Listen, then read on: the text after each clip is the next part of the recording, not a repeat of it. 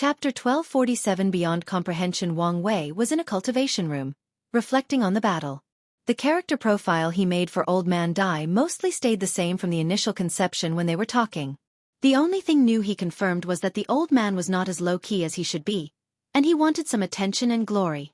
This was further proven when he used his master's Paragon Will, which he should have hidden as a last result trump card. He also should not have revealed it so quickly that it came from his master. From what little Wang Wei could gather about these two's masters, I don't think he's a man who would be glad that his cultivation realm was revealed. Could I draw Old Man Dai's master in the current mess? Wang Wei thought. The situation would become much more complicated if a boundless paragon suddenly appeared. However, Wang Wei immediately shook his head as soon as this thought manifested. He reckoned their master might let his two disciples die if their actions put him at risk. However, I may be able to use the fact that Old Man Dai revealed his master's information to blackmail him into working with me. Wang Wei thought. No, maybe take action once, but hell still prioritize his life. Wang Wei was satisfied with using Old Man Dai's power once. After all, he is still a decently talented paragon. He sensed someone outside and said, "Come in." Monk's humongous frame walked into the room. Wang Wei did not stand up from his cushion. Did something happen? No, I wanted to check on you, Monk replied. What happened out there? I thought the fight would at least be a draw. He saw most of the fight and was shocked as he did not expect things to be so one-sided toward the hidden master. He had an artifact with a Paragon Will, Wang Wei explained. That explains everything. He wondered why Wang Wei's defense was so easily penetrated. After processing this news, Monk suddenly became angry. So, that bastard did not do his best against me? Apparently so, Wang Wei nodded casually. Let's change the subject. What happened during my absence? Anything to report? Yes. Everything is in order as we now control the lawless zone, Monk reported. We've also finished the preparation for leaving. We can depart as soon as you say the word. That's good to hear, Wang Wei nodded. You should have observed Jia Ping in the past 100 years. What are your thoughts? Although he trusted his subordinate, Wang Wei needed to remain cautious. No matter how Jia Ping felt about his father, he had some respect or affection for him. So, Wang Wei needed to ensure he was not raising a snake. He's quite capable and focused, Monk replied honestly. And from what I can tell, he showed no abnormal signs. Of course, it's only been 100 years, so it's hard to tell. That's good to hear, Wang Wei nodded. What about General Long? Does he follow Jia Ping without issue, or is he a problem we must deal with secretly? We haven't had any significant deployment of troops, so it's hard to tell the truth. But so far, he appeared to be loyal to Jia Ping. But not to us, Wang Wei added. However, that's fine. As long as Jia Ping is loyal, they are not an issue. Wang Wei had plenty of time to convert these men into his loyal subordinate or use them to train his personal legion. Regardless of which tactic he uses, he'll be the one benefiting the most in the end. Anything else? No, that's it, Monk replied. Oh right, we captured Empyrean Blackheart. Oh. He detected the spy we had watched him, and he ran away using this weird method. I had to capture him personally. Weird? What do you mean by weird? Wang Wei asked. It was odd for Monk to call the method weird. He was using a spatial technique, but it was unlike anything I've seen or known about, Monk explained. He appeared to be using another space as a point to teleport, but this space was unknown. It was not the source chi space. There were no fluctuations from the river of time, and it seemed foreign, something I couldn't recognize. Monk's brow furrowed as he explained. Luckily, there was a limit to the distance he could teleport, and there seemed to be some limitation with the starting time. I acted swiftly and captured him.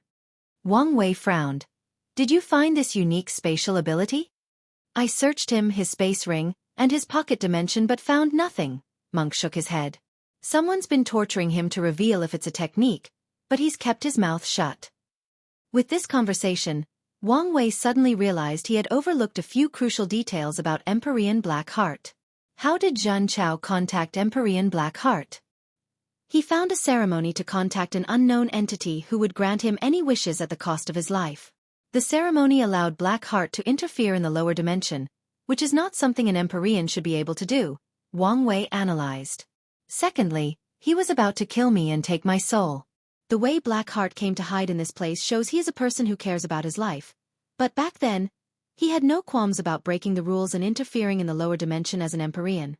So what made him so bold? Wang Wei previously chalked off these anomalies as true heavenly Tao, giving Blackheart preferential treatment for his outlaw trial. But what if it was the opposite? What if true heavenly Tao chose Empyrean Blackheart as the highest threat of my trial because he was already unique? Show me where he is. Wang Wei immediately left for Blackheart's prison and saw the man's face for the first time, sitting on the floor with sealing cuffs on his wrists. He had long black hair with streaks of red. His clothes were dirty, his hair disheveled, with blood stains everywhere on his clothes and the floor. However, the most noticeable aspect of his appearance was his pitch-black eyes, which made him look like a demon. The Dark Eyes race? Wang Wei thought. He knew of this race born with the power to feed on people's desires. They were once a part of the collective devil race before separating themselves. The odd thing about this race was they separated themselves not long before many factions besieged the primogenitor devil. However, no one blamed or retaliated against them for some bizarre reason. It was like all the other factions collectively chose to ignore their previous crimes. Then, from what Wang Wei knows, most of their members disappeared afterward, leaving a small population in the eternal Ascension world. "It's you," said Empyrean Blackheart as he recognized Wang Wei. "Indeed. I bet you never expected this, did you?" Wang Wei sneered. "But how is that possible?" Blackheart asked, not hiding his shock. "The last time I saw you was less than 500 million years ago, and you were only Tier 7. Even time acceleration could not explain the latter's current cultivation realm. What can I say? I'm a man of many means." Blackheart stared at him for a few seconds before exhaling. "I knew you were trouble, but I did not expect you to come knocking on my door so soon." "Enough with the introduction," Wang Wei stated. "I came here for answers. What method did you use to interfere in the lower dimension without consequences?" Empyrean Blackheart looked at him, puzzled. "What are you talking about?" "What a great actor you are," Wang Wei praised as he squatted down to look at Blackheart at eye level. "You were part of my outlaw trial, so you know what I'm capable of. So, why don't you stop insulting my intelligence, and let's have a conversation. Maybe even a civil one." Blackheart's ignorance was instantly gone. He looked Wang Wei directly in the eyes. "Promise me my freedom.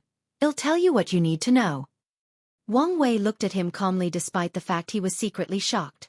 As he read Blackheart's fate line, he found nothing. But this was not one of those cases where a mysterious power blocked specific aspects or periods of his life to hide the information. No, as he saw Blackheart's entire life, everything was normal. At no point in time did Wang Wei see him come into contact with something that made him unique. It was as if the entire thing never existed in the first place. But he knows the thing existed. He had already deduced its existence logically, and Blackheart admits it by trying to bargain with him. Is this some kind of higher dimension information rewrite? Wang Wei asked himself, trying to explain what was going on. It feels like him in a situation where logic and reasons no longer apply or make sense. Is this kind of power from a half-step transcendent? Until today, Wang Wei never felt that half-step transcendent were beings beyond his comprehension. If you find any errors, ads pop up, ads redirect, broken links, non-standard content, etc., please let us know. Report so we can fix it as soon as possible. Chapter 1248 The Heart Desire Palace. Wang Wei secretly exhaled to remove these scary thoughts from his mind before focusing on the current situation. "I cannot promise you freedom. However, I can make life easier for you. No more prison or torture. Just a regular captive." "That is not good enough," Blackheart replied. "Take it or leave it," Wang Wei said. "I'll leave it," Empyrean Blackheart replied without hesitation. Wang Wei looked him in the eyes. He suddenly realized something. "Why is your primary concern about your freedom but not your death?" He saw no fear of death in this man's face, which was odd given his situation. "Because I know you won't dare kill me after learning the truth." Wang Wei frowned. This man was telling the truth. He saw the great conviction behind these words. "I don't like how confidently you said these words." Empyrean Blackheart snorted coldly. "In that case, I'm just going to kill you without asking. I think whatever trouble comes afterward, I can use this excuse as plausible deniability, Wang Wei said as he stood up. He pointed his right hand at Black Heart and condensed a thick black energy full of death power. Wait! Black Heart yelled, immediately panicking. He realized Wang Wei was telling the truth. We can negotiate. However, Wang Wei did not listen to him and prepared to fire the death energy. From the Heart Desire Palace, Black Heart yelled, making Wang Wei stop. Them. Monk suddenly commented. You've heard of it? Wang Wei asked. Once, Monk replied. The sect elders warned me to stay away and not antagonize these people. I tried asking more questions, but no one would elaborate, stating I would know more when I become more powerful. Wang Wei nodded. His situation was the same as Monk's. In the book, his wife left for him and warned him not to mess or deal with two factions, one of which was the Heart Desire Palace, to be precise, the Ji family behind the palace. He remembered her waning because she said this should be the case even after becoming a peak boundless paragon. Keep talking, Wang Wei ordered. The Heart Desire Palace is a faction that has spread to many worlds in primordial chaos, Blackheart stated. Its members track down people with intense emotions and obsessions, and we acquire their souls through making deals with them. Xianxia was a customer. My first customer, to be specific. Wang Wei pondered. Strong emotions and obsessions are one of the most potent forces of the universe, even capable of breaking the rules and creating miracles. The fact that the Heart Desire Palace, or the Ji family, was amassing its power was concerning. How were you able to contact him? Wang Wei asked. All members have a desire map to detect our primary customers, Blackheart responded. After detecting he met the requirements, I just sent him the summoning ceremony. There were no restrictions or interference from true heavenly Tao. So, it just ignored him? Why? Wang Wei could think of a few reasons, but he did not like any of them. Wait, was that a projection or your genuine body when we met in the lower dimension? It was me. Of course, Wang Wei's eyes twitched. This was a blatant disregard for the rules. He took a moment to gather his thoughts, trying to find an explanation. A few seconds later he focused on the prisoner. There are still a few things that do not make sense, Wang Wei continued. If your palace is such a powerful place, why couldn't you have run away from Monk? From this place? More importantly, why did Empress Wu's name scare you during my trial? I've only recently acquired my desire map, and it's the lowest level. That's the only reason you captured me, Blackheart swiftly explained. As for your second question? Well, the palace's motto is that we do not fear trouble but do not seek it. I would be responsible if I antagonize someone like Empress Wu. Wang Wei learned two things from Blackheart's explanation. The Heart Desire Palace functioned with a hierarchical system, which was probably very strict. Secondly, this man was not telling the complete truth. Did the Dark Eyes clan join the palace? Is that why they suffered no consequences despite being from the Devil clan? Do you finally understand the kind of power you're dealing with? Blackheart sneered. You can kill me, but you best consider the consequences. Why are you talking as if death was the worst fate someone can experience? Wang Wei calmly rebutted. He summoned his 11 fate palaces and used them to place a terrifying seal that put Blackheart into a world where he would literally experience the worst fate possible. Wang Wei and Monk then walked out of the prison. What are we going to do about him? He seems to be an unstable variable? Monk asked. I want to kill him, but I must make sure there are no issues afterward, Wang Wei explained. After returning to his abode, he used a talisman to contact his ancestor. Oh, you're calling me so soon? You must want something, Xianxia directly stated. Ancestor, couldn't I just want to chat and bathe in the glory of your presence? Wang Wei stated without a shame. I'm a busy woman, so get on with it, Xianxia declared, resisting the urge to roll her eyes. I met someone from the Heart Desire Palace. Xianxia's demeanor immediately changed. Did you kill them? And were you at fault? No. Tell me what happens. Don't leave any detail, she asked swiftly, something Wang Wei caught on. So, he explained the situation without leaving any important details. An Empyrean with a low-level map? In that case it would have been fine if you killed him. They should give our sect this small amount of face.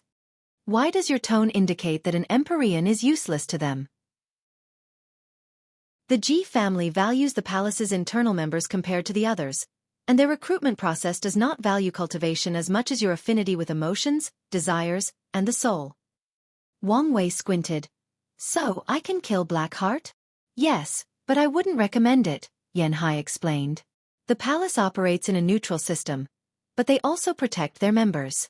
If you kill him, someone will come to investigate. Given Blackheart's low level and the fact you're not at fault, they won't cause you trouble. However, you know the current situation of our world. If these people intervene, even if not directly, things will become more complicated and escalate into, well, I don't even know. You have a point, Wang Wei nodded. But I'm confused. What makes the Heart Desire Palace, no, the Ji family, so feared that even you're careful when speaking about them? Yanhai looked him directly in the eyes. Kid, I know you are wise beyond your years or your realm, but there is such a thing as too much on your plate. You have plenty to do now, so don't add unnecessary stress to yourself. All you need to know is stay away from these people, don't antagonize them if you have to deal with them, and no matter what, don't make any contracts with them. Understand? Wang Wei could tell she would not say more. I understand. Good. Yanhai nodded. You should be preparing to meet my future daughter-in-law at Sun Junyo's celebration. Do you need any advice on how to proceed? As if I would seek advice from someone who's been eternally celibate, Wang Wei thought to himself. Yanhai's eyes suddenly turned fierce. You just thought something offensive, didn't you? Boy, don't you know my sword can reach you instantly with a thought? Ancestor, don't sully my character, Wang Wei swiftly said. I was thinking of what appropriate advice to ask. Yanhai snorted coldly. You've ruined the moment. Anyway, you better not mess things with her. I have plans to lord over my seniority over her for eternity. I'll never forgive you if you ruin this for me. I promise I won't. You better not. Yanhai ended the communication, leaving Wang Wei alone to smile wryly. Is this marriage for me or you? He complained. He sighed before focusing on the present. He did not need to worry too much about the Heart Desire Palace since he wouldn't contact them until he traveled through primordial chaos. However, this incident reminded me of something I've overlooked. Foreign forces, Wang Wei thought. The parasites are holding the front line, but what if someone breaks through or they give up protecting the world? What will happen? He took this moment to deduce the future. In the best-case scenario, Mithraea and Supreme Unity will stop their fighting and stop the invaders. Then, they would continue their fights. The worst-case scenario is they stop the invasion and return to overlook the situation. I would rather not deal with a present Supreme Unity, even with Mithraea's protection. The middle scenario is they keep fighting and allow these foreigners to interfere in the world's current affairs. The situation is also wrong since my priority will not be these weak parasites but some of the most mighty paragons from primordial chaos. If you find any errors, ads pop up, ads redirect, broken links, non-standard content, etc., please let us know report so we can fix it as soon as possible. Chapter 1249 Gu Xian's Treasury. Wang Wei could not think of a good solution. The best option would be for these transcendent beings to allow the paragons from Limbo to return to the world to deal with the situation. But this plan is also complicated. It seems Mithraea no longer requires the world to be peaceful, so she might support the paragons' return. However, Supreme Unity is another thing. Wang Wei pondered. It would be great if they could come up with an agreement. For example, the Limbo paragons can return, but they can only stay outside of the world. However, Wang Wei doesn't know whether Supreme Unity would accept such an agreement. This plan is a no-go, so I need something else, Wang Wei thought. Maybe the escaped paragons? He did not believe Mithraea and Supreme Unity eliminated every paragon left in the world for a single reason. They were not powerful enough, at least when they tried it. Wang Wei conjectured that these two did not leave the ultimate taboo as half-step transcendence. If that were the case, they would not need heaven and earth in a peaceful state for them to cultivate. They were probably in the transition phase of becoming half-step transcendence, making their powers leagues ahead of even the best boundless paragon. Their strength at that time meant plenty of room for a few paragons to escape and survive. So, Wang Wei's plan was for them to return and deal with these foreign invaders. This plan is even worse than the first one. Wang Wei smiled wryly. These paragons would be extremely careful if they return, and that is if they choose to return. Additionally, these people must have scattered in countless worlds throughout primordial chaos, meaning Wang Wei had no way of knowing who escaped or how to contact them. Chen Tong would be an excellent choice for such a situation, Wang Wei thought. He's powerful, already has enough resources to revive himself, and he doesn't seem like the kind who can remain indifferent to the situation of his homeworld. Wang Wei then smiled wryly. He exiled Chen Tong into the source chi space, but he did not know exactly where. In other words, finding him would be worse than searching for a needle in a haystack. So, unless Chen Tong chooses to show himself, there is no need to consider him for any plan. The only solution left is for the ancestor and my future wife to sit on the frontier and intimidate everyone else, Wang Wei concluded. He sighed before muttering, hopefully, I'm overthinking, and those two chose a temporary truce when dealing with these foreign invaders. He slowly stood up from his cushion and teleported away. He wished to use the treasure from Gu Xian's treasury to relieve his current stress. Wang Wei appeared on a desolate planet on top of a volcano spewing blue lava. He pointed into the void to open a secret dimension. However, Wang Wei did not go in as he knew this was a decoy. Instead, he gathered a unique aura before teleporting to 10 more locations and doing the same. He condensed a token from the aura of all these decoy dimensions and activated it. However, Wang Wei did not enter this one as well. Instead, he entered the 7th decoy dimension. That bastard took the word deception to the core, didn't he? Wang Wei complained. I hope this bastard has some useful stuff. Wang Wei did not have all of Gu Xian's memories, but he knew these resources should be high-end since the bastard had prepared them for his future rise after becoming an unparalleled genius. Wang Wei smiled after seeing the inside of this dimension. He first checked a few talismans with cultivation techniques.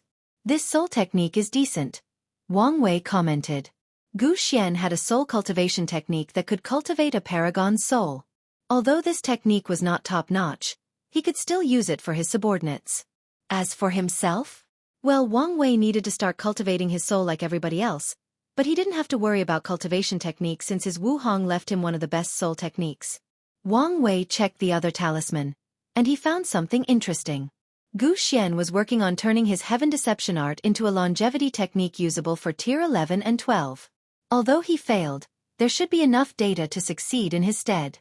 He turned to the last interesting talisman, which contained a body refining technique called Thunder Body Refining Scripture. So, he also planned to walk the true power Dao realm? He was indeed ambitious. Wang Wei flipped through it and decided it might be helpful to his creation life forms to pass their tribulation. He put everything away before focusing on the other resources. The ones for tier 10 were the most abundant and contained the rarest types of resources. Sadly, they were useless to him. His gaze then focused on the Empyrean tier resources, and he immediately noticed two things appealing to him. Fiend God Heaven Pill and Gentian Fruits, Wang Wei commented with shining eyes. The pill would help him ascend in the adult Fiend God realm, while the Gentian Fruit assisted in the body will fusion. With those two finds, Wang Wei was satisfied with his treasury, so he put them and everything else away before focusing on the small tier 12 piles. Firstly, there were 5 Dao Monarch puppets, which Gu Xian probably prepared to serve as his Dao protector after acquiring a talented body. After all, talent did not mean strength, and Gu Xian, who understood that clearly, prepared in case something went wrong. The second thing in this section was a small pile of purple stones, which he recognized as third-rank Dao sources. Wang Wei nodded as using these sources to cultivate in the Empyrean realm should significantly accelerate things, albeit it would be a waste given how rare or valuable they are. The third thing in this section was another small pile of white stones with a vision of dragons circling on their inside. Primal Luck Stone, Wang Wei uttered. Gu Xian prepared enough for him to turn his Qi luck 75% white. Wang Wei's luck was already white, so this thing was useless to him. However, he can put it in his changing fate hall or use it with the new subordinates he has just acquired in the lawless zone. His gaze then focused on the last valuable thing in this section. This pile was the largest, and it contained crystals that resembled diamonds with a small sun at the center, like a diamond holding a small sun inside. Soul King Essence? And so much. Did he accidentally find a mine? Wang Wei muttered. The soul is crucial to paragons. They must cultivate its quality and quantity. Soul King Essence is the best material to raise the quantity of a paragon's soul. This pile was probably the most valuable thing in this secret treasury, so Wang Wei happily accepted them. The overall result was satisfactory, even though only a few things were helpful to him. However, Xian seemed to plan to build a faction, so he also left many valuable things, like immortal chi pools, countless Dao source seeds, and a few heaven wills. Wang Wei returned to the Azure Sky Pavilion, and he immediately ordered everyone to prepare for the evacuation. Everyone was prepared, so more than 90% of the Lawless Zone's population left after a month, leaving the rest to keep things operating regularly. Wang Wei plans to use the Lawless Zone as another base and a place to recruit people. As long as no one knows something has conquered the Lawless Zone, many people should see it as a place of safety and run there, not knowing they are heading into the mouth of a beast. The team did not return through the entrance as that would alert too many people. Instead, they entered the source chi space before teleporting to the Dao burial ground. Before leaving, Wang Wei talked with Old Man Dai about his junior brother's response, and unfortunately, the latter rejected his proposal. Wang Wei was not too disappointed since he expected this, and Old Man Dai warned him. After returning to his base, Wang Wei first learned Wang Qi was out, so he summoned him. While waiting, he introduced the new team to his Shadow Fate Guard, especially Red Mask Fate. I need you to do two things. The first one is a priority, but you can take your time with the second, Wang Wei said to Red Mask. Firstly, introduce the members from the Dark Cloud Pavilion. Their leader, Dark Cloud, has a unique talent, and you must put it to good news, Wang Wei explained. The second thing is to find any news about this girl called Chen Jila, her master, and their connection to the Blood Dragon. I'll get it done, Red Mask responded. Good. Do you have anything to report? Nothing important, but here's a summary of what you need to know. Wang Wei received the information from the talisman, and as she said, nothing significant occurred in just 100 years. However, the fact that there were no problems was good news. Wang Qi is back? A few seconds later, Wang Qi rushed into the room. Patriarch, were you trying to eliminate me secretly? Wang Qi paused after noticing all the people inside, and his expression became severe after noticing their aura, cultivation, and strength. He coughed to himself to hide his embarrassment. What happened? Wang Wei asked. If you find any errors, ads pop up, ads redirect, broken links, non-standard content, etc., please let us know. Report so we can fix it as soon as possible. Chapter 1250. Another great variable. Unedited chapter. Wang Qi did not immediately answer but looked at the people next to Wang Wei. Don't worry about them since they are my people now, Wang Wei reassured. Then, he motioned to everyone else. This is Wang Qi. Don't look at his cultivation. He is the steward of my operations and thus, holds my complete trust. Show him some respect when dealing with him. Monk was the first to salute Wang Qi, and the others followed. Wang Qi returned the salute while secretly honored that these big men would lower their heads to show him respect. However, he also understood this was not due to him but because of the patriarch. He also resolved himself to increase his cultivation as soon as possible to earn that respect. Tell me what made you so excited? Wang Wei continued. The brilliant Smile Emperor was captured, Wang Qi swiftly replied. By who? The 5 Feather Phoenix people, Wang Qi explained. Is it because of his ascension? Yes. The fact that he brought an entire world caught the attention of many. So he was captured along with the Skyfall world. This might be major trouble, Wang Wei grunted. It is. Wang Qi asked, and he was not the only one puzzled. I was careful so no one found out I was looking for him. Plus, the brilliant Smile Emperor is only a talented emperor. He shouldn't be that important? You're not seeing the bigger picture, Wang Wei stated. For many years, no one thought about ascending an entire world, and even if they did, it was not such a popular idea. Now, what do you think will happen if the parasites began to plan to ascend worlds from the lower dimension forcefully? There are rules, aren't there? Wang Qi asked. They can't just send a projection to force a world ascension. They can still send people down there to do their bidding within the limit of the rules, Monk added. They have enough time to plan this out for generations, if not eras. But, the brilliant Smile Emperor's success cannot be easily replicated. Someone would need to convince over 70% of the world's top faction to aid him in the ascension, Wang Qi rebutted. Or force them to obey, Dalgun added. It's easy for an emperor to gain enough power to dominate a world in the lower dimension. Also, convincing an entire world is not as hard as you imagine, added the second prince, Jiaping. With the promise of immortality, many worlds without top factions connecting to the upper world will gladly accept such an offer. All of you are still scratching the surface, Wang Wei added. The real problem is supreme unity. He doesn't have the limitations of the parasites, so he could technically take any worlds from the lower dimension that he pleases. But why would he need to do that? Monk asked. He did not know enough about the two suns to deduce where Wang Wei was going with his analysis. It's about gaining control, Wang Wei explained. He's in a fight for absolute control over the entire world, and forcing all the worlds into the lower dimension is an excellent way to weaken true heavenly Tao and take control. He doesn't need all of them. He only needs the Myriad Emperor world. The Myriad Emperor world is the destiny center of the lower dimension. So it should increase his control if he gets his hand on it, Dulgun added. This won't happen, right? Wang Qi asked after figuring out how dangerous the situation was. True heavenly Tao and Maitreya should stop him, but now this possibility has become another variable to the overall situation, Wang Wei sighed, slightly blaming himself. He would have stopped the brilliant Smile Emperor if he had figured this out long before. So what should we do now? Someone asked.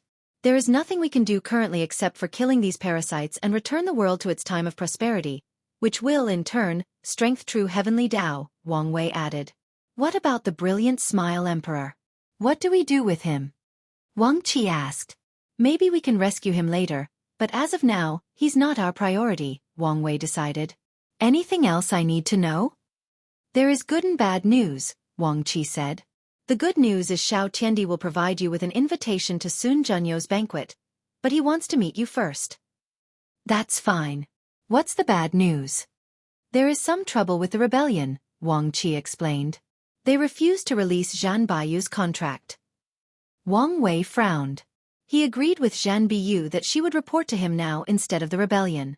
However, it seems these people are refusing to release such an asset. So they won't give me face, huh? Wang Wei sneered. Contact them immediately. Fine-tune the formation so the person on the other side can feel everything. Wang Wei then ordered his men. Hide your faces, but release your auras. Monk, hide your body shape. Wang Qi fetched the formation disc used to contact the rebellion in the secret realms. After modifying it accordingly, he returned it to the meeting room and activated it. On the other side was a middle-aged man in yellow with a straight face and fierce eyes. His visage indicated he was not the kind of person who smiled often. However, as soon as he answered the communication, his complexion faltered as these powerful auras assaulted his senses. What is the meaning of this? Wang Wei did not answer but looked at Wang Qi. Who is he? He's the temporary leader, Empyrean Fierce Tiger, Wang Qi explained. Wasn't our communication with someone called Old Ma? It was, but he suddenly took over after our request. So, internal fighting for power? Wang Wei sneered. They've been without a leader for a couple of thousand years, and they are already crumbling from the inside. No wonder their cause didn't get any traction until I revitalized them with these superb talents. Bold words, said Fierce Tiger, eyes flashing red momentarily. He had calmed down by now and successfully resisted the pressure of everyone else. Of course, he's lucky Wang Wei did not participate in this activity. Are they? Wang Wei finally looked at him. Empyrean Jimin was a capable leader, but your cause did not have much traction or success until I sent my people, blessing you with their tremendous luck and destiny. Now, I ask for a simple request to relinquish control of one of them after I repay what they owe, but this is your response. But your response was not simple, Fierce Tiger responded, trying a softer approach after realizing this person, likely the destined one, had already built such a powerful force in such a short period.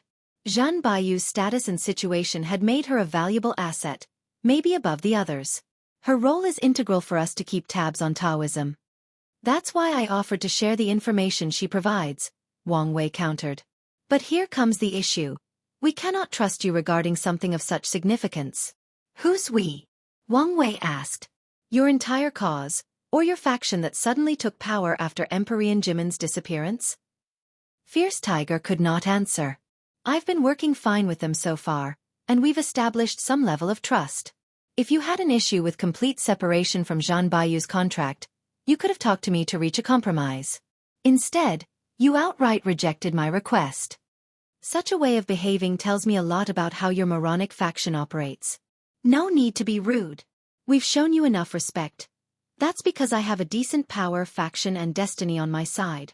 I can tell you how you were about to treat me had I not given you a warning. Wang Wei cut him off. At this point, Fierce Tiger had flames gushing out his eyes due to his anger. Tell me, Wang Wei continued. How many of the people I sent do you think will continue working for you after their contracts end? Especially if I sent the words out of our falling out or the fact I've built a better resistance. How many do you think? 80%? Probably as high as 90, right? Fierce Tiger did not answer. Release the contract or not, Wang Wei continued. But remember that your choice will decide our relationship move forward from now on. Wang Wei waved his hand to end the communication, and he immediately looked at Red Mask. How is your infiltration of the rebellion? Decent. We've infiltrated many lower-tier factions and a few middle-tier ones, Red Mask replied truthfully. Accelerate the speed, Wang Wei ordered.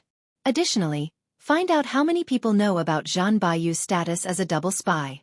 I don't trust these bastards not to reveal it out of spite. It will done, Red Mask bowed, disappearing to get started on her task immediately. If you find any errors, ads pop up, ads redirect, broken links, non-standard content, etc. Please let us know report so we can fix it as soon as possible. Chapter 1251 The Top 5 Physiques. Author's note. There is a retcon. The Wuji Tao physique was the 5th heavenly physique, but now, it's the 6th. After the debacle with the rebellion, Wang Wei contacted Xiao Tiandi, and they chose a meeting place. However, Wang Wei did not directly head there but detoured to a small temple near the border of Buddhism territory. He ensured no one was around, and he isolated the space before talking to a statue of Maitreya. Forgive the intrusion, but I came to warn you of something.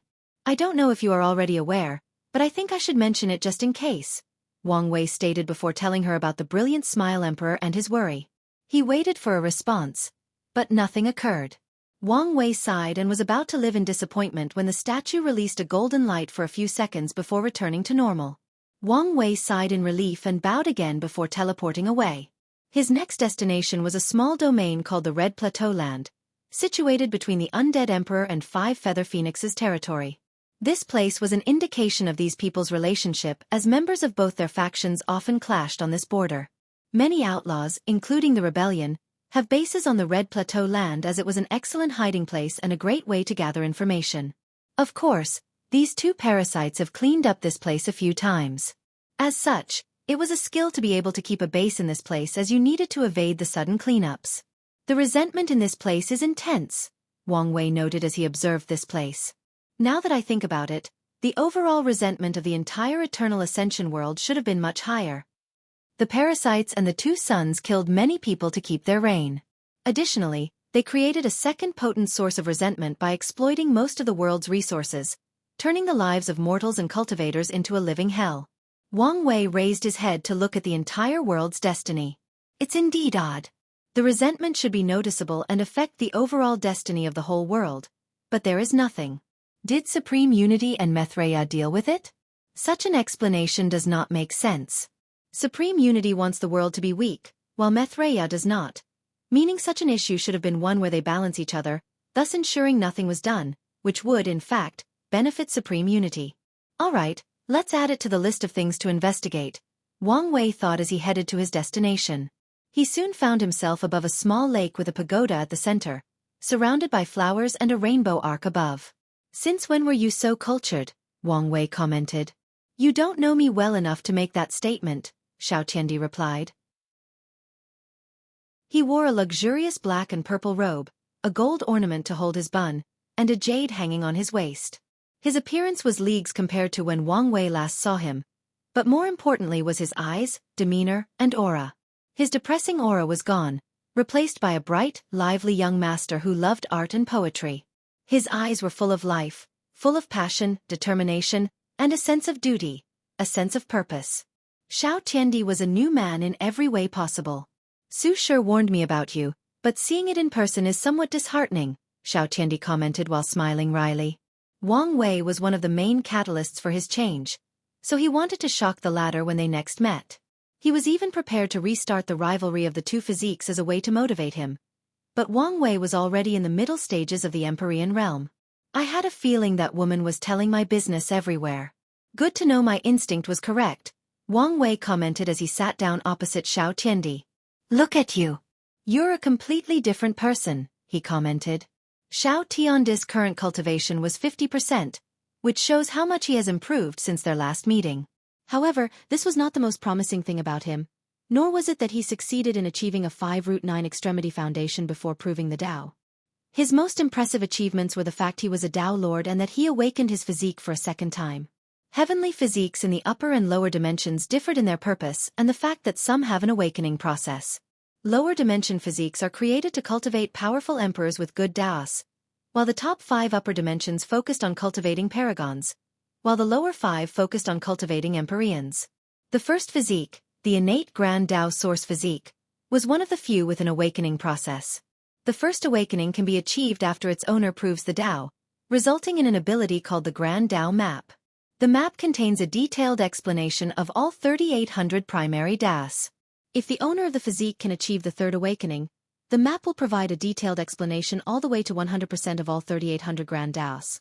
Technically speaking, the first physique has a lower understanding than the second, but the map makes up for the gap. It could even be argued that they are better because the map was like having an explanation/outline of all Taos created by Grand Tao. On top of that, the physique owner can allow other people to use the map, which is why many factions always do everything possible to acquire people with that physique. Sadly, everything is balanced. Awakening the physique is extremely difficult, especially if you wish to do it above your realm, as Xiao Tiandi did. Many people died in the process of awakening these physiques. Thanks to you, Xiao Tiandi replied while secretly observing Wang Wei. He had finally confirmed something. This bastard was an anomaly born with a soul quantity already reaching the paragon level. Xiao Tiandi was secretly jealous. The fifth heavenly physique was called the Tao Mind physique, and there was no awakening, and its owner was born with a terrifying Tao heart and willpower. After a bit of cultivation, they can pass what is arguably the hardest aspect of becoming a paragon, the time-washing tribulation. The fourth physique, Grand Fortune physique, grants its owner white luck. In other words, the owner is born with a paragon level of luck. The third one is the Prime Essence physique, and this one is dedicated to inextinguishable paragons. The owner can achieve immortality after absorbing the heaven will instead of being limited to 1 yuan epoch of lifespan like other true power Tao realm. They only need to survive 3,800 tribulations to achieve limit indestructibility, and their will is already fused with their body, thus skipping this step to open the gate of flesh. Of course, they still need to temper their willpower. Then, there is the second physique, the innate paragon soul. It grants its owner a paragon quality soul and makes it easier to cultivate its quantity. Cultivating a paragon soul can be the most time-consuming aspect of entering the paragon realm, the most resources required, and arguably the second or third most difficult aspect of the process. He had already met the soul and luck requirement, leaving the cultivation realm, the immeasurable tribulation, and the Tao heart requirement to pass the time-washing heart tribulation, Xiao Tiandi analyzed. From what I know about this bastard, his Tao heart is solid and only needs some time to temper it. In other words, he only needs to reach 90% of his understanding and pass the tribulation, and hell be a paragon. Meanwhile Xiao Tiandi did not like the fact he was left behind or the fact Wang Wei was now technically in the same generation as his master due to his cultivation realm. On top of everything else, he wanted to beat this guy up at least once. Yes, Wang Wei helped wake him up from his slumber state, but he did not appreciate the way he went about it. As such, he wanted to show him off before putting everything behind him. But what can I do to accelerate my cultivation? His master was already providing him with the best resources. The other solution was merit, but that's not available in large quantities. He had access to the best time acceleration resource, so unless he found a unique treasure like Emperor Kong, he could do nothing. Chaos Tao, huh? Wang Wei asked. It makes sense. The innate Tao source was perfect for cultivating Chaos Tao. It was probably created for that purpose. Additionally, the physique even allowed its owner to only pass the outlaw trial, and not the supreme trial, to cultivate Chaos Tao. So, why did you want to see me? Wang Wei asked. Xiao Tiandi did not answer but took out a small mirror and glanced at it. I knew it, he uttered before looking at Wang Wei with a fierce gaze. What's your intention with my master? If you find any errors, ads pop up, ads redirect, broken links, non-standard content, etc., please let us know report so we can fix it as soon as possible. Chapter 1252 Invitation. Wow! What's with the sudden aggression and hostility? Wang Wei asked. When we first thought, I felt you had some kind of connection with my master. At first, I thought I was thinking too much, but now I just checked, and your destiny resonated with hers, Xiao Tiandi stated with red eyes. She told me about her fate nexus and her fated love. Are you the bastard fate chose for her? So what if I were? Wang Wei asked calmly. You're not worthy. Oh, do tell me how I'm not worthy of her. Xiao Tiandi opened his mouth to say something but almost choked on the words as he forcefully stopped himself. Wang Wei was handsome. His strength was very high considering his age. His talent reached the top of the world, and his background was amongst the best in the world. By all categories, he was perfect for Sun Junyao. All these facts made Xiao Tiandi speechless. Luckily for him, Wang Wei was hiding his perfect aura. Otherwise, it would be evident that these two were perfect for each other. You're married, Xiao Tiandi suddenly said as if he had found a lifeline at the last possible second. So, Wang Wei replied.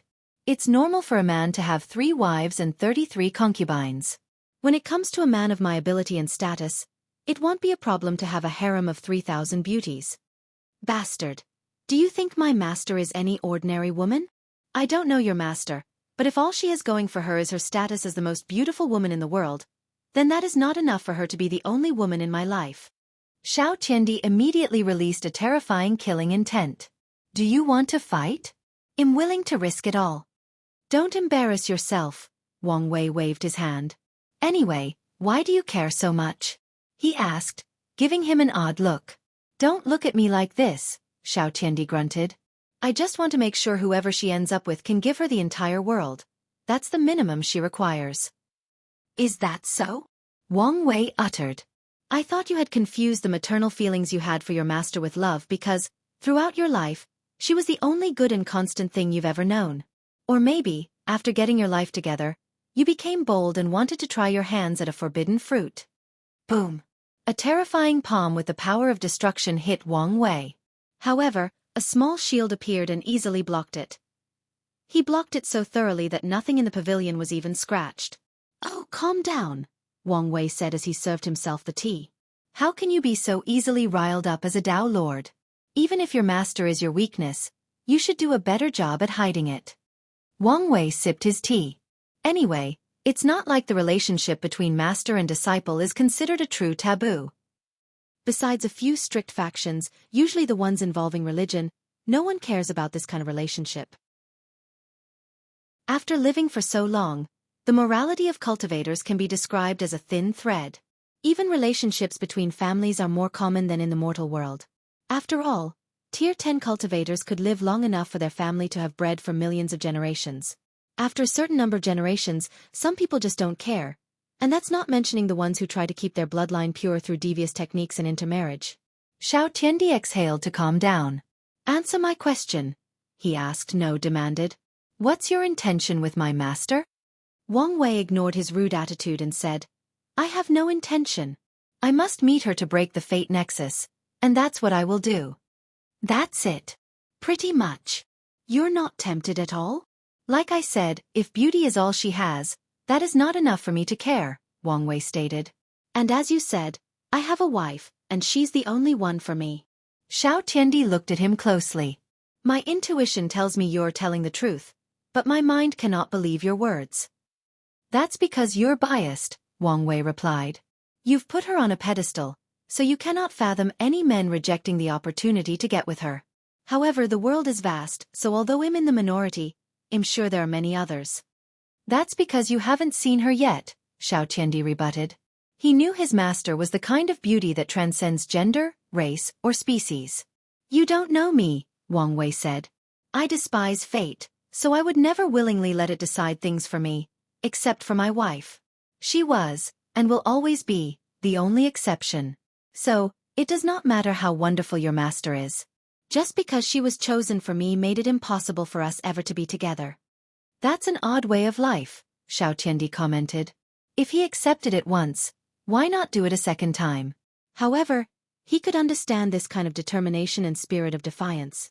I believe you, Xianxia stated before summoning a golden invitation and handing it to Wang Wei.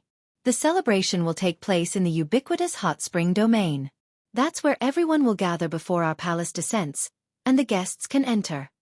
Wang Wei recollected his knowledge of the area. It's a strange place where hot springs will manifest suddenly, many in different dimensions.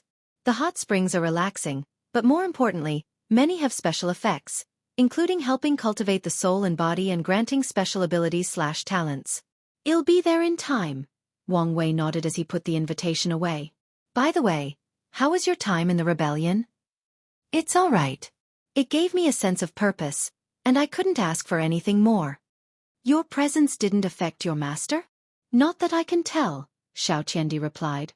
Anyway, it was her who encouraged me to do it, stating she would deal with the trouble that came with it.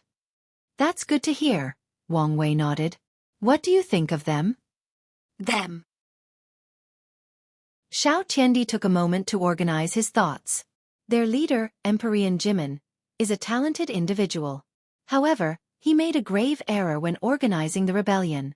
He did not centralize power and recruited too many people, creating a situation where so many factions vie for power. Xianxia squinted. I reckon it was not a mistake, but he did it purposefully. Oh.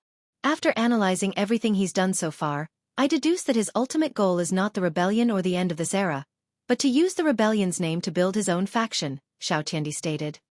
He's that ambitious? More than you think. If my analysis is correct, his disappearance is because he's trying to enter the Paragon realm. If he succeeds, it will be easier for him to control all the resistance, especially since he already has the majority of control, Wang Wei commented. That should have been his long-term goal from the start, Xianxia agreed. Wang Wei tapped on the tea table as he pondered.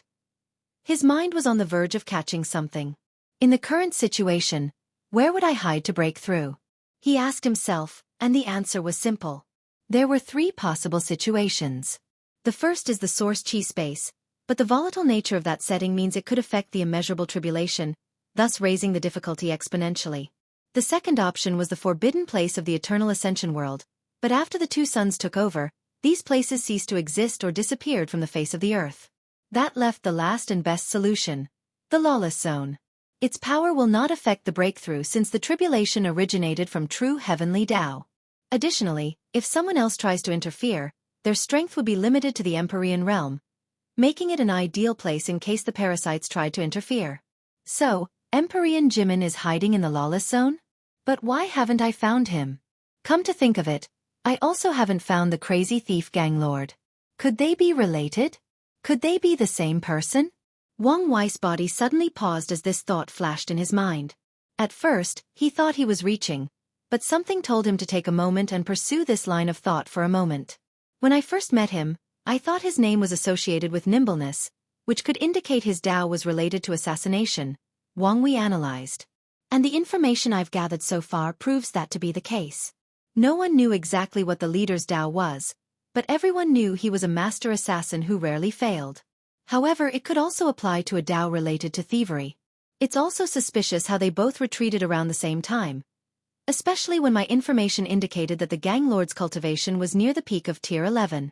Wang Wei realized his deduction was a stretch, but his guts told him he was onto something. Emperor Jimin was either the same person as the crazy thief gang lord, or they were connected somehow. Regardless, he was prepared to investigate. If you find any errors, ads pop up, ads redirect, broken links, non-standard content, etc., please let us know. Report so we can fix it as soon as possible. Chapter 1253 Real-Life Iron. Wang Wei stopped thinking and sipped his tea. Done. Xianxia asked. Sorry about that. I understand, Xianxia nodded. He knew it was best to let his thoughts flow naturally when he got these sudden inspirations. So, what have you been up to? You know, preparing for the future, Wang Wei replied vaguely. Is the Tao opening sect prepared to give you full support to fulfill your destiny? Why do you want to know? Wang Wei asked him. So I was right. You're trying to keep them out of it, Xiao Tiandi said with a smirk. You know, I preferred you when you were silent and depressed. That's a low blow. I can go lower if you continue to test me, Wang Wei said, looking him calmly in the eyes. Xiao Tiandi sighed before standing up. Well, this was fun. Let's do it again another time. His body turned into a field of flowers as he flew into the sky, and his voice echoed. I once walked a lonely path, but now, it is illuminated by a flower that symbolizes beauty and wrath. A flower that I will go to any length to protect its laugh, including living my life in bloodbath. And I spent so much time trying to write this poem. I should have just used AI. Wang Wei's lips twitched. What is this? Could it be that Sun Junyao is so beautiful that it made this bastard turn into a poet?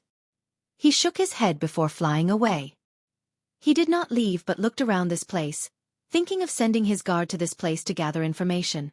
Wang Wei flew to the place in this territory with the most condensed destiny and also where most of the chaos occurs. Snow Sky City is where most events would happen, so it was the best place to create a branch. He might even extend the missions of his changing fate hall to this location. This city was enormous, as are most things in the upper dimension. However, this was not the most unique part of this place. As soon as Wang Wei arrived, he caught people's attention for one reason. He wore ordinary clothes while almost everyone else had a fur coat on. Snow Sky City was built long ago on top of Celestial Ice Crystal Mine, causing the temperature to be extremely low. Celestial Ice Crystal is a top-tier 11 material, and if enough is concentrated on an area, even an Empiria, a conceptual being, can freeze to death. In Snow Sky City, not wearing a specially made coat meant your clothes were top-tier artifacts that could resist the temperature, or you were powerful enough to ignore the cold. Wang Wei blended with a small group and changed his clothes to resemble everyone else. As he walked around the city and observed, he recalled what he knew about it. Snow Sky City used to be the property of the Skill Dao Association. They used the celestial ice crystal to make weapons, talismans, pills, etc. However, this place became the property of Undead Phoenix and Five Feathers, but the dispute might have originated from how to share the resources. Or the dispute might have been over something else, but it resulted in their fight spilling over the mine distribution of celestial ice crystal. So many resources, but most of them are wasted, Wang Wei sighed. The parasites killed most of the professional Dao paragons, meaning that they could not refine resources on that level. Wang Wei guessed that Methreya and Supreme Unity might have allowed them to keep a few, but that is unlikely since the creation of some paragon pill, depending on the type, could cause severe vision and affect the entire world, which is what they wanted to prevent. Additionally, these parasites, maybe except Time Eater, were not brave enough to keep another paragon close to their side. As such, the best they could do was keep a rare insurgent Dao monarch that could refine paragon grade, or close to that, artifacts, pills, talismans, etc. As Wang Wei was walking around the city, he heard something that caught his interest. Are you serious? Said a female Dao ruler. Yes. I just heard the news. The Purple Lotus Actiol Hall released the news that the next auction will contain Relife Iron, said her companion, an immortal sovereign. Shoo, don't say so loud, warned the woman. But they are so bold to announce selling such a thing? It's probably because it's only second tier, but there is a rumor going around that they have third tier Relife Iron, but it will only be sold in a secret auction. Rumors are rumors after all. So, you don't think it's true? So what if it is? The woman asked. Do you think this is the kind of stuff we can interfere with? I know. I'm mentioning it to convince you to attend the auction. There might be some good stuff there. I smell trouble, so we should stay far away, the woman replied. You play it too safe, her partner countered. That's fine and all, but if that is how we were going to operate, what was the point of coming to such a dangerous place? There is a fine line between benefiting from danger and being swallowed by it. I feel this is one of the cases where we might get swallowed, so listen to me and stay away from that auction. All right, I'll listen to you, the man sighed. Relife Iron? Wang Wei thought with squinted eyes. This is another rare resource with many uses, the most important being the nemesis of longevity resources. Initially, this thing was used by people without access to a Dao will to kill emperors and above. They would seal the body in prisons built from Relife Iron, preventing the emperor from reviving. The prison also made it easier to wash away the dead Buddhist Dao imprint. Later, real-life iron was further developed into the real-life talisman, which can force someone with an extra life to revive directly in front of anyone who killed them. In other words, people would use the talisman to force people with extra lives to revive before them to kill them again, ensuring they are truly dead. The parasites outlawed real-life iron. Although they only reinforce the rules when the third-tier ones are discovered, their subordinate does reinforce the rest of this rule, Wang Wei thought. So, why are those people so blatantly selling it? He was intrigued, so he participated in this banquet. He had to wait 6 months but decided to take a small vacation. Wang Wei bought a VIP lounge for the auction, but he also complained the price was too much. The receptionist explained that the price was due to the nature of what was being sold. However, he still felt it was needlessly pricey. On the day of the auction, he waited and observed. The announcer/hostess was a beautiful woman with a goth vibe. She wore dark purple lipstick, long black nails, and a revealing winter fox coat. Why would a coat be revealing? No one knows, but that's how she was dressed, and the audience seemed to love it. The first item was surprisingly grade 7, meaning it was for people of void-shattering realm. Then, it slowly increased until grade 10, when Wang Wei finally bought something. He fetched 3 of the 5 heaven wills they were selling. He did not fight for the remaining 2 because the people who wanted it seemed desperate, so despite the fact he could outbid them, he let it go, considering granting these 2 some blessing. After his bid, someone brought him his things, and he paid. The process was simple and direct. As he held the heaven will, Wang Wei could not help but sigh. These things are fought after in the lower dimension, with everyone lusting and willing to do everything for one of them. However, in the upper dimension, it is a commodity, albeit rare but still a commodity. Wang Wei did not buy anything more, as even the things in the tier 11 section did not interest him. Then it was the last object of the auction. The hostess waited a few seconds for someone to bring it out, but no one cared. Apologies, everyone, it seems there might be some issue. Give me a moment to resolve everything, the hostess announced as she bowed. To compensate for this blunder, everyone here will receive a 5% discount in all future auctions. The crowd erupted in murmur, and the auctioneer walked behind the curtain, returning about 3 minutes later with the item floating behind her. Now let's move on, she said, removing the red cover, showing black rock with white stripes running in a circular pattern. Countless divine senses checked this thing to ensure it was the real deal, and the auction allowed it since this was an unwritten rule of the auction business. You all know this thing's value, so I won't repeat it, the auctioneer said. For the starting bid. She paused for dramatic purposes and to build suspense. Your life, she said in a severe tone, her eyes full of disdain and killing intent as expected, Wang Wei thought. A barrier suddenly surrounded the auction, and 2 armies wearing phoenix-designed armor rushed into the place and immediately attacked everyone present. If you find any errors, ads pop up, ads redirect, broken links, non-standard content, etc., please let us know report so we can fix it as soon as possible. Chapter 1254 The Mortalhood Trial. And, Su Junyao is changed to Sun Junyao to differentiate her last name from Su Shi. The chaos erupted.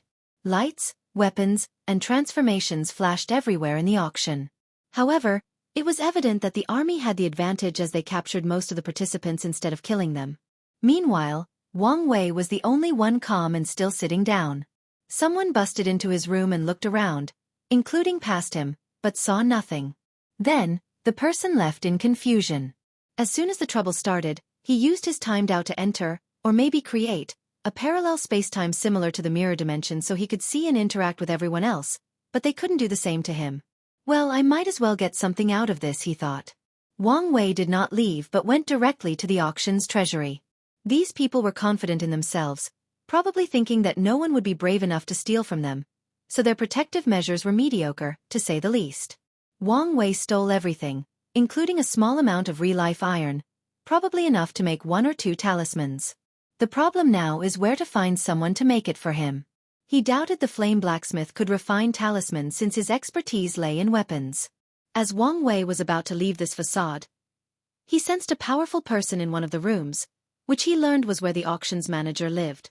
So, he decided to take a look. He passed through the door and saw 2 people staring at each other. To be precise, A beautiful woman with a phoenix headdress and red hanfu glared at a man looking at the floor while trying to make himself as small as possible.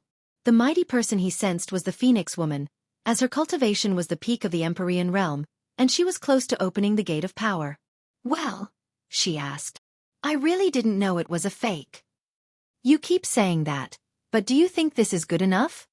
"Lady White Phoenix, even you were almost fooled by this fake. What can someone as lowly as me do in such a situation?"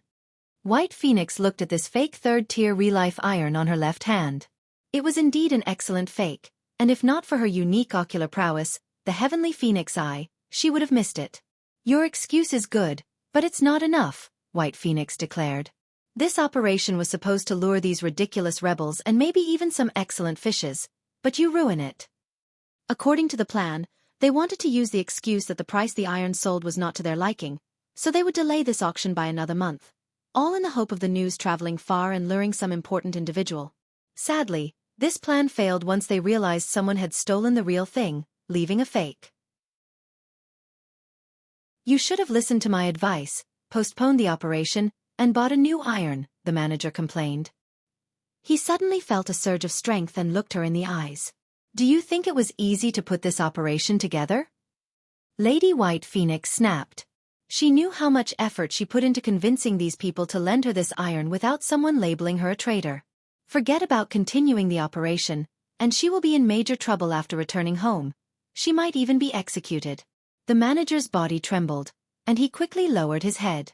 White Phoenix looked at him fiercely, contemplating whether to kill this imbecile directly. "No, the action and this imbecile works for Sister Red Phoenix, so I can also put some of the blame on her and reduce my fault in all of this." White Phoenix's mood suddenly improved, but she showed no emotions. Meanwhile, Wang Wei was surprised by this news. Who could be responsible for this theft? The Resistance? No, my guard should have sent notes of such vital information, Wang Wei thought. Is there an excellent thief in this area? Another event related to thievery. He shook his head before focusing on this woman. White Phoenix, one of the primary subordinates under the Five-Feather Phoenix. What should I do with her? Kill her now? Or turn her into a pawn to use later?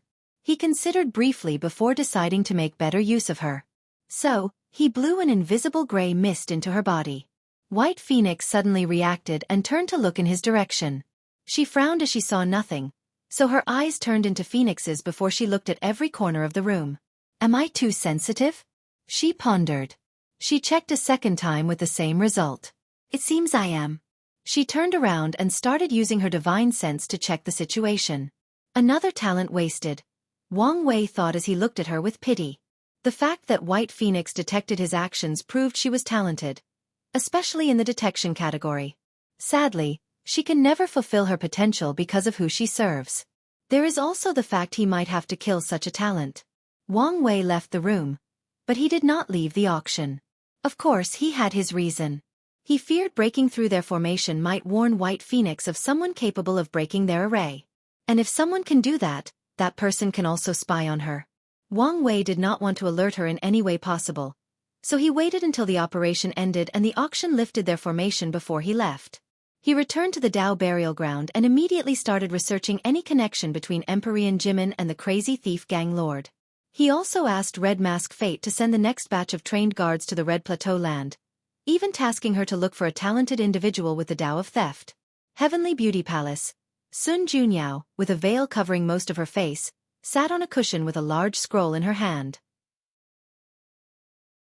The scroll's content kept changing as she read, and she mulled over every word. Once in a while, after reading the content, Sun Junyao would wave in the air to send information talismans to different places throughout the palace.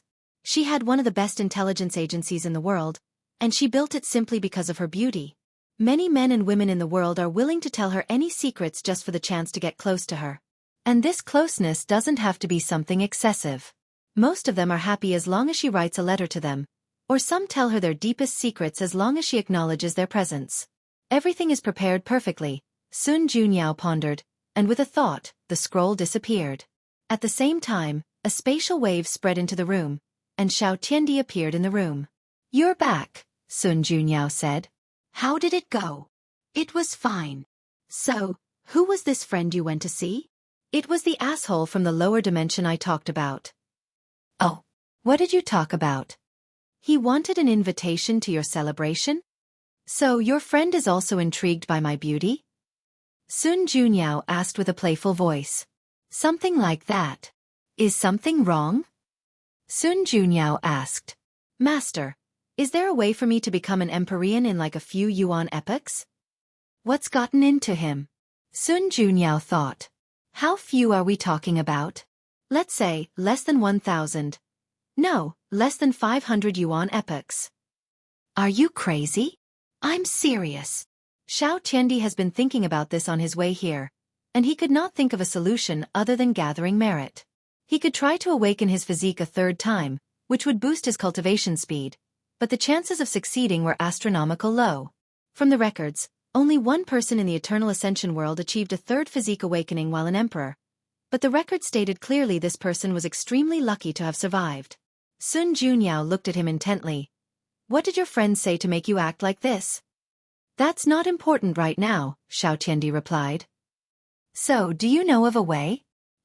I can only think of the Mortalhood trial, but that might as well be a myth, Sun Junyao replied. What is it? It's a trial for immortals in which they sacrifice their eternal life for an exponential boost in cultivation speed.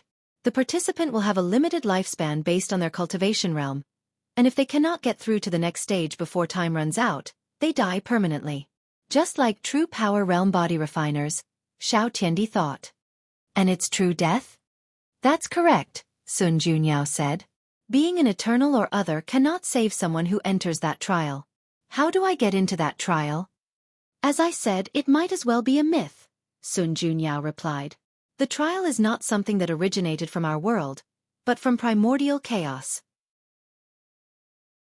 No one knows, or I should say, I don't know the criteria for it to appear in any world.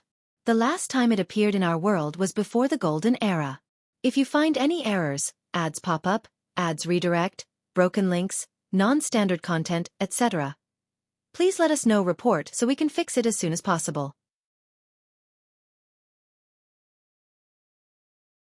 Chapter 1255 The Frontier Situation. Xiao Tiandi frowned, thinking about this trial. Don't worry too much about it, Sun Junyao said. You're a person with a great destiny. Who knows? It might appear now that you have such an intense desire for it. She did not want her disciple to revert to his former self because of this small inconvenience, so Sun Junyao chose to give false hope. Technically speaking, it was not false hope since she did not know the exact requirements for the trial. For all she knew, it appeared when someone of great destiny required it or during a time of chaos and strife, just like the current era. Destiny? Xiao Tiandi muttered as an idea flashed in his mind. Could we summon it? That's an idea, but how would we go about that? You remember your history lesson of the Second Origin War? Xiao Tiandi stated. You said that Paragon Qiyuan started a war to gather a tremendous amount of luck and destiny to summon the ultimate taboo. Couldn't we use his method to summon this trial? That might work, Sun Junyao nodded. However, the destiny. I know mine alone is not enough, but we can contact Empyrean Kong and many other talented individuals, Xiao Tiandi persuaded. I'm sure many of the people in the same generation as. Well, my point is that many people would not pass off such an opportunity in this current climate. Sun Junyao noticed how odd he behaved regarding this so-called friend, but she did not pry. They were very close. If her disciple did not tell him, he must have his reasons. That's one part of the problem, Sun Junyao sighed. How would we get such an important thing from the Dao opening sect? I can ask them, but I doubt they will give me face regarding this matter. We don't need the complete method. No, we don't even need to be the ones to summon the trial, Xiao Tiandi persuaded. I'm sure the Dao opening sect would benefit from such an event. In other words, we only need to persuade them. Xiao Tiandi was confident in this plan because the Dao opening sect had a high chance of agreeing because of Wang Wei. Although he would prefer for that bastard not to enjoy such benefit, he knew it was impossible not to include. Regardless, the trial should somewhat reduce the gap between them, especially since he can achieve a third awakening after becoming an Empyrean. It seems you've thought of everything, Sun Junyao said with a smile. Luckily, she hid her face, or the entire room would be illuminated. However, despite this protection, Xianxia already thought of 100 poems describing the fleeting smile. Excellent. I'll contact them immediately, Sun Junyao said. Such a trial could also benefit her. No, inviting them to my celebration and asking in person would be better. If so, I can't send just anyone to give the invitation. I'll go. Yes, you're my direct disciple, and what better person to represent me, Sun Junyao nodded. Go right now. No, change into something more presentable. You should also bring gifts. No problem, Xianxia stated. By the way, is the trial also useful for paragons? No. You must leave after becoming a paragon. That's good to hear, Xianxia sighed. If those people could also use the trial, the current situation would worsen to a terrifying level. He walked out of the room, heading to his quarters to change. Wait, Sun Junyao yelled. What about the thing I asked you to fetch? Oh, I almost forgot, Xianxia replied. He did not turn around but threw a space ring over his head, which landed perfectly on Sun Junyo's hands. Rude, she complained. Nothing went wrong? Nope, everything was fine. Eternal Ascension World, Primordial Chaos. A blood-red dragon fought a cultivator with a flying sword. The dragon had countless blood marks on its body. His scales were destroyed or slashed in different parts of his body. From their auras, the swordsman was obviously more powerful than the dragon. However, the supposed divine creature had its power boosted by a potent array. The swordsman tried to remove the array, which was the source of his opponent's strength. However, he had to give up this foolish thought as he realized he would have to destroy the Eternal Ascension World to remove the array. Sadly, he did not have such power, so he could grit his teeth and curse whoever created such a brilliant formation. The swordsman suddenly sensed people rushing toward him. He knew this raid had failed, and if he stayed here, he would probably be exiled to some dangerous area of the Source Chi space or lost in time through the River of Time. He took one last look at the dragon before flying away. This was far from over. The Chaos Universe was about to experience another turmoil similar to the Second War Origin, and the Eternal Ascension World might be the key to knowing what will happen. Better yet, they might be the key to ensuring maximum benefit. The top powers have yet to show up, only observing in the shadows and using people like this swordsman as pawns. However, sooner or later, they will be tired of observing and taking action. The dragon waited until he could not sense anything before turning into a tall, muscular man about 2.8 meters in height, with 2 red dragon horns and a loose robe showing his upper body. When will this end? Blood Dragon complained. As he was about to turn around, he suddenly felt a terrifying pain in his chest. Why now of all time? He thought. However, despite the intense pain, his complexion did not change. Blood Dragon, what are you doing? Are you injured? Asked a beautiful voice. I'm fine. Is that so? Well, we're having a meeting. I'll be right there, Blood Dragon. He secretly teleported a few pills from his pocket dimension directly into his stomach, and a few seconds later, he could move. He flew into a pavilion floating right outside the Eternal Ascension World, which resembled a colossal egg from the point of view of primordial chaos. Everyone was at the meeting, sitting on thrones around a circular table. Well, everyone except for the Disaster Paragon and the Twin Flower Monk. This can't go on like this, Time Eater immediately stated after everyone arrived and took a seat at their position. Someone must be chosen to return home and cultivate a few paragons to aid us. We've had this conversation countless times, so why waste time? Five Feather asked. Everyone wants to be the one to return, so how do we decide? I'm putting my foot down this time, Time Eater announced. I'll be the one to return, and I won't take no for an answer. He released his aura, suppressing all the others in the room. Watch your tongue, warned Seven Cauldron. If anyone here should return, it's rightfully me. Unfortunately for you, I no longer care about your special identity, Time Eater replied, even releasing a slight killing intent. You! Do it, and I'll burn everything down, Undead Phoenix said. I'll either open the formation and allow these people entry or run away and sell all your information. You wouldn't dare, Time Eater growled. Try me, Undead Phoenix replied before looking at Five Feather. I might even find someone willing to kill this bitch for me. Bold words, Five Feather replied, releasing her own killing intent. Can we even return? The Earth Emperor asked calmly. Their orders were to protect the world at all costs. Would they consider our return an act of treason? The room was momentarily quiet until Time Eater spoke. We're only doing so to better accomplish our given task. Will they care? The Earth Emperor rebutted. His words again plunged the room into silence. Let's not talk about such pointless speculation, Earth Emperor continued. How about we summon people here instead of fetching them? They can become a paragon here, and the problem will be solved. As long as we each get to pick someone, I'm fine with this idea, Five Feather added, and soon, everyone agreed. You make it sound simple, but have you considered the implications? Time Eater sneered at these idiots. We can hide these people for the most part, but what about when they have to undergo the immemorial tribulation? He pointed outside. Do you think these people are stupid? They won't guess what we're trying to do and stop us. You're right, but this is the best compromise we can come up with, the Earth Emperor replied.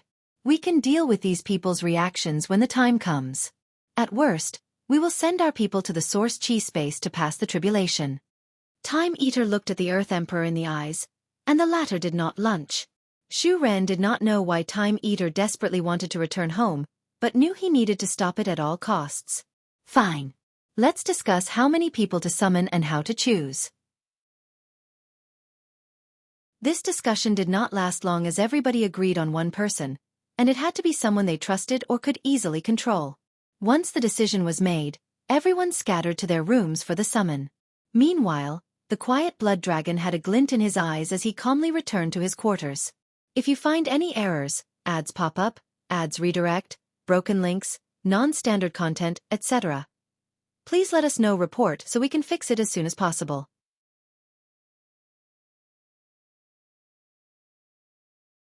Chapter 1256 Special Guest Blood Dragon walked inside his quarter, and another dragon waited for him. The dragon was much older and looked human, with 2 black dragon horns. However, he also dressed more formally. Lord Aoing, what is the result? Blood Dragon asked as he sat around a small table with a gourd. He opened it and chugged the entire content. According to my investigation, you're the only one Lady Sun Junyao invited to her celebration, Aoing reported. And you're sure? I've done my best, and as far as our intelligence goes, none of the other factions seems to have a personal invitation from her. Good, good, good, Blood Dragon repeated 3 times, his voice echoing in the room. Luckily, there was a sound-insulating array. I haven't heard such good news in a while. Lord, how will you attend the celebration without being noticed? Blood Dragon looked at him. I guess you should be a part of this plan in case something goes wrong. Come with me. He waved his hand to summon a portal before walking in. On the opposite side was a blood pool with a blood cocoon at the center.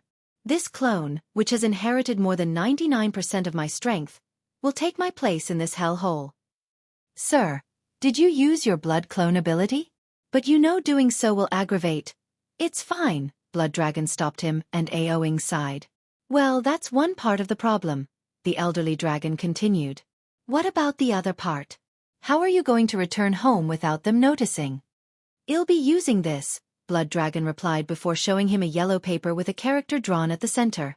Interestingly, the character is a dragon, and it seems to be alive upon closer observation. The ancestral dragon talisman, Aoing said in shock. That's right, Blood Dragon replied with a smile. Ancestral dragon is a title granted to primal paragon dragons, and this particular talisman was one of the dragon race's treasures from even before the Golden Era. But. Aoing was speechless. This talisman is a treasure considered as a foundation for the dragon race. It is one of the few treasures that Blood Dragon took after his rebellion, while the others were hidden from him.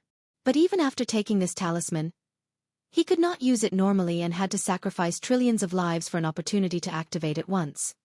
Lord, this talisman was your way out once this era ends, Aoing swiftly said. Why are you wasting it? What do you mean by waste? Blood Dragon asked, his bright smile replaced by slight gloom. Don't you understand what it means for her only to invite me? It means that out of that gloomy bastard undead, the boring and prideful Xu Ran, and the scheming Time Eater, she chose the fearless and valiant me.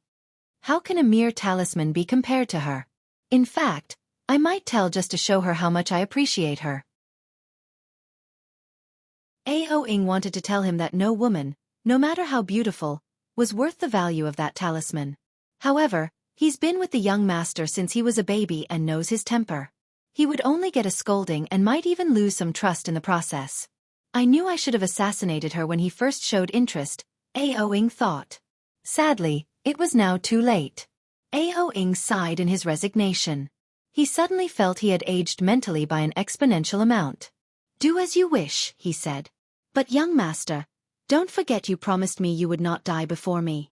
After saying these words, Ao Ing walked out of this dimension, his shoulders lowered than they had ever been. Blood Dragon shook his head. Ao Ing was a trusted subordinate who had been with him since birth. However, he had a significant flaw. He was too reserved. Cautions took precedence over everything he did, usually to the detriment of whatever Blood Dragon wished to accomplish. Blood Dragon looked at the cocoon and the talisman, and he smiled. He returned to his quarters in the best mood since a few thousand yuan epochs. Dao Burial Ground. Wang Wei looked over a lot of documents and information, trying to connect Empyrean Jimin with the crazy thief gang lord. However, the result was abysmal. By all accounts, they were two people with different stories, lives, interests, hobbies, and personalities. As far as he could tell, they've never interacted, and there is no connection between them. Ultimately, Wang Wei had to admit this might have been a wild goose chase and gave up. Luckily for him, Wang Qi brought him some good news that diverted his mind from this small failure. The rebellion accepted his proposition and handed over Zhan Baiyu's contract. However, they also asked that Wang Wei share the information gathered from her, and he agreed. Of course, he did not try these people and could choose what information to give them. Red Mask Fate then brought him even more good news. They've identified two other individuals, besides Fierce Tear, who knew of Zhan Baiyu's situation, one of whom was Old Ma. She wanted to know what to do with them or the others, if there were any. Wang Wei told her to kill everyone else except for Old Ma. He still wanted to preserve his relationship with Empyrean Jimin if possible. After dealing with these affairs, Wang Wei entered seclusion. He had some time before the celebration and decided to improve himself. However, the time until the celebration was short, so he needed to choose what to focus on. My main priority should be to condense a true 11th Revolution bloodline by turning its capabilities from active to passive, and it should help to lay the foundation for entering the taboo realm. Then, if I have time I can improve all my techniques so that I don't suffer with much older opponents, and if I have time, Wang Wei thought. After outlining a basic plan, he immediately started. Wang Wei fired out his time acceleration array, which was created with his Time Dao and Flame Blacksmith's shallow knowledge about array, to the limit before using Monk's Supreme Chaos Treasure, the battle arena, to help him improve on his version of the Fiend God Body 12 Revolutions. The creation or improvement of this technique was the easy part. What came next was the true challenge, the Bloodline Tribulation. Wang Wei's limit indestructibility should have made this process a piece of cake, but Heavenly Dao had something else planned. His tribulation was essentially a slightly weaker version of the Paragon Tribulation, meaning Wang Wei came close to death. It did not help that Heavenly Dao, no Grand Dao, prevented him from using his tenfold battle realm for the tribulation, meaning Wang Wei had to rely on his 78% cultivation and his flesh on the third heaven of the adult fiend god realm. Phew, that was something, Wang Wei exhaled. Let's test this out.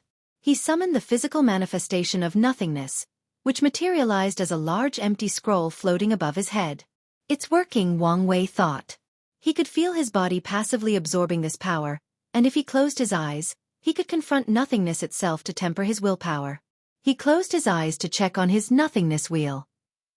The thing had grown from the size of an egg to the size of a tennis ball. However, despite this tiny improvement, Wang Wei smiled. He could tell the wheel was passively absorbing power from his bloodline, which was enough to put a smile on his face. The day when this thing is big enough, he will break his limits and achieve battle strength on par with the top of this world. Hopefully, this day will not be far away. Wang Wei focused on the other changes of his breakthrough. I'm still in the third heaven, but I've entered the initial stage of body-will fusion. Body-will fusion had 4 stages: initial, middle, advanced, and perfection. Wang Wei had just started. Meanwhile, Monk was almost finished. The last part is the Wang clan bloodline, Wang Wei thought. The next step should be to allow his clan members to benefit from the fruit of his labors. However, he decided against it. Any sudden change in the bloodline is easy to notice in the current situation, Wang Wei analyzed.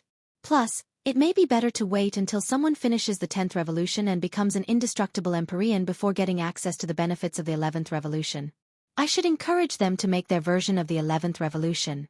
Wang Wei left the source chi space to return to the Dao burial ground to continue his retreat. Monk's artifact worked better than anticipated, so he had plenty of time to improve his techniques.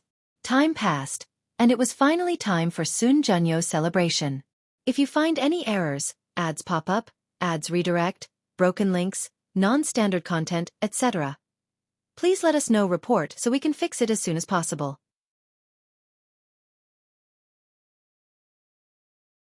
Chapter 1257. Odd meeting. Wang Wei walked out of the cultivation room, and Wang Qi came to see him. However, Wang Wei could tell this was just a clone, and he knew the fact that the real one had entered seclusion. Why do you seem stressed out? Wang Wei asked. I haven't figured out what gift to bring to the celebration, Wang Qi said. That's what's gotten so you riled up? You should take this seriously. On such a grand occasion, we must bring the appropriate gift, or we will lose a lot of face. It's not like I'm going as my real identity, so it doesn't matter as much as you think. But, aren't you going to meet Lady Sun Junyo in person? Since it's your first meeting, you should bring a worthy gift. It's fine since I already prepared the perfect gift. Please don't say something as stupid that your presence is the best gift, Wang Qi warned, making Wang Wei speechless. I was going to say that as a joke, but now, you've ruined it. Patriarch, this is a serious matter. I know, Wang Wei waved his hand. So, what gift did you prepare? You're persistent, aren't you? It's one of my best qualities. Wang Wei sighed and told him the gift he had prepared. He even summoned it to show him. It's indeed perfect for her, Wang Qi said, and Wang Wei rolled his eyes. However, wouldn't it be better to refine it into something else? Maybe a hairpin, bracelet, or a mirror. Oh, I forgot she hates mirrors. She does. It's a known fact, Wang Qi explained before handing Wang Wei all the information he had gathered about Sun Junyo, and it indeed stated that she would return any mirrors she received as gifts and even publicly admitting to not liking them. The most beautiful woman in the world doesn't like to look in the mirror? Wang Wei muttered. I had the same reaction after finding out, Wang Qi added. Do you think she doesn't like what she sees? Or she's afraid of falling in love with herself, Wang Wei joked as he thought about the Greek myth about the man named Narcissus. Is that possible? Stranger things have happened. True, Wang Qi nodded before changing the topic. Did you prepare a gift for the first meeting with the madam? That's not necessary. But, I don't want to complicate our first meeting, Wang Wei stopped him. So there is no need for any gifts or grand gestures. We only need to talk. Maybe you have a point. Wang Qi did not bring up this topic again. Did anything special happen during my absence? No, everything was calm. Everyone seems to be waiting for the celebration. Including them? Yes, including them. I expect the men's faction to behave in such a way, but I thought someone like Five Feather would be jealous of Sun Junyo's beauty and make trouble, Wang Wei commented. That might still happen at the celebration, Wang Qi added. However, knowing that her actions might turn everyone against her, she might restrain herself. I hope she doesn't, as that would make things more interesting, Wang Wei sneered. Where is Red Mask? I'm here. She appeared in the room, kneeling on one knee. Anything to report? I've assassinated Fierce Tiger and anyone who knew about Zhan Bu except the one called Old Ma, she reported. Good work, Wang Wei praised. He did not ask how she did it, as long as she did. What is the reaction? I've made it look like a retaliation for one of their previous missions against the Great Chu dynasty, Red Mask responded. And since then they've become more cautious. Did they enact a new leader? No, they are still fighting to decide. I guess I shouldn't have expected anything else. Wang Wei shook his head in disappointment. His current plan for the rebellion is to replace their members with his Fate Shadow Guard and take control from the inside. Then, when Empyrean Jimin returns, he will decide their ultimate fate based on how he returns. If he succeeds in becoming a paragon, Wang Wei will remove most of his people, leaving the minimum number to gather information. Then, he will continue a cooperative relationship with them. If he returns as an Empyrean, then Wang Wei will take over their operation and force Empyrean Jimin to serve under him. The best course would probably be for him to die. But Wang Wei also felt it was a waste for such a talent to die so suddenly. Wang Wei checked on his team and the changing fate hall. He became a handsome young man wearing a black inner shirt, a floating white robe, and a handheld fan that added a scholarly aura to his demeanor. Anyone who saw him would think he was the kind of person who could recite poems on the spot. Given how Xiao Tiandi turned out, she should find this appearance approachable, Wang Wei thought. He then finally teleported to the ubiquitous hot spring world. As soon as he arrived at his designation, he noticed two things. Firstly, there were so many people. This place used to be a popular entertainment spot, so it was normal for it to be lively. However, it was on a different scale now that so many people worldwide arrived for the celebration.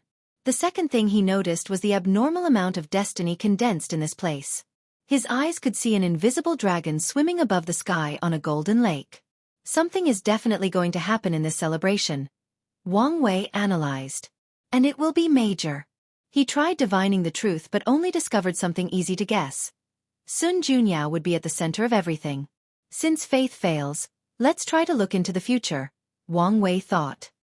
His eyes then reflected the river of time as he tried to peep at the mystery of tomorrow. It's useless even if you use time Dao, said a soft-spoken voice. The celebration is a critical node in history, a time nexus if you will, so the future is not set.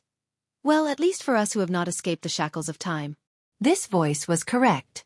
In Wang Wei's eyes, the future was an entangled ball of threads, each representing a different possibility. There were so many of them that even his mind could only peep at a fraction. On top of everything, the lines he could see were blurred. He turned around to see who had spoken. It was an elderly man with white hair and a white goatee dressed in a plain black robe.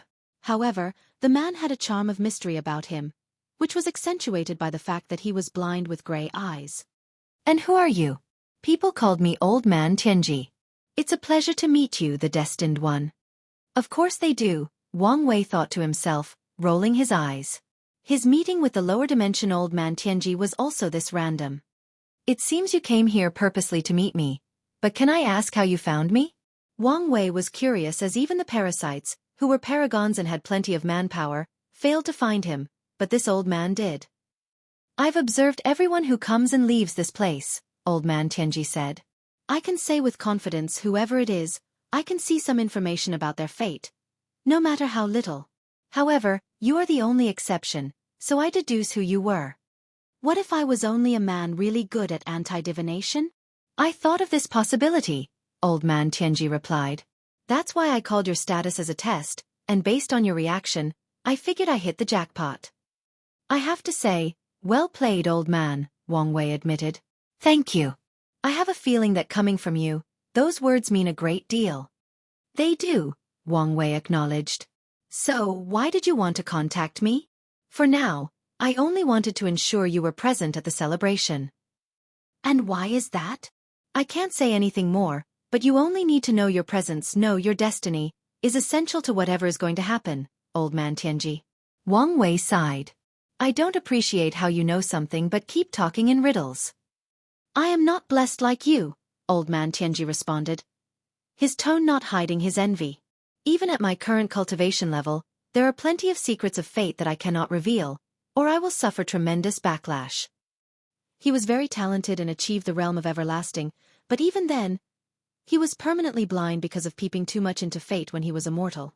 Then don't say anything, I'll just look it up myself, Wang Wei said as he directly looked at Old Man Tianji's fate line. It's useless, the old man said calmly. What's this? Wang Wei immediately saw something interesting.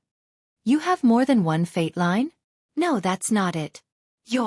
If you find any errors, ads pop up, ads redirect, broken links, non-standard content, etc. Please let us know report so we can fix it as soon as possible.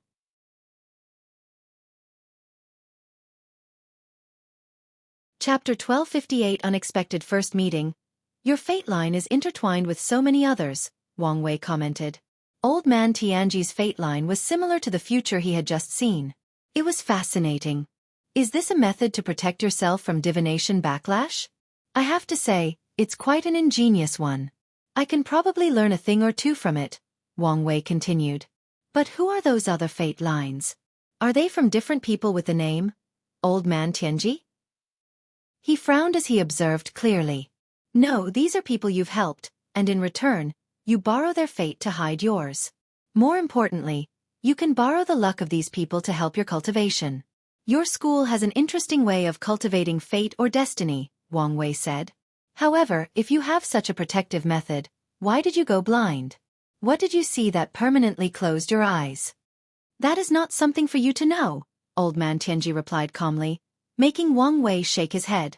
It would be a pain to get any information from this man as he tried to decipher all these fate lines, and he knew this man would not just stand there and let him. Wang Wei sighed. This is my second time meeting one of you people. Can you at least tell me a bit about your sect? Well, the thing is, if you say any nonsense riddle and do not answer my question, I'll directly ignore the rules and attack you. Old Man Tianji almost choked on his words. He looked at this handsome man before him, and he could tell he would really attack him if he did not say a word. He sighed, thinking answering a few questions should be fine. We are called the Stargazing Pavilion. We pursue the mysteries of fate and the secrets of heaven and earth. You guys are not native to this world, are you? No, Old Man Tianji replied truthfully. We've spread to many chaos worlds. So, you're a large faction. We don't have any direct connection, but I'm sure we've interacted somehow, Old Man Tianji replied. However, such knowledge is above my level. Is that so? Wang Wei muttered. Yes and no. Old Man Tianji's body trembled when he saw the killing intent in Wang Wei's eyes, so he swiftly answered. We have many outer members, but only the one who meets the requirements can inherit the name, Old Man Tianji, and officially become an inner member. This system reminded me of the Desire Heart Palace. Are they connected somehow? Wang Wei asked this question. We don't have any direct connection, but I'm sure we've interacted somehow, Old Man Tianji replied. However, such knowledge is above my level. Is that so? Wang Wei muttered. For such a large faction, why have I only met two of you? Our requirements are strict, and in this era, only I was born in the eternal Ascension world. Well, if you don't count the little junior in the lower dimension, Old Man Tianji replied. However, there is a high chance you've met our outer members. Wang Wei suddenly felt a little paranoid. Could it be that most divination/secret base factions he's met or learned about are related to the Stargazing Pavilion in some way or form? He quickly removed that thought from his mind. That would be terrible. So why the name? He asked. This question was the one he most wanted to know. Old Man Tianji hesitated momentarily before replying. It was how our founder wanted things to be. You understand that this is fishy, right? Wang Wei asked. Names have power, and for so many influential people to share the same one. He shook his head. Just like your practice involves borrowing the fate of others, it's apparent that your founder is using all of you by lending you his name. I'm sure you've figured as much. Old Man Tianji was momentarily quiet. We all have our destiny. Have you accepted your fate? Wang Wei nodded. Well, at least I know how you lost your sight. Your founder must be something else for your vision loss to remain permanent even after becoming an Empyrean. I reckon nothing will change even if you become a paragon. This meeting has officially gone for too long, Old Man Tianji declared as he looked directly at Wang Wei with his somewhat intimidating eyes. Meeting you might be a positive twist in my destiny or my greatest misfortune. The old man then disappeared. Already gone? It seems I hit a nerve, Wang Wei. It's a shame. I wanted to ask him if his sect was connected to the all-seeing temple in any way. He shook his head before his mind focused on something more substantial. The founder of the Stargazing Pavilion is definitely a half-step transcendent, and he's likely the kind that achieved it before the ultimate taboo. If he had participated in that event, he might have found a way to walk further down the transcendent path. Wang Wei looked at the sky. Foreigners are invading this place. Why? Is it merely because the eternal Ascension world is weakened, and they want revenge? That is possible, especially if someone detected the Methreya and Supreme Unity battle. However, from the information I know, these parasites left for the frontier before Methreya decided to initiate the fight, meaning these people became interested in the eternal Ascension world before learning of the internal conflict between our transcendents. Something must have riled them up. Wang Wei did not have to think long to make the connection. The eternal Ascension world is the same as the myriad Emperor world, but on a much larger scale. As the destiny center or very close to it of the entire chaos universe, it is the place to most likely start a significant event that affects everyone. From Wu Hong's note and the information the sect provided, they mentioned the all-seeing temple and how these people, despite their greedy practices, usually predict major events affecting the chaos universe, including Qiyuan's Second Origin War. Could they have predicted the Third Origin War? Could they have foreseen the havoc I will bring to the chaos universe? Wang Wei was not being narcissistic or self-absorbed with that last statement. Many signs have shown that he's done or is doing something that affects the entire world. Many of the events in his life have proven that his future self is in a war with Grand Dao. However, the most apparent confirmation of his suspicions was the hooded figure that killed him during Gu Xian's trial. It's evident that someone sent him from the future to prevent him from growing up and wreaking havoc on the universe. Wang Wei sighed. If whatever is happening in the frontier is the prelude to the upcoming chaos, then my meeting with this old man Tianji was not accidental, he thought. He's either a pawn sent by his sect's founder to contact the young version of my future self and plan something. Or, my future self sent him on my path to prepare to contact or deal with the stargazing pavilion. Wang Wei grunted softly as he flew away in a bad mood. Given how little control he had over the entire situation, he hated all these time shenanigans. He also needed to warn himself not to let the motion of his future achievement dull him into thinking he was invincible and destined to survive any trouble or difficult situation. With all these transcendent players involved in this ultimate game of chess, rewriting the past becomes a common thing. No, a necessity. Let's enjoy the hot springs as a way to de-stress, Wang Wei thought. The ubiquitous hot spring world was divided into 6 areas related to the elements: flame, water, gold, wood, earth, and the central area. Each location had a large hot spring containing the power of the 5 elements, and after bathing in all 5, people would head into the center for a combination. Each area provided immense benefit to all cultivators under Tier 10, and after completing the 5 sets at the center, even great emperors will receive a cultivation acceleration blessing.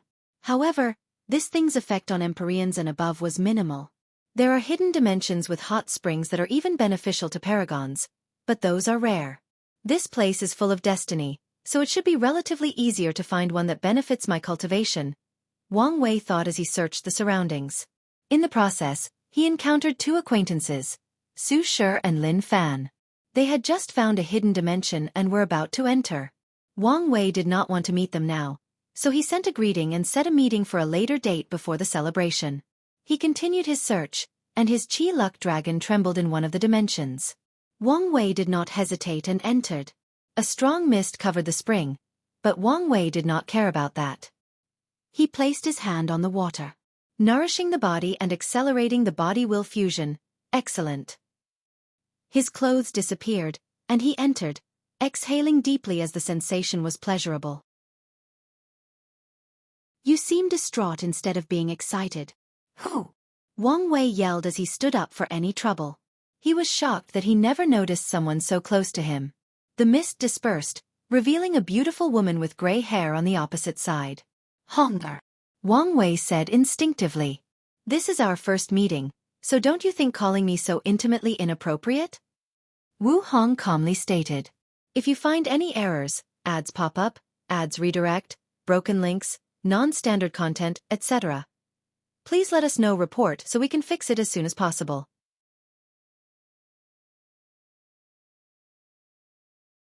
Chapter 1259 First Conversation. Wang Wei looked at her, the woman he had spent the past few billion years and more thinking about it.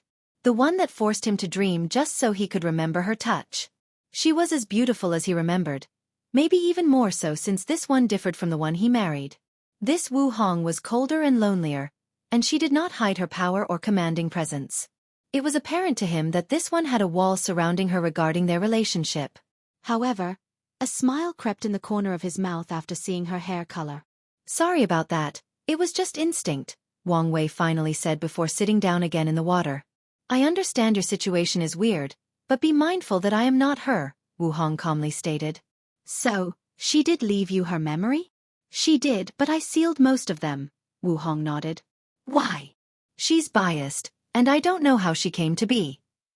Wang Wei nodded.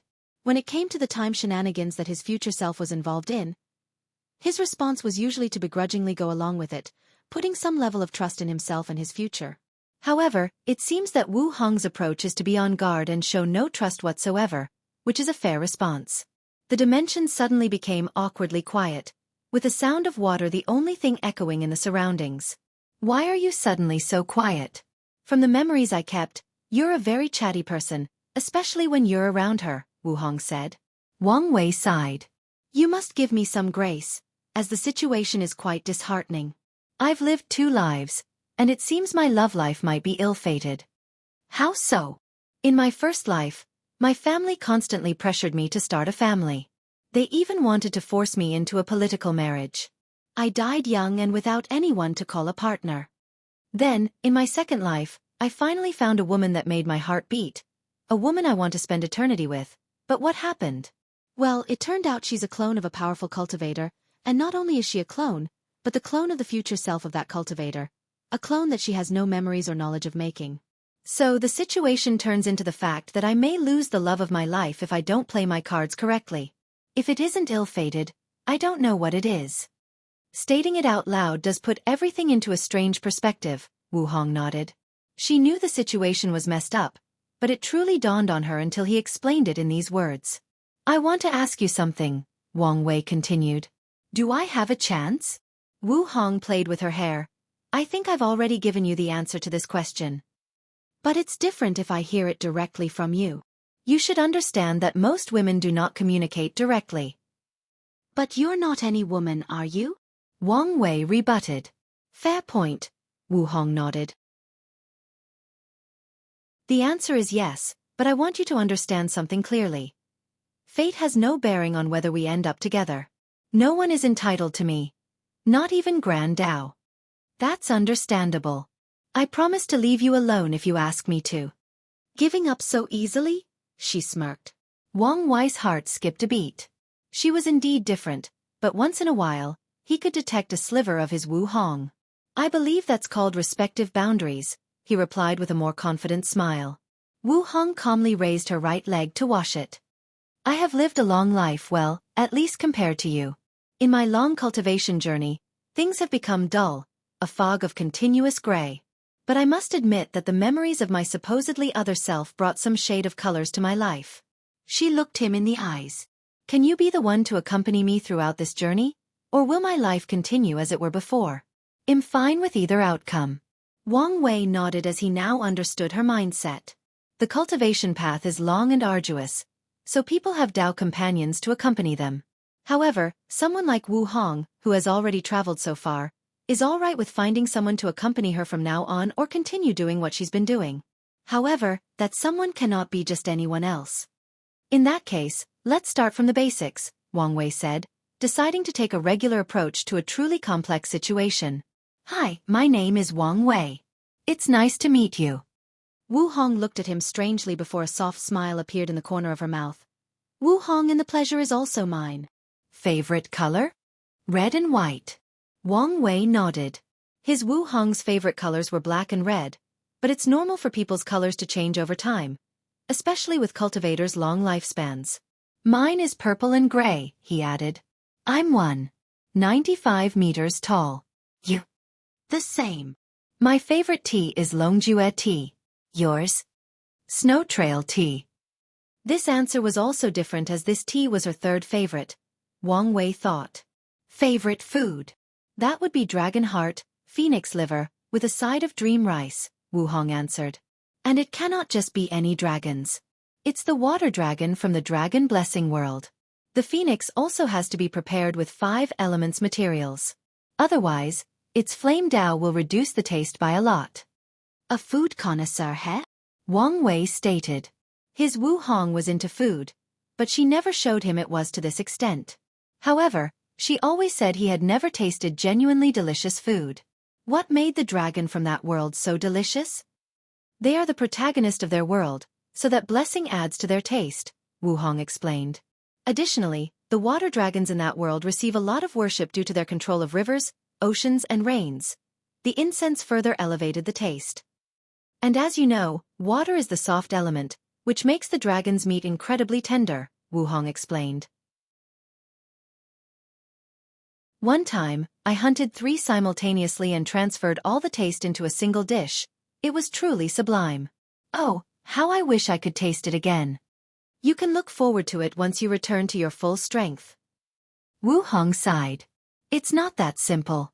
I'm pretty sure one of those damn dragons acquired a transcendent method. Given how much I hunted them down back then, I must be on some kind of list in that world. That's a shame, but one day, we'll also reach that level, and we can hunt those dragons together, Wang Wei said, and Wuhong noticed the "we" he secretly put in that sentence but did not mention it. What about the phoenix liver and dream rice? The liver corresponds to wood in the 5 elements, so after cooking, it basically turns into a vegetable dish, Wuhong explained. As for the dream rice, that's something I got from another paragon who also loves food. He made everyone in his Grand Mist Wheel dream about good food and turn that energy into nourishment to cultivate a rice field. I added my specialty to the 6 emotions 7 desire spices, and it elevates the rice to another level. Wouldn't the negative emotions ruin the taste?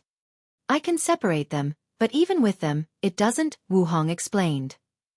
Using them gives the sensation when you're eating something so good, but you know it's terrible for your body. That sounds heavenly. Wang Wei almost drooled thinking about it. It is, Wuhong nodded. But enough about me. What's your favorite food? I was going to say braised beef specifically, the one you made for me by infusing the essence of 12 Tier 9 demon bulls into it, but I feel a sense of inferiority after what you just said. As you should, Wuhong said. That is a pathetic choice. And who is to blame? He stared at her. Yourself, of course, she replied. You could have hunted a few demon Empyreans and learned to make excellent meals with those materials. From what I remember, you had many unique ideas on the culinary arts. So, it's your fault for not pursuing this path and relying on me, her, to dictate your standard of food. Is this a challenge? Wang Wei asked. I'm just stating the truth. It's not my fault if that hurts you. Okay, you've done it. You've successfully struck my pride, Wang Wei sneered. I want you to remember this day. One day, it'll make a meal way better than your favorite or most outstanding culinary achievements. I hope when that day comes, your pride won't get in the way of admitting it is better. No need to worry about that, Wuhong chuckled, her smile brightening the room. Since that day will never come. If you find any errors, ads pop up, ads redirect, broken links, non-standard content, etc., please let us know report so we can fix it as soon as possible.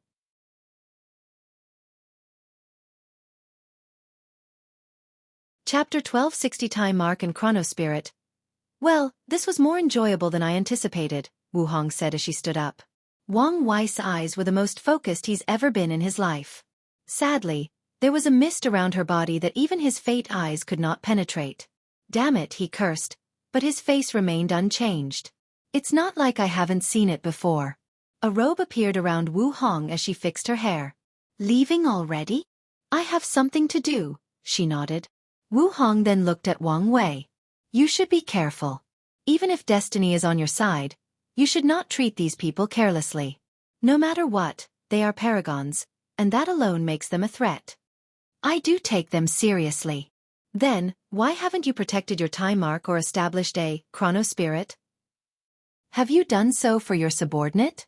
You practice time Dao, so there should be no issue. Wang Wei frowned. Time mark and ChronoSpirits are essential for battles between paragons. To be precise, battles between boundless and inextinguishable paragons. These two entities are complicated to kill. One has too many ways to revive themselves, while the other is unkillable unless you weaken their will. However, body refiners are essentially sadists who temper their will by pushing their bodies to the extreme, making their willpower terrifying beyond comprehension. Given the survivability of these creatures, there should be a ton of them, especially since they have an infinite lifespan. Unfortunately, that is not entirely true. There is a quick and efficient way to kill these creatures. Kill their weak past selves. The restraint of the river of time is at an all-time low for paragons, so dealing with each other or weak entities from the eternal path is the best way to deal with them. However, things also become complicated when it comes to messing with time, especially in source chaos worlds.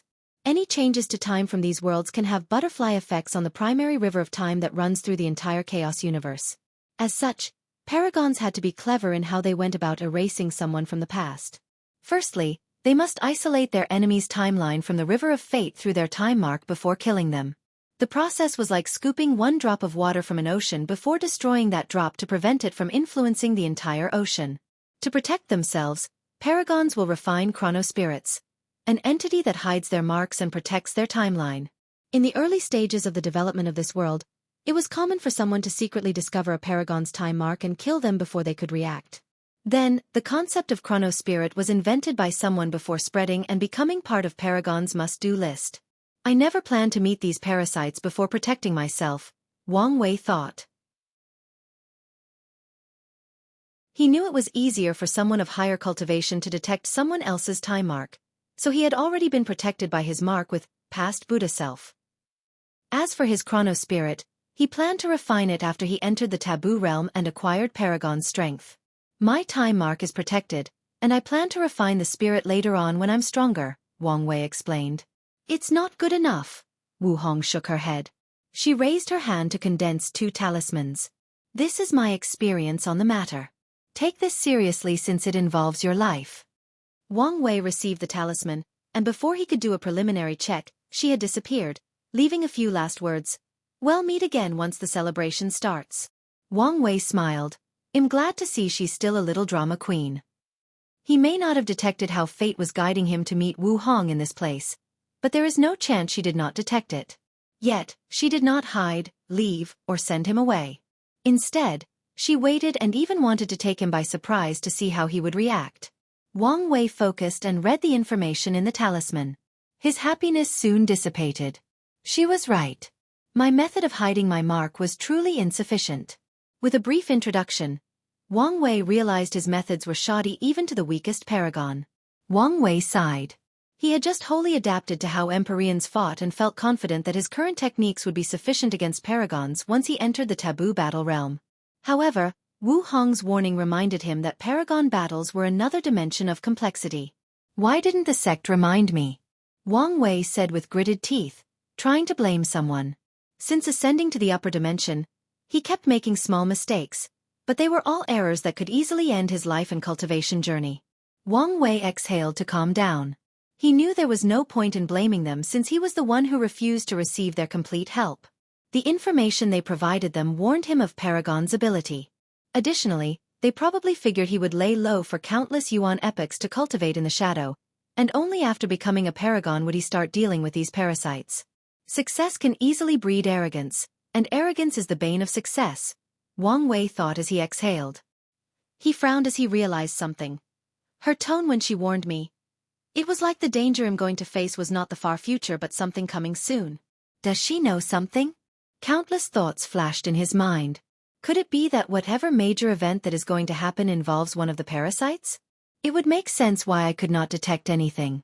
Wang Wei previously thought he failed because Heavenly Tao was involved since so many people with great destinies were present, and possibly because of Sun Junyo's perfect aura that protected her. However, it could be those things and the fact that a paragon will appear in this event. But how can one of them show up in this place? Can they just leave the battlefield unattended? Or are they just sending a clone or projection?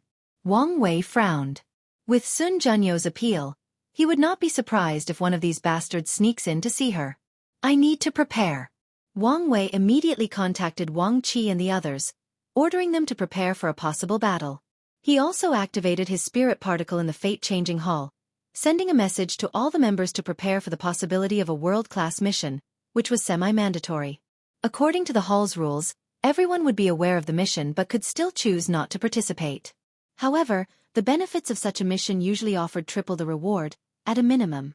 Of course, it is also stated clearly that such a mission was also generally extremely difficult, hence the increased incentive. Since the hall started, this would be the first world-class mission. I should also prepare some talismans to protect my men's time marks, as she said, Wang Wei thought. He began to comprehend the talisman's contents to prepare while enjoying this bath. Wang Wei lost track of time, and it wasn't until he felt a rush of energy that traveled through his body that he woke up. I've completed the initial stage of body-will fusion. He sensed everybody happening in his body. Now, I only need to pass the flesh tribulation, and I can enter the fourth heaven and the middle stage. Hopefully, I won't have a bottleneck. The effect of the hot spring was better than he had imagined.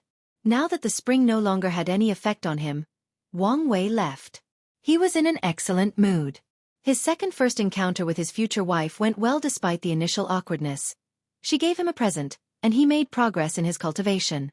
With such an excellent mood, he searched again for hot springs to help him. He discovered one that gave a 10% blessing in cultivating the soul and used it. By the time he finished, it was time for his meeting with Su Shi and Lin Fan, so Wang Wei left. Their meeting was in a private booth in the best restaurant at the center location. The restaurant was called Beauty Palette, and Wang Wei suspected it was one of Sun Junyo's many industries. By the time he arrived, they were already waiting. "I thought we were friends," Wang Wei said as soon as he entered the room. "We are," Su Shi said, her expression showing she was confused by these words. "Then, why are you telling Xiao Tiandi about my business?" "Oh that," Su Shi replied. "He came to see me, and his master is friends with our master, so I had to say something." Su Shi was clever and knew Wang Wei did not mind what she did. However, she immediately revealed small but significant information about Emperor Kong and Sun Junyao to appease him.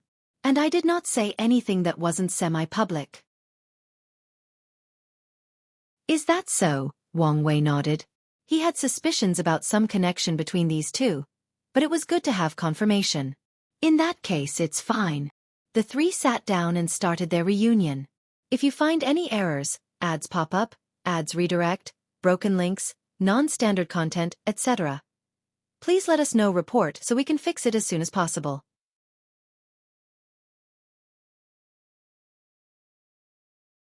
Chapter 1261 Lin Fan's Grand Destiny. "How are things have been?" Wang Wei asked after sitting down. "Good," Su Shi replied. "It would have been better if the current situation was not as it is. The upper dimension has so many resources, and they have a kind teacher like Emperor Kong."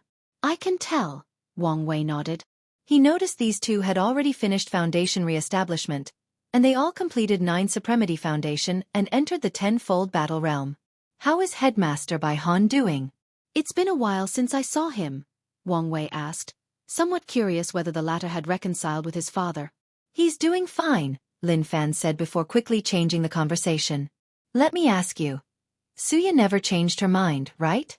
After everybody left, she stayed in the lower dimension, correct?"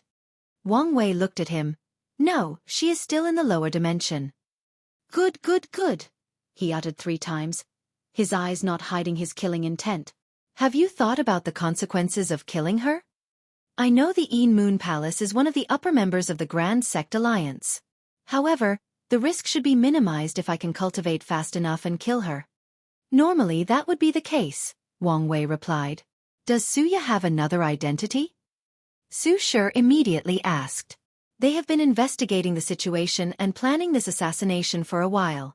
Have you heard of the Een Moon Palace's Desire Spectrum book? I heard it was one of their sect's luck-condensing artifacts, known to be terrifying for its power of illusion and controlling people's emotions," Su Shi replied. "The Grand Sect Alliance used to hold a grant event in which countless sects, including the other overlords, would send their people to use the book to temper their Tao heart. Although these factions have their own method, they knew it paled in comparison to that book."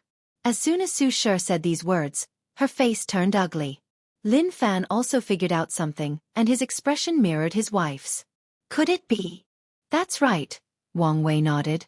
"Most people don't know that the book is divided into upper and lower parts. The upper part was created by 9 paragons with the 6 emotions 7 desires physique, most of which were artificially created since not everyone from the lower dimension could become paragons. Meanwhile, the lower part is incomplete because only the emperors from the lower dimension can write it. Suya will be the 8th writer from the lower dimension, meaning the palace will greatly value her, especially if she becomes an eternal." Su Shi and Lin Fan were quiet. They thought they were lucky since the Een Moon Palace did not cultivate one of the Alliance's 5 primal paragons. Sadly, they were confronted with another terrible truth: the limitations of their background. No matter how good Emperor Kong and the Academy's current situation was, it did not change the fact that they were new, meaning they were not privy to many secrets. Additionally, it meant that when facing these ancient behemoths, they could only suffer. And this might not be the extent of her value, Wang Wei added. There is more? Su Shi asked. Once this era ends, we will not return to the era of the 13 Overlord. The next era will be the race for transcendence. Su Shi and Lin Fan squinted. Emperor Kong once said something similar but never elaborated on what that meant despite their asking. He only said they were too weak to get involved in such matters. After that book is completed, it might reveal a path to transcendence, thus raising its level to an incomprehensible level, Wang Wei continued. He was not saying these words out of nowhere. After his encounter with the Heart Desire Palace, he believed these people had mastered a transcendent path involving 6 emotions, 7 desires, and obsession. What exactly is transcendence? Su Shi asked. Wang Wei opened his mouth and was about to answer when a weird atmosphere enveloped the room, warning him not to talk too much to these ants about such secrets of heaven and earth. Well, as you can see, you two are too weak to know such a secret, Wang Wei shrugged. He once told these people some basic information about this path, but he planned to be more detailed this time. However, it seems Grand Dao was not happy with his actions. Meanwhile, Su Shi and Lin Fan's faces were paled. The aura that descended in the room was genuinely terrifying.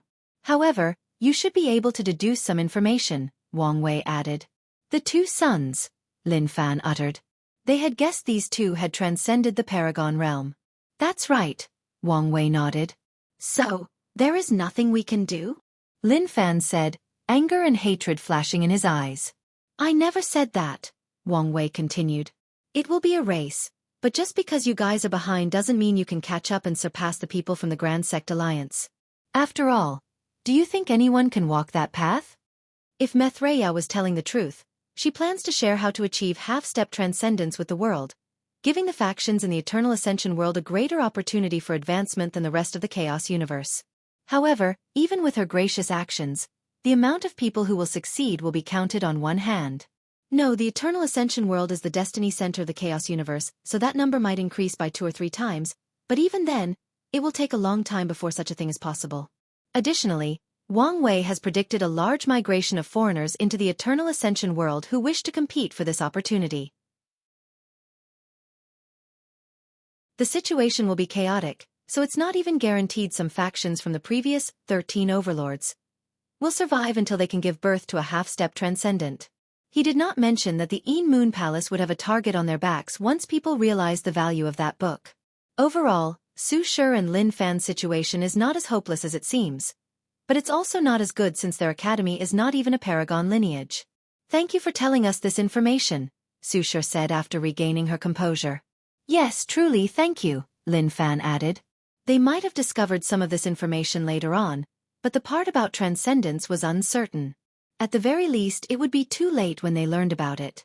Now that they know everything, they can better prepare for what cause of action to take next. No problem, Wang Wei waved his hand. He told them for 2 reasons.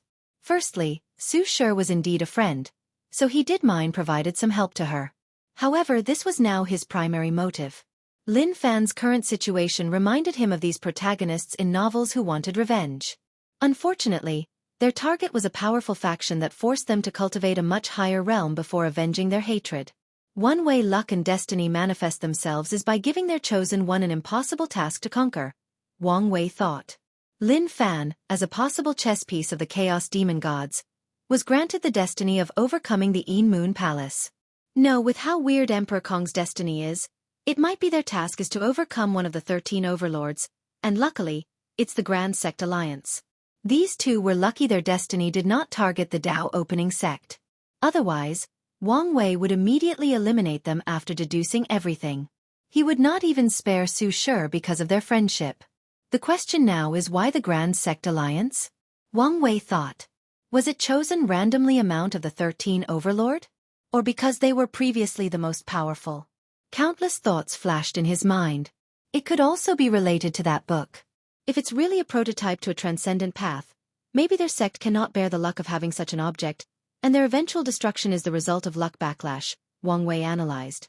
This conjecture sounds the most logical and likely, but I feel something bigger is at play. There is a more grand picture that I'm not seeing. Su Shi glanced at Wang Wei. She could tell he knew way more than he was letting on. However, She also knew there was no point in asking since he did not share it in the first place. Everything this man did was calculated, so there was no point in asking if he had already decided how much information to share. All right, let's get on topic, Wang Wei said. He had already deduced Lin Fan's future, which was full of struggle against the Grand Sect Alliance and his attempt at reviving his child. Although he felt bad for his friend that was about to get sucked into that whirlpool, there was nothing he could do unless Su Shi wished to separate from him. The only thing Wang Wei can do is, at the right time, remind her to lean more on Emperor Kong's destiny so as not to be swallowed entirely by her husband's destiny. It would be best for her to acquire a destiny on par with these two, but this was not a simple feat if you find any errors, ads pop up, ads redirect, broken links, non-standard content, etc. Please let us know report so we can fix it as soon as possible.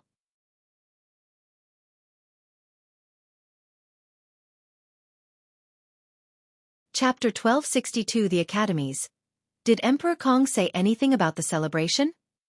Wang Wei asked. Anything specific? Su Shi asked. Anything about how weird this event is?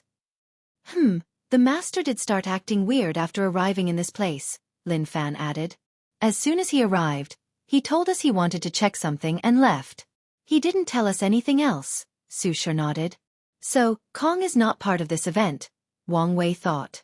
However, with the latter's friendship with Sun Junyao, he might be able to get more information. Do you want to see our master? Su Shi asked. That would be best, Wang Wei nodded. We will pass your request to him, Su Shi said. The three then chatted about many other things, mainly their experience since ascending. The food was delicious, but Wang Wei was disappointed after imagining the food his future wife talked about. Once everything finished, they separated. Wang Wei returned to his inn and started protecting his time mark. He realized it was hard to improvise substantially in such a short period, so he thought of another method inspired by his meeting with old man Tianji. He used the time mark of a bunch of mortals and people weaker than him to hide his mark. He summoned a projection of the River of Fate to control the mortals. As for the cultivators and people weaker than him, Wang Wei mainly used the people from his fate-changing hall. With this method, a paragon would have to skim through trillions of other people's time marks before having a chance at finding his. Emperor Enlightening Academy's resting post. Su Shi and Lin Fan returned home. After today's meeting, they had a lot on their minds, so they remained quiet for more than an hour after returning home. Do you think we should tell the master what we've learned? Lin Fan asked. It's probably best if we do so. We won't be able to hide it for long anyway. True. They waited for a few hours until Emperor Kong returned home. He was apparently distracted, his mind still occupied by whatever meeting he had just attended. However, as soon as Kong saw his disciples, he could tell they wanted to speak to him. Did something happen? Well, yes, Su Shi said. She took a moment and explained everything that occurred with the meeting with Wang Wei. The Grand Sect Alliance again. It seems they are destined to be our enemy, Emperor Kong sighed. The most prominent academy of the Eternal Ascension world is the Benevolent Oath Academy, and they are the top member of the Alliance, taking a spot amongst the 5 primal paragons. However, that academy suffered tremendously in this era as the parasites eradicated or shut down all their branches because they did not want them to continue training more cultivators and because the academy had such an enormous influence due to how many cultivators owed them karmic debt. Then, Emperor Kong came along and convinced the parasites to reopen the academies to serve them under his leadership. Since then, the Benevolent Oath Academy has sent people to secretly contact him, both in an attempt to recruit and intimidate him. After experiencing a few plots and schemes, Emperor Kong has long predicted that the Alliance might be the destined enemy in his rise to the top of the Eternal Ascension world. The Een Moon Palace, Emperor Kong muttered. I never thought they would become such an important piece. He still could not understand how this book involved the transcendent path. Then, he remembered something. The Heart Desire Palace? Kong had collected the ruins and records of many top lineages to make up for his academy's foundation, so he knew many secrets. It would explain why so many factions feared them, Emperor Kong thought. Everything makes sense if these two factions had half-step transcendence cultivators before the ultimate taboo. Now that he had figured out the ins and outs, Emperor Kong thought about how to use this information. Sadly, as of now, their academy is too weak to get involved in anything associated with transcendence. Master, what should we do now? Lin Fan asked. We must take this opportunity that the Grand Sect Alliance's paragons and primals are dead to secretly weaken them as much as possible, Emperor Kong stated. We can probably work with Wang Wei, Su Shi shared. With his personality, he won't accept the Dao opening sect not being the best. In fact, he's probably already planning on how to weaken the Grand Sect Alliance. That's a good idea, Emperor Kong nodded. However, if what you say about him is true, we should watch out so that he doesn't sacrifice us when things are over. True, Su Shi nodded. By the way, he also wants to meet you. It's about time we meet officially, Emperor Kong nodded. However, let's wait until the celebration ends. Sun Junyao refused to tell him anything concrete, but with Wang Wei's presence in his destiny, he guessed something significant was about to happen. As such, he decided to wait and observe first before meeting Wang Wei.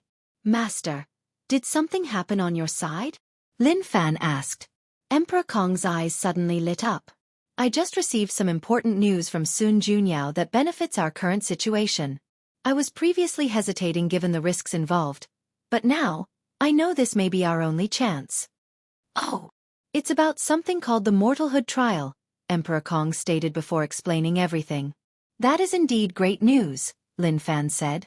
He did not know when Suya would ascend, but the higher their cultivation by the time she did, the better the situation for him. Do you want me to ask Wang Wei to convince the Dao opening sect? Su Shi asked. No need for that for now, Emperor Kong replied. Sun Junyao told me she would meet with the Dao opening sect's current sect leader and ask him personally. If that doesn't work, well, use the Wang Wei approach. Good, she nodded. One more thing. You guys need to leave immediately, Emperor Kong said. How? Why? I can't get any information about the situation, but I know for sure it will be dangerous, Emperor Kong said. So it's because we're too weak, Su Shi said, saying what he did not want to say. You guys are young and full of potential, meaning you have plenty of room to grow, Emperor Kong reassured them. Lin Fan sighed. It's a shame. What? Upset that you won't get to see the most beautiful woman in the world, Su Shi sneered. Aren't you curious? Lin Fan asked. The way some people describe her beauty is even more extreme than those fanatic believers who give everything, including their life and soul, to their gods. The craziest people Lin Fan had met were fanatic believers. He once took a task from the rebellion to recruit this god, who walked the faith path, and his fanatic believers were something else. However, the descriptions of people regarding Sun Junyo's beauty are even more extreme. Lin Fan once heard a rumor that an everlasting Empyrean went mad because he tried to paint Sun Junyao but failed to capture the essence of her beauty. He thought this was a rumor, but his master confirmed this news. Master, is she truly that beautiful? Lin Fan asked. Su Shi looked at her master, also intrigued. Although she once held the title of the most beautiful woman in the world, there were few individuals who could compete with her in the entire lower dimension. And in the eternal Ascension world, her beauty might be in the top 10, maybe even top 20. How do I explain it? Emperor Kong uttered. You know the saying, beauty is in the eyes of the beholder? They nodded. Well, she's the embodiment of that. Su Shi and Lin Fan were confused as this was not what they expected him to say. On the contrary, they thought he would say something like her beauty transcends preference, ethnicity, and even race. So they looked at him with an expression that said, what does that even mean? You'll have plenty of opportunities to meet her and understand what I'm saying, Emperor said, refusing to elaborate more. Now, prepare to leave. I don't want you to be drawn into this chaos accidentally. The two had to prepare for their departure. Su Shi facilitated the upcoming meeting with Wang Wei before leaving the ubiquitous hot spring world. Meanwhile, Wang Wei spent the rest of the time working on his time mark. The Heavenly Beauty Palace descended on the central area a week after his arrival. 3 days later, the celebration started, causing a small commotion. On that day, it became apparent that 3 kinds of people were attending. VIPs, common invitations, and no invitation. The VIPs were in a separate room above the celebration area. They were the first to arrive, and most did so quietly without exposure to the public. Xiao Tiandi was kind enough to give Wang Wei a VIP invitation. If you find any errors, ads pop up, ads redirect, broken links, non-standard content, etc., Please let us know report so we can fix it as soon as possible.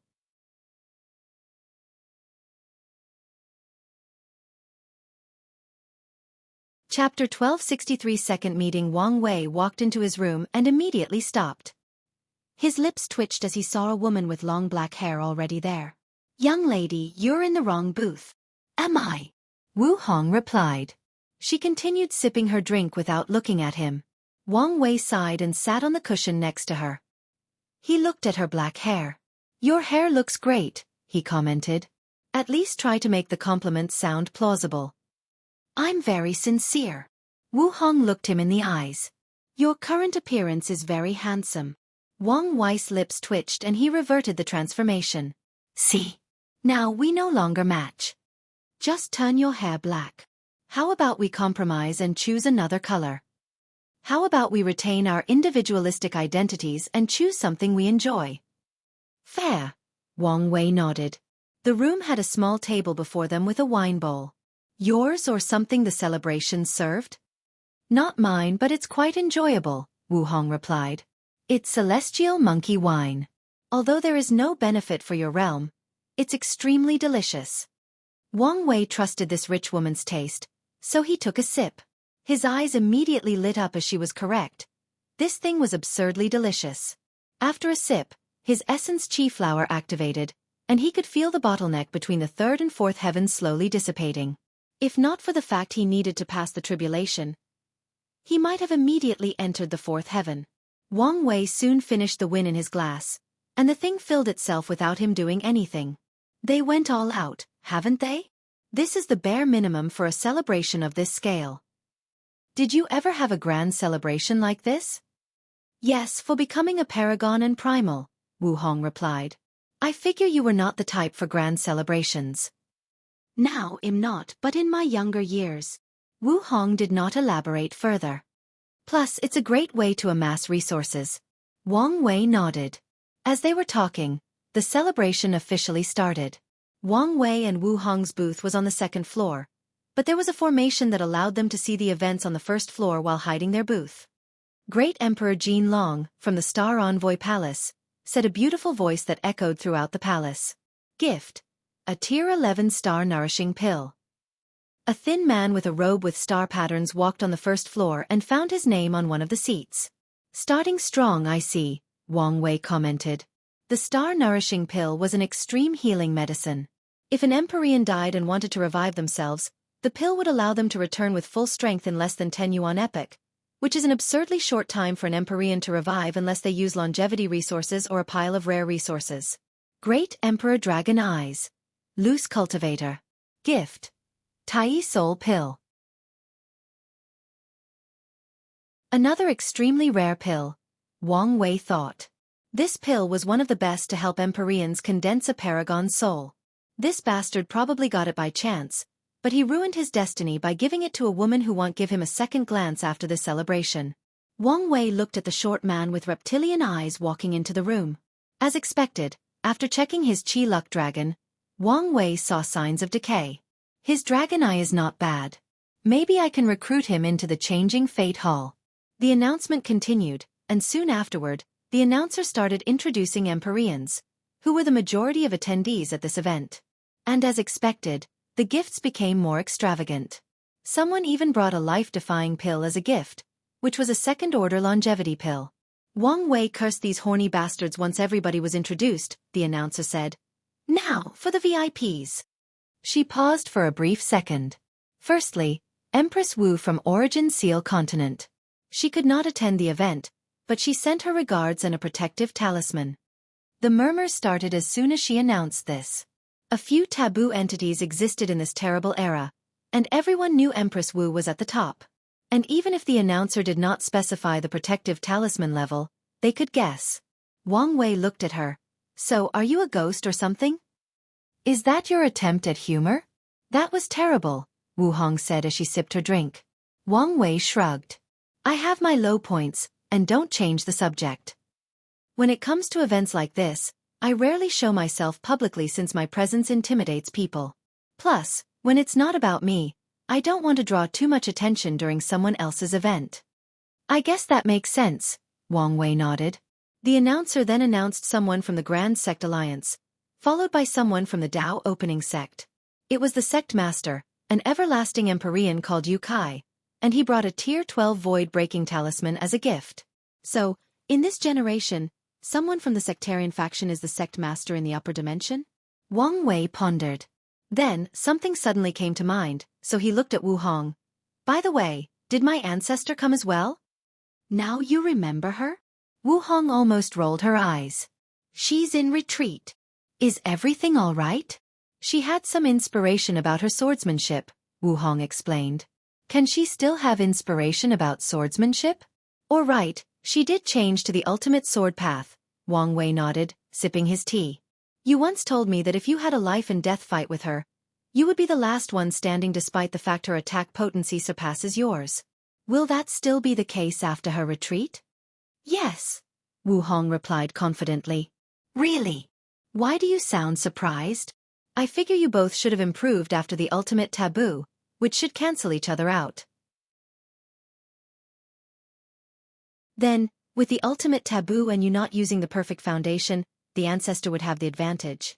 You have underestimated the complexity of battle amongst paragons who have truly reached the limit of power, Wu Hong explained. And I can tell you, in the Chaos universe, a very small number of paragons can defeat me in a battle. However, there is no one I cannot kill. It's just that the price I'll have to pay is my life, which is not worth it. Damn, her overwhelming confidence is hot, Wang Wei thought, trying to remain calm and composed not to embarrass him. Quite confident, aren't you? I wonder where it comes from. That is for me to know and for you to hopefully learn about, Wu Hong replied, and Wang Wei just smiled. He knew their trust in each other was nowhere near the level of the other clone. What's your relationship with Sun Junyao? Wang Wei suddenly asked. Why are you asking? Wu Hong asked calmly. Are you already planning on how to regulate your harem properly? Wang Wei almost dropped the cup he was putting on his mouth. Luckily, his control of strength was unworldly, so nothing happened. He continued his sip before calmly replying, Don't say such a thing. My poor heart cannot handle the stress from your words. Wu Hong gave him a short glance before replying. I'm the one who protected her from the claws of those bastards. Really? I thought she used their attraction for him to balance them out and keep herself safe. She did, but such a tactic can only be effective to a certain extent, Wu Hong explained. When it comes to these beasts who are drunk on power, it wouldn't surprise anyone if they used force to get what they want or decide to share her like an object. And even if the men could be controlled, the woman would also want to destroy her out of jealousy. So, you warn them? I put the fear of God in their soul. Wang Wei resisted the urge to yell the words. Damn, that's hot. Instead, he sighed deeply. What's wrong? Wu Hong asked. Power is truly an attractive thing. Wu Hong was baffled since these words came out of nowhere. Then, she remembered what a little pervert this bastard was. She glanced at him and smirked. Meanwhile, Wang Wei was satisfied he was able to express his desire in a more sophisticated manner. The announcements continued, and soon, Wang Wei heard of someone he knew, Emperor Kong. The latter's gift was a sage blessing banner, which surprised Wang Wei slightly, but it also made sense. This banner was something that only people who condense a golden body of merit can refine at a small cost. It contains some of the protective ability of Sage of Merit, along with a significant cultivation blessing. The announcements continued, and Wang Wei's name was the last person from the VIP section to be read out loud. Wei Tian, loose cultivator and close friend of young master Xiao Tiandi, the voice announced. Gift, she suddenly paused, making people wonder if this person embarrassed themselves and did not even bring a gift. An acquired perfect tier, she announced a few seconds later. If you find any errors, ads pop up, ads redirect, broken links, non-standard content, etc. Please let us know report so we can fix it as soon as possible.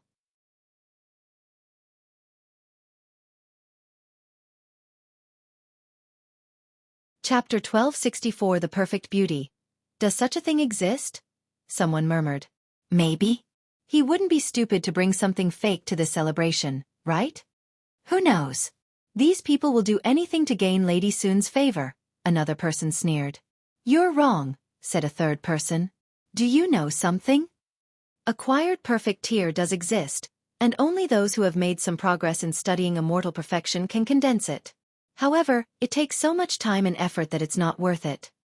So, this guy is an expert? Not necessarily. He might have just found it somewhere. Perfect tear. The rumors are Lady Sun is a reincarnation of such a thing. Doesn't that mean his gift is literally the perfect one? Once someone said that, the room instantly became quiet. Then jealousy poured in. It was so intense that it almost condensed into a visible form. Everyone wished they had thought of such a gift or capable of making/acquiring it. Second floor, what a thoughtful gift, Wu Hong commented. Isn't it? Wang Wei replied as he sipped his wine. He had to use his perfect aura and some of his blood to condense that thing. And even then, if not for the fact he had intimate knowledge of the tear's composition and effect, he might not have succeeded. Is it me, or do I hear the sound of jealousy? Wang Wei chuckled. You wish. Don't worry. When I bring you gifts, they will be more personal and thoughtful. Wu Hong resisted the urge to roll her eyes and continued drinking. The celebration continued despite many people who had decided they would remember Wang Wei, especially if his gift had any positive effect on Lady Sun. According to these people's thinking, since Wei Tian is the young master's peer, he should only be a great emperor. So many people thought of secretly educating them, some even planning on how to assassinate him. Ladies and gentlemen, thank you for honoring the lady with your presence, the announcer stated, her beautiful voice calm and steady. However, the banquet is limited, so not everyone can participate. So for those without an invitation, we've designated an area outside the palace for your stay. There will be visual formations to display what is happening inside. As soon as she said these words, a cacophony of voices thanked her and the palace for her generosity. The number of people without an invitation was at least 100 times larger than the rest, and these people knew it was shameful for them to show up uninvited. So, they respected that the heavenly beauty palace treated them so kindly despite their social indiscretion. The announcer calmly accepted these people's respect before continuing. Now that everything is settled, let the celebration begin. Ladies and gentlemen, respected immortals, emperors and empyreans, please welcome the palace master. Everyone on the first floor stood up.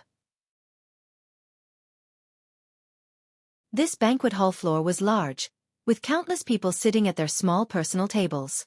The room was shaped like a rectangle, with a stadium on the west side.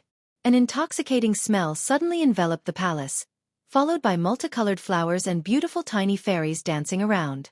A woman walked onto the podium. She wore a slightly modified formal white and yellow dress that trailed more than 3 meters behind her as she walked. She wore a light gold phoenix hairpiece to hold her hair. Meanwhile, the upper part of her robe was elegant and noble, but once it reached the lower part, it was more open as each stride showed her long white leg with skin so smooth that a baby would be jealous. As she walked into the room, so many people instinctively stopped breathing. It was as if they feared their shallow breath would affect the natural rhythm that her body naturally emitted. The light in the room dimmed everywhere except where she stood, which was not something she did but a natural effect of her heavy defying beauty. Sounds of the Tao naturally accompanied Sun Junyao, and even the ground of the podium she walked on suddenly became more lively as if it was a blessing for her to walk upon it. Everyone on the first floor looked at her in a daze, all with a look of desire, longing and pure joy. In fact, the joy these people were experiencing was so intense that it affected their very soul. If any of them could control themselves and immediately enter seclusion, they would realize that many of their past bottlenecks had exponentially reduced, and their cultivation speed had a blessing of 20%. On the second floor, Wang Wei was stunned after laying eyes on Sun Junyao. What do you see? Wu Hong suddenly said. I see you but more perfect, Wang Wei answered in a trance-like state. He finally understood why so many people were infatuated with her. No matter who looked at her, they would see an optimized version of whatever they think is the most beautiful person. In other words, for people with Tao companions who believe their partner is the most beautiful woman in the world, that's who they will see with some improvement. However, if that is not the case, they will see whatever their idealized version of beauty is but with a touch of improvement/imperfection. In simpler terms, Sun Junyo's perfect beauty meant she had a filter on her face at all times. Wait, Wang Wei suddenly said as he turned to look at Wu Hong. Did you just use a spiritual hint on me? I wanted you to tell the truth. Wang Wei squinted his eyes, snorted coldly, and turned around to continue looking at Sun Junyao. He took a sip of his drink, but that thing was no longer as delicious. Sun Junyao glanced at Wang Wei's booth from the corner of her eyes. She could tell the one she wanted to meet was there. She also realized that he was the one her disciple invited, which was an unexpected coincidence, and explained many things about his weird behavior. No, not a coincidence, it's fate, Sun Junyao thought. She smiled, instantly brightening the room. I sincerely thank all of you for giving me the honor of attending my celebration. She cupped her hand and saluted everyone. Her pleasant voice echoed in the room. The honor is ours, replied the first-floor attendees, their voices in perfect harmony. However, one of the Empyreans on the second floor suddenly said, Laxi Sun Junyao, I wish you eternal beauty, everlasting success, and boundless merit in your cultivation journey. The other people cursed that they reacted so slowly. So everyone said in unison, Lady Sun Junyao, we wish you eternal beauty everlasting. Thank you, Sun Junyao said with a sincere smile before motioning for everyone to sit down as she did so. I only have 2 hobbies, enjoying good food and appreciating the art, and that's exactly what we're going to do for the first part of this banquet. She pointed to a small designated area before her stadium. If anyone wishes to show their talent, now is the time. One person from the first floor was swift, and before she even finished her words, he was already on the talent podium. Laxi Sun, I am Empyrean Heartfelt Song. I have spent 30,000 yuan epochs writing this song for you. I've heard about you, Sun Junyao nodded. This man was slightly famous because he was an ordinary nightingale demon with a low bloodline that slowly crawled to his current level. He was also a renowned musician with outstanding achievements in sound Dao. Heartfelt Song felt great joy by these words, but he quickly controlled himself. He closed his eyes briefly to enter the best state before singing. Second floor, I can tell you're upset, Wu Hong said. Wang Wei did not say anything. A snack appeared on his table. They were fruits that resembled grapes, except they were red, blue, and purple. He sensed the power of the sun, moon, and stars in these grapes, so he tried them. They were delicious and beneficial to the soul, but he was not in the mood, so he stopped after tasting the 3 flavors. The silent treatment, really? Isn't that a little immature? Wu Hong continued. Wang Wei summoned a gourd to drink his own wine. He also chose a strong one that could give him the buzz feeling of getting drunk. Wu Hong sighed. She knew he would be upset. After all, influencing someone who hates being controlled and pursues absolute freedom is genuinely terrible. I knew you might react this way, so I brought this for you. A small opened box appeared in her hand with a red pill with Dao patterns in the form of a dragon. Wang Wei glanced at it and recognized it. A primordial essence blessing pill. After eating it, he can instantly rise 3 levels in the adult fiend god realm as long as he takes it before the 6th heaven. In other words, after entering the 3rd heaven and eating this pill, Wang Wei can immediately reach the 7th heaven. This thing is scarce because of the material and because it requires a paragon pill refiner to make it, even though it's only usable by Empyreans. He looked at the pill. He did not touch it but focused on her. I haven't heard an apology yet. I'm sorry truly, Wu Hong stated without hesitation. Wang Wei looked her in the eyes. He understood why she did it. She's not as trusting as her other selves, which is understandable. However, he was not happy with how he went about it. You should understand as you require certain decorum, understanding and respect from me, I also require the same thing from you, Wang Wei stated. I do, Wu Hong nodded. I promised I won't cross that line again. Fine, I can forgive you, Wang Wei said. But I also want a kiss on the cheek. Don't push your luck. Wang Wei raised his hand in submission. He had to try. He put the pill away with a smile on the corner of his mouth. He sipped his gourd but felt this thing was too heavy for the occasion, so he went back to drinking his monkey wine. If you find any errors, ads pop up, ads redirect, broken links, non-standard content, etc., please let us know report so we can fix it as soon as possible.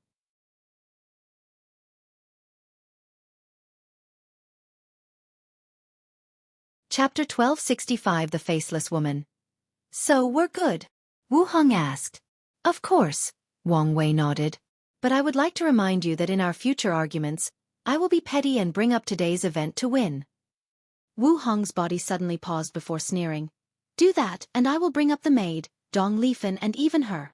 She pointed at Sun Junyao in the stadium. Wang Wei looked at her with mouth open. He was speechless. That's a dirty move, and you know it.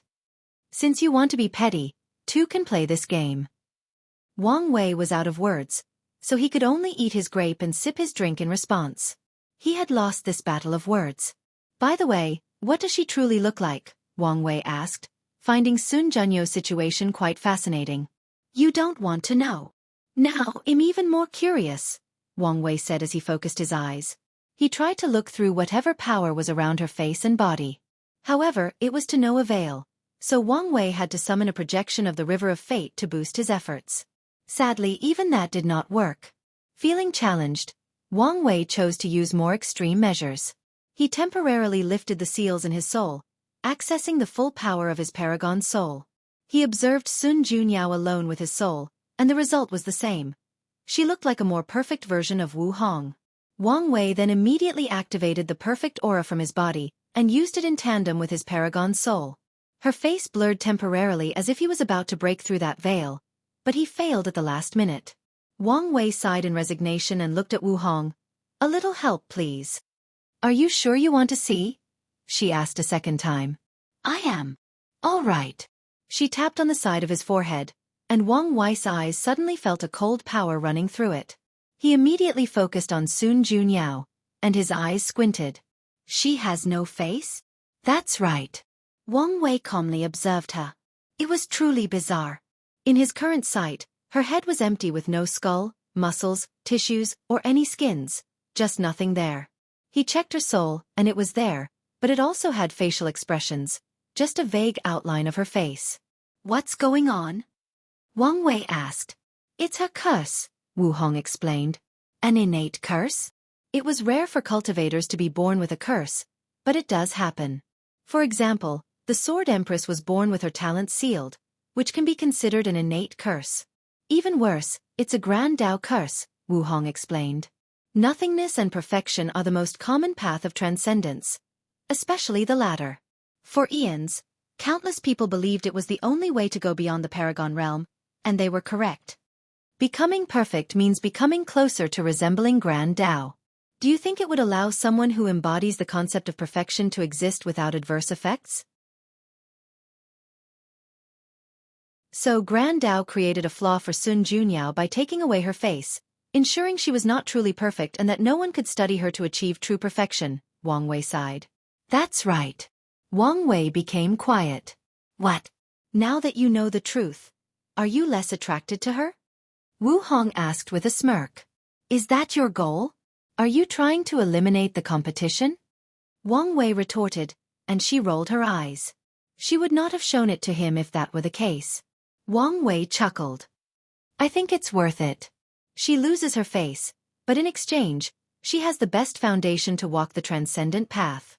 As long as Sun Junyao becomes a peak paragon and has some achievements in studying immortal perfection, she can make up for her flaw and use that foundation to enter the half-step transcendence realm. You're only saying that because you're looking at things purely logically, Wu Hong added. People have been telling the poor girl she was the most beautiful woman in the world for as long as she can remember. Yet, whenever she tries to look at herself, she sees nothing. I've read about people like her during my travels in primordial chaos, and from my experience, all those people die tragically by taking their own lives. The fact that Sun Junyao can live until she becomes a paragon is a testament to her willpower and Tao heart. You make a good point, Wang Wei nodded. Now that she reminded him of this perspective, his respect for Sun Junyao increased immensely. I now kind of understand what kind of vulnerable mindset she was in when she chose that Tao, Wang Wei stated. However, I think it's a waste. Chaos Tao is literally perfect for her. Chaos Tao, Wu Hong muttered, and she immediately understood. The primary 3800 Tao represents the original and perfect state of the universe, so they match her situation. And it seems even fate is trying to guide her by granting someone with the first physique as her disciple. Then Wu Hong frowned. You noticed too, huh? Yes, it's a contradiction, Wu Hong nodded. Grand Tao restricts her by limiting her perfection, but it also uses fate to influence her to walk the path of perfection. What do you think is the reason? Wang Wei asked. Grand Taoist contradictions are usually because it wants people to play by the established rules, Wu Hong replied calmly. So it could mean it wants Sun Junyao to walk that path, but she must work for it and earn that strength. Or the more likely scenario, someone intervened and messed up Grand Dara's layup. The adjudicator of fate, Wang Wei replied. You think it's him? I know he did something for Grand Dao to wish to replace him, Wang Wei analyzed. What if his crime was studying perfection? Maybe, Wu Hong uttered. You don't agree? No, she replied. One of the fundamental characteristics of half-step transcendence is that the application of the rules no longer restricts them. The stronger they are, the more that is so. Although the fate adjudicator is technically an employee of Grand Dao, I don't think the rules would restrict him so much that he could not study perfection. You may have a point, Wang Wei nodded. So, what do you think he did? I think his crime was lusting after his boss power, Wu Hong said. As I said, perfection means becoming closer to Grand Dao. I think he wanted to cultivate a perfect being that contains the essence of Grand Dao. Then, he would study it in an attempt to reach higher levels. You may be into something, Wang Wei said with bright eyes. He peeked at the essence of Grand Dao when he established his perfection foundation. If he had someone like Sun Junyao, who achieved half-step transcendence, to learn from, Wang Wei could not imagine what he could accomplish. If that is genuinely his crime, I must say I respect him a lot more, Wang Wei stated. His views of the 6 cardinal tribunals are that they chose to serve Grand Dao in exchange for keeping their strength after their long service ended. However, he would respect him much more if the Fate Cardinal became ambitious and tried another method. Now we're on this topic. I suddenly thought of someone else. Are you talking about Di Tian? Yes, Wang Wei nodded. I originally thought he was a pawn of the Samsara Cardinal, but with his obsession with perfection, he might have been the Fate Cardinal's pawn first. Di Tian studied creation first and was already obsessed with creating the perfect life form in his first life. So, there is a high chance the Fate Cardinal abandoned him after his second life when he started cultivating Samsara Dao. Or, the Samsara Cardinal might have made a deal with Fate to get her hands on Di Tian. Wu Hong sighed. Obsession is a powerful force, but it's also the easiest way to manipulate someone. Wiser words have never been said, Wang Wei said as he chugged his win. So, what's your obsession? Me? It used to be to prove to the world that I was worthy, Wu Hong said. But now, it's no longer an obsession and more like a goal or desire that has been transformed into something else. I guess you're lucky to have escaped such a shackle, Wang Wei replied with a wry smile. Di Tian, Lin Fan, and likely Sun Junyao are pawns that these higher beings used obsession to control. But wasn't it the same for him? The sad truth is that as long as he is obsessed with pursuing freedom and becoming free and unfettered, he will always be a pawn. Discouraged? Wu Hong asked.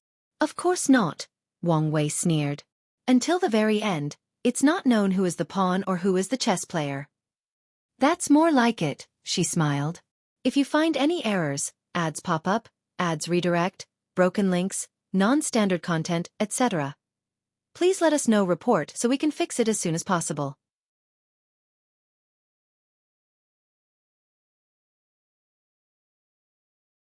Chapter 1266 The Lost Era. A new kind of snack appeared before Wang Wei, and it looked like Galo, to be specific, a slime. It took him a moment to recognize it as the spine fluid from a creature called the dragon spine lizard.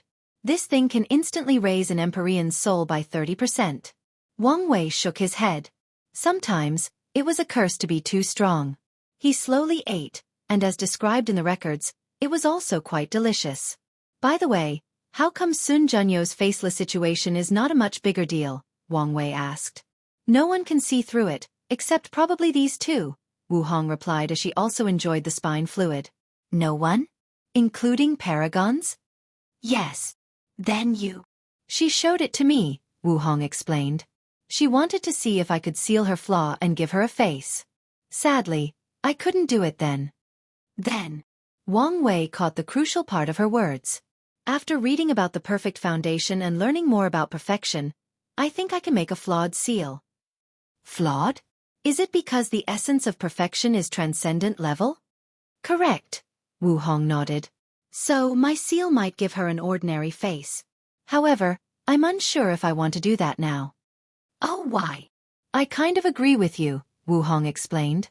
Of all living beings, she has probably the highest chance of taking a step in the transcendent path. If I act now, I might ruin her potential. Do you want to allow her to choose? Yes, but only after she sees you. What do I have to do with this? You'll see. Don't start acting like those old cultivators who like to act all secretive, only revealing half the truth and talking in riddles. Wu Hong rolled her eyes. Some things are simply not my business. Come on, give me something.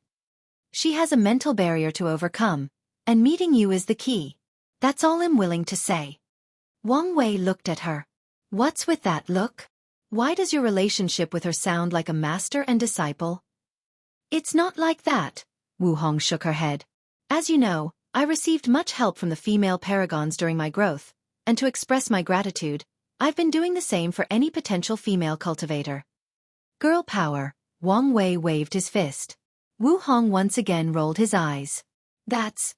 What's the word? Oh yeah, cringe. Ouch. Wang Wei felt like a critical blow hit him. Is there anything worse than being called cringe by the woman of your dreams? This kind of mental devastation will instantly kill any lesser man. That was harsh, Wang Wei muttered. What were those two's reactions to her? If I had to guess, Methreya definitely studied her, but Supreme Unity might not dare, or he's cautious about it, Wu Hong replied. That makes sense, Wang Wei nodded. His way of taking that step involved taking over Heavenly Dao, which is Grand Dara's property. I'm surprised that the technique was not labeled as taboo. If he starts to involve himself in perfection, Grand Dao might interfere directly and eliminate him. His technique is a small taboo, Wu Hong admitted. It is?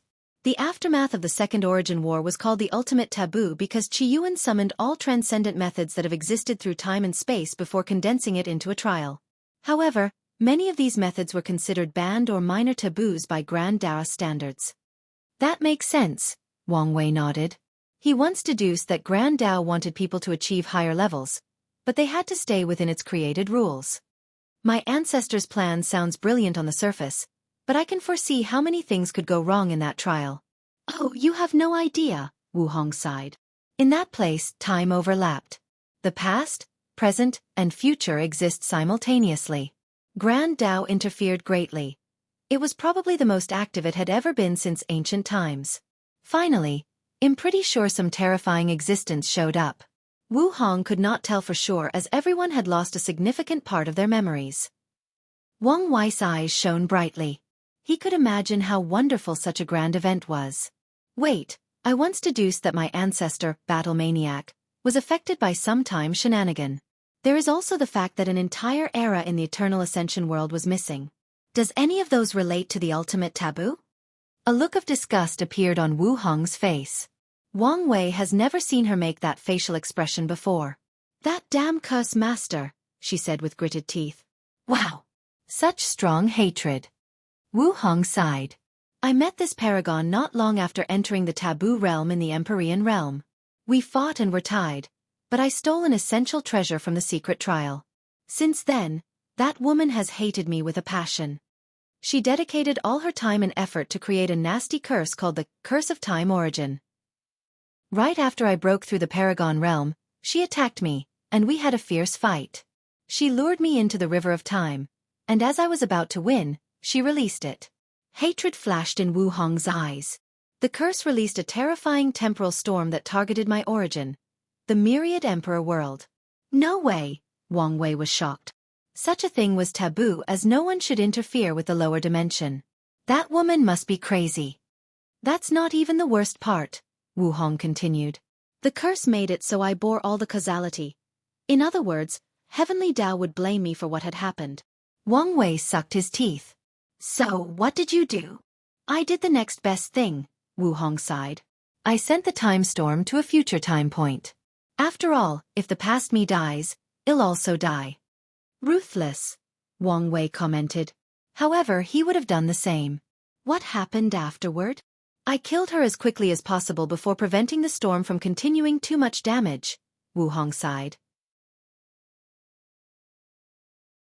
I tried to revert things, but it was too late. That era was gone entirely. The best I could do was ensure no contradiction between my era and the next. Wang Wei nodded as he understood. Some people in the Myriad Emperor world have lived since before the Devil Era. As such, they should have detected some anomaly about an entire era missing. However, there was nothing. Everything looked regular and perfectly continuous. Wang Wei sighed.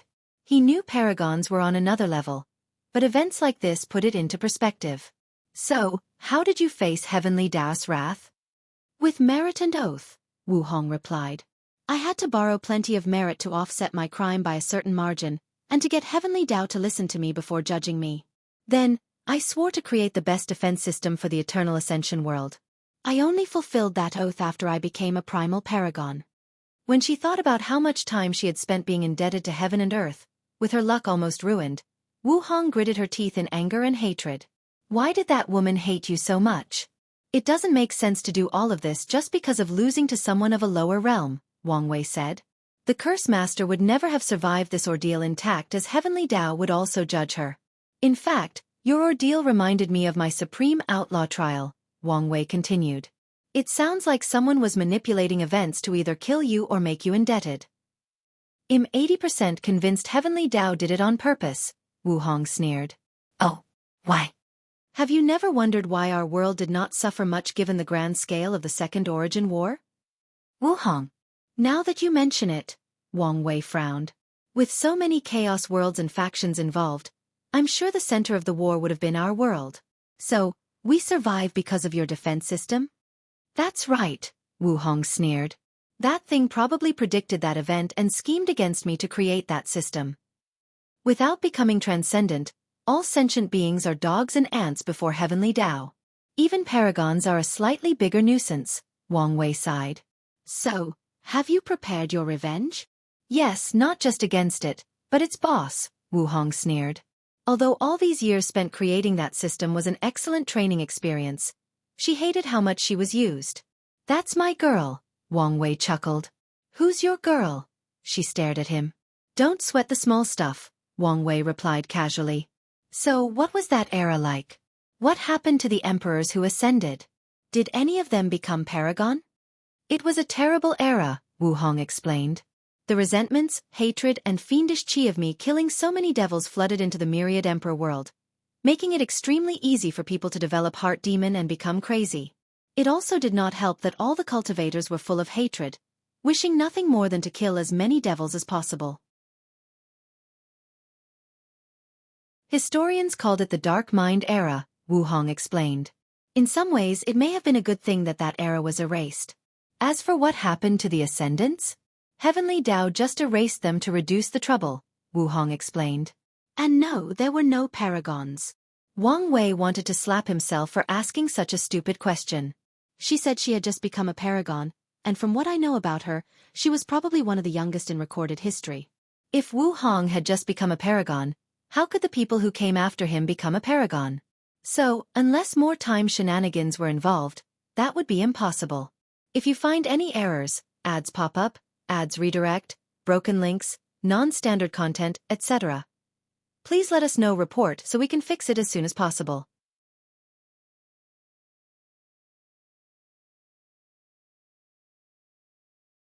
Chapter 1267, The Banquet, Second Part, Unedited Chapter.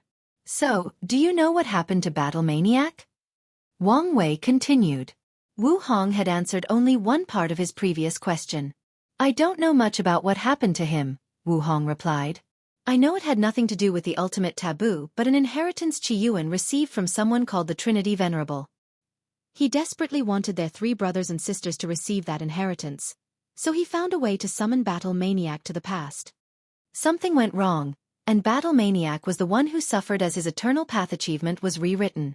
Wang Wei nodded. But how did he do it? Summon people to the past?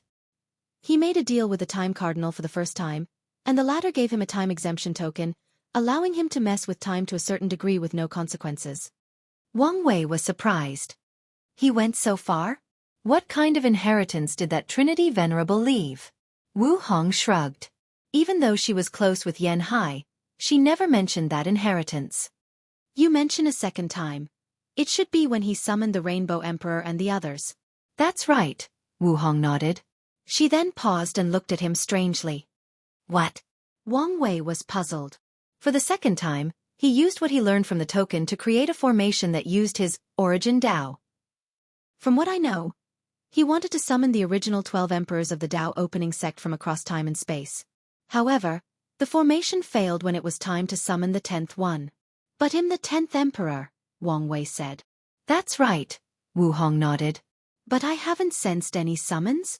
I don't know what to tell you, Wu Hong continued. No matter what Qi Yuan did, he could not get past you, so he had to give up. However, they knew there would be something special about you since that day. Everything is connected somehow, Wang Wei sighed. Why do you think the summon failed? It's possible that your destiny was too strong, and you resisted the summon, Wu Hong replied. However, I'm more inclined to believe that Grand Tao knew your presence would affect the world too much if you travel through time and stop the process. That is indeed wise of it, Wang Wei sneered. He knew he would worsen the situation if he could participate in the Second Origin War. Wait, I was planning on asking the ancestor if he could use any means to send me to the past. Does that mean this path is not feasible? Probably not, Wu Hong replied. Tao overlords like yourself are natural troublemakers, so Grand Tao will place more limits on you. Wang Wei wanted to curse. But why do you want to travel to the past? I realize that I'm lacking in age and experience when dealing with old monsters like yourself. So, I figured I would go to the past and use that time to develop. Who are you calling old? Wu Hong rolled her eyes. However, I do understand since I face a similar situation. She had unparalleled talent and was confident in defeating anyone. However, problems arise when she meets people with the same talent as her or very close to her who have lived for a very long time. So, how did you deal with that problem? At first, I sealed and removed those old people's experiences to learn from, Wu Hong explained. However, that did not help as much as I wished, so I searched primordial chaos for an answer and found the universe imprint trial, which contains the imprint of all paragons that have ever existed in the chaos universe. I spent countless Yuan epochs fighting them and learning from them. It was also beneficial that time passes much faster inside the trial than outside. Wang Wei's eyes shined. Can you get me in? No, but I know that place is Battle Maniac's favorite place, so he has multiple entrance tokens. Get it from him. Wang Wei smiled in relief. As long as his ancestors have a way, he should have no problem getting in. Although he hasn't completely given up the idea of traveling through time, this was a backup in case he failed. Wang Wei was about to say something when he sensed something. He raised his hand to take out a talisman from the void. A communication talisman from the sect? He knew they would not contact him unless something significant occurred. He sank his divine sense into the talisman and received the information. Sun Junyao, Summoning Ritual, Mortalhood Trial. This must be Xiao Tiandis' work. Does he want to catch up to me? Wang Wei shook his head. Have you heard of the Mortalhood Trial? Yes, Wu Hong nodded. I once found a token for it, but I was already a paragon so it was useless. Wang Wei was not surprised by these words, but simultaneously, he wondered why this woman seems more lucky than him, someone who is favored by fate. Why are you suddenly asking about this? Wang Wei explained the information in the talisman. That's quite the clever plan, and it might work, Wu Hong praised. Do you still have the token? No, I exchanged it with someone else, Wu Hong replied. That's a shame. Wang Wei would not hesitate to take advantage of this situation and use this trial in advance. First floor. Sun Junyao praised the woman's wonderful poem about her beauty and nobility. The poem itself was wonderfully written, but she had heard so much praise of her beauty that it was hard for her to care. It also did not help that 99% of the poems, songs, and calligraphy displayed in the celebration were about beauty. As such, Sun Junyao showed more enthusiasm to the 1% who tried a different topic. I was hoping he would participate in this event. Unfortunately, Sun Junyao sighed as she looked at Wang Wei's booth through the corner of her eyes. Many people on the second floor came down to show up in front of her or did it from the second floor, but that booth remained motionless. Since he has no plans of acting, let's move things along, Sun Junyao thought. Fellow Taoists, she uttered, instantly quieting down the lively atmosphere by drawing, no demanding the utmost attention. This is the end for this art appreciation section. Everyone was surprised as this event had just started, and only more than 20% of the people went on stage. The people wanted to complain. This was their only chance to show themselves before their goddess, but now it ended? However, since the goddess herself ended the session, they have no right to complain. Thank you to everyone who participated. It meant a lot to me, Sun Junyao said with a more pure smile. Her action removed all these people's resentment and bottled emotions in seconds. The next section will be Tao preaching, Sun Junyao continued. Everyone will have 1,000 years to preach, starting with Tier 10 cultivators. She waved her hand to summon a blue incense stick for everyone in the celebration. This is the heavenly beauty incense, she continued. When used in tandem with the formations in the palace, the effect is no weaker than a peak Tier 11 Bodhi tree. Now, we will start with Immortal Veneral 6 Swords.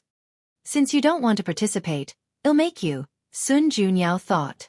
By understanding what kind of Tao this fated lover cultivates and how deep his understanding is, she can peep at what kind of person he is. Thank you, Lady Sun, for giving me this opportunity, said Immortal Venerable 6 Swords, who was a handsome middle-aged man with the sharp temperament of a swordsman. Fellow Taoist, please give me thought on my 6-sword technique, created after absorbing 6 unique qi, the 4-pole qi, the heaven and earth qi, the supreme yin-yang qi, the profound yellow qi, the life and death qi, and the true self qi. Let's start with the 4 poles. Second floor. Wang Wei finally paid full attention to this celebration. Although he did not care about these people who resemble peacocks trying to show their beautiful feathers to attract a mate, he cared about the Tao preaching, which can benefit him. This 6-sword is very lucky and talented, Wang Wei commented. It was one thing to find 6 unique qi and another to fuse them perfectly. Additionally, he seems to have created a fantastic sword technique. He's from the Qi core race, so that's expected, Wu Hong replied. Wang Wei took a moment to remember this race, and he remembered that they were created in an attempt to recreate the celestial race's talent for Qi. Although the Qi core paled compared to the celestial race, some of their talented members rival the latter. Let's see if I can recruit him after this is all done, Wang Wei thought before closing his eyes and listening to the sermon. If you find any errors, ads pop up, ads redirect, broken links, non-standard content, etc., please let us know report so we can fix it as soon as possible.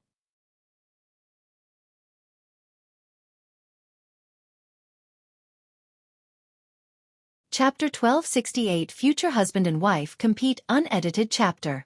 Wang Wei listened attentively to Immortal Venerable 6-sword sermon, and once the 1,000 years ended, he opened his eyes, having been inspired to create a few decent sword attacks. He noticed his future wife had also woken up, and her eyes were similar to his. Can this low-level sermon have any effect on you? He asked. He figured that, with her cultivation level, such a sermon would be child play for her. Maybe she was inspired to create something, but after living for so long, he believed she had already explored all possibilities of her Tao. Don't you understand why my sealing Tao is so potent? Wu Hong asked. Knowledge. Wang Wei answered without hesitation. That's right. As such, I never stopped learning, no matter who the individual is, Wu Hong explained. Throughout my life, I've sent countless clones to infiltrate events like this so I can amass vast knowledge. Why could she seal almost everything? That's because she knew nearly everything, and to reach that level, she spent a lot of time gathering knowledge from everywhere and all kinds of people, no matter how weak they were. One of her primary motives in participating in the Second Origin War and being so active was to use the chaos and gather knowledge from everywhere throughout the chaos universe. Our Wang clan's daughter-in-law is a scholar? I'm sure the ancestor would see this as a blessing considering all of us are a group of rough men, Wang Wei chuckled. Wu Hong had to physically pause after hearing these words. Then she gazed at him. Getting a little too comfortable, aren't we? You're absolutely right, and I sincerely apologize, Wang Wei said with a straight face and body language that indicated as such. This bastard, Wu Hong thought. She resisted the urge to slap him into oblivion as she could tell he was the opposite of sincere. Then, she displayed a charming smile. Such an act should have made Wang Wei reach cloud 9, but deep fear rushed into his soul instead. I'm suddenly worried about your safety and future, Wu Hong said, keeping that lovely smile. How about this? For my peace of mind, I'll train you after this event. Yes, only with my training can I feel reassured that nothing will happen to you when you face these people. Oh, come on, woman, Wang Wei thought. It's written all over your face that you want to use this opportunity to beat me up. This is abuse. This is a crime of a wife abusing her husband. Sadly, he did not dare say these words out loud. Is this necessary? What do you think? Wu Hong replied, her smile still as angelic as ever. Fine. Wang Wei accepted his fate. He knew she would beat him, but she'd also train him, and there was no better teacher than her. I know I should never have trusted in that bastard fate, Wang Wei muttered under his breath. It lured me with the promise of a beautiful, talented and strong wife, but without telling me the consequences. All my life, I've been suppressed by this woman. All right. Fine. But one day, I'll surpass her and have my revenge. After uttering these words, Wang Wei felt his spirit condensing slightly as he formed a second semi-obsession. Meanwhile, Wu Hong, next to him, obviously heard his mumble with her cultivation. Keep dreaming, Wu Hong thought. However, she felt the pressure. With how she was stuck before the gate that is transcendent, she knew, with his talent, it was only a matter of time before this bastard's strength reached the same level as hers and even surpassed it, since his foundation would be better than her because achievements like 10 Supremacy Foundation, the title of Mortal Emperor, and more importantly, the perfect foundation and becoming an immeasurable emperor. And that's not mentioning how he achieved the taboo realm in all 3 realms while she only did it in 2. All these things may seem insignificant now, but they will become essential factors in how strong someone is in the primal paragon, and Wu Hong theorized they are even more critical once someone enters half-step transcendence. No, I can't let this bastard surpass me, she thought. Wu Hong could foresee how embarrassing it would be once that happened, and she knew he meant every word about making her pay. Should I just enter the dark truth and practice the perfection foundation? He did it, and he's perfectly fine? She could not decide now but was leaning toward just doing it. Let's not make a decision now, but there are other steps I can take, she analyzed. The main goal is to become half-step transcendent before him. That is a must. The secondary goal is to improve my foundation. Countless thoughts flashed into her mind. It's impossible to make up for the Emperor Taboo realm since the price is not worth it, Wu Hong analyzed. According to her years of study and analysis, a kind of transformation will occur after becoming a half-step transcendent based on a person's achievement in the taboo realms. As such, if a cultivator wishes to benefit from it, they must do it at the appropriate realm. Wu Hong would have to reincarnate and start over to get the benefit of the Emperor realm. Such a price was not worth it since she did not know for sure what the benefit was. After becoming a transcendent, she hopes to make up for it in another way. I can acquire the 10 Supremacy Foundation by experiencing foundation re-establishment, but in my realm, it is extremely dangerous. Even for someone like me, Wu Hong thought. However, I can increase my chances of success and decrease the mortality rate by training someone who achieves that foundation, sealing it, and taking it for my use. This plan is feasible, with the only downside being that she must find someone talented enough for the job. However, such a small problem was nothing to her. She could use resources to change someone into such a talent or even use her grand mistwheel to create someone. Additionally, Wu Hong understood that talent was not the primary requirement for achieving the 10 Supremacy Foundation. Her training will be critical as she must ensure that the chosen individual has enough luck/destiny, wisdom, Dao heart, resources, and willpower. 10 Supremacy is still doable, but immeasurable emperor is something else. Wu Hong frowned. That was an achievement instead of a foundation. As such, if she wanted to receive its blessing, it was not as simple as cultivating someone and then taking it from them. When she met Wang Wei at the hot spring, she peeped at his past and saw everything he experienced in the lower dimension in other to get a non-biased understanding of his personality. As such, she knew that the critical factors to becoming an immeasurable emperor were to have a deep enough understanding of the Dao in the mortal realm and a Dao heart and willpower strong enough to create a path directly to the grand Dao source. Wu Hong knew that she could train such a person as long as she invested enough time and resources. However, that would not help since absorbing them is not enough to get the true blessing of the immeasurable emperor achievements. Instead, she would need to change her past, making it seem like she had achieved it. However, that path is not feasible, Wu Hong thought. Anything relating to messing with time is already complex enough, but that's not even the main reason this approach would not work. Wang Wei was the first immeasurable emperor of the Chaos Universe. If Wu Hong changed her past to acquire that achievement, she would be rewriting the history of the entire Chaos Universe. The backlash from such an act would instantly wipe her from existence. An alternate approach would be to create a causality-free clone, send it to reincarnation, and absorb it once it becomes an immeasurable emperor. However, that is another problem on its own, Wu Hong groaned. Due to their rarity, the methods of creating causality-free clones are among the most valuable things in the Chaos universe. People desperately search for them, as this is the only way to make up for past regrets without having to start over. It is the only widespread way to grant a second attempt at the eternal path without reincarnating and starting over. As such, emperors, empyreans and paragons, who fail to become eternals, everlasting, and boundless, desperately wish to create a casualty-free clone. Wu Hong squinted her eyes. She knew that the rarity of this method was not even the biggest problem. These clones are one of the biggest pits in the universe. Causality-free clones are one of the ways these higher beings manipulate people, since it's easier to corrupt the clones and have them rebel against their creators. Unless, as a last resort, I don't want to use this method, Wu Hong contemplated.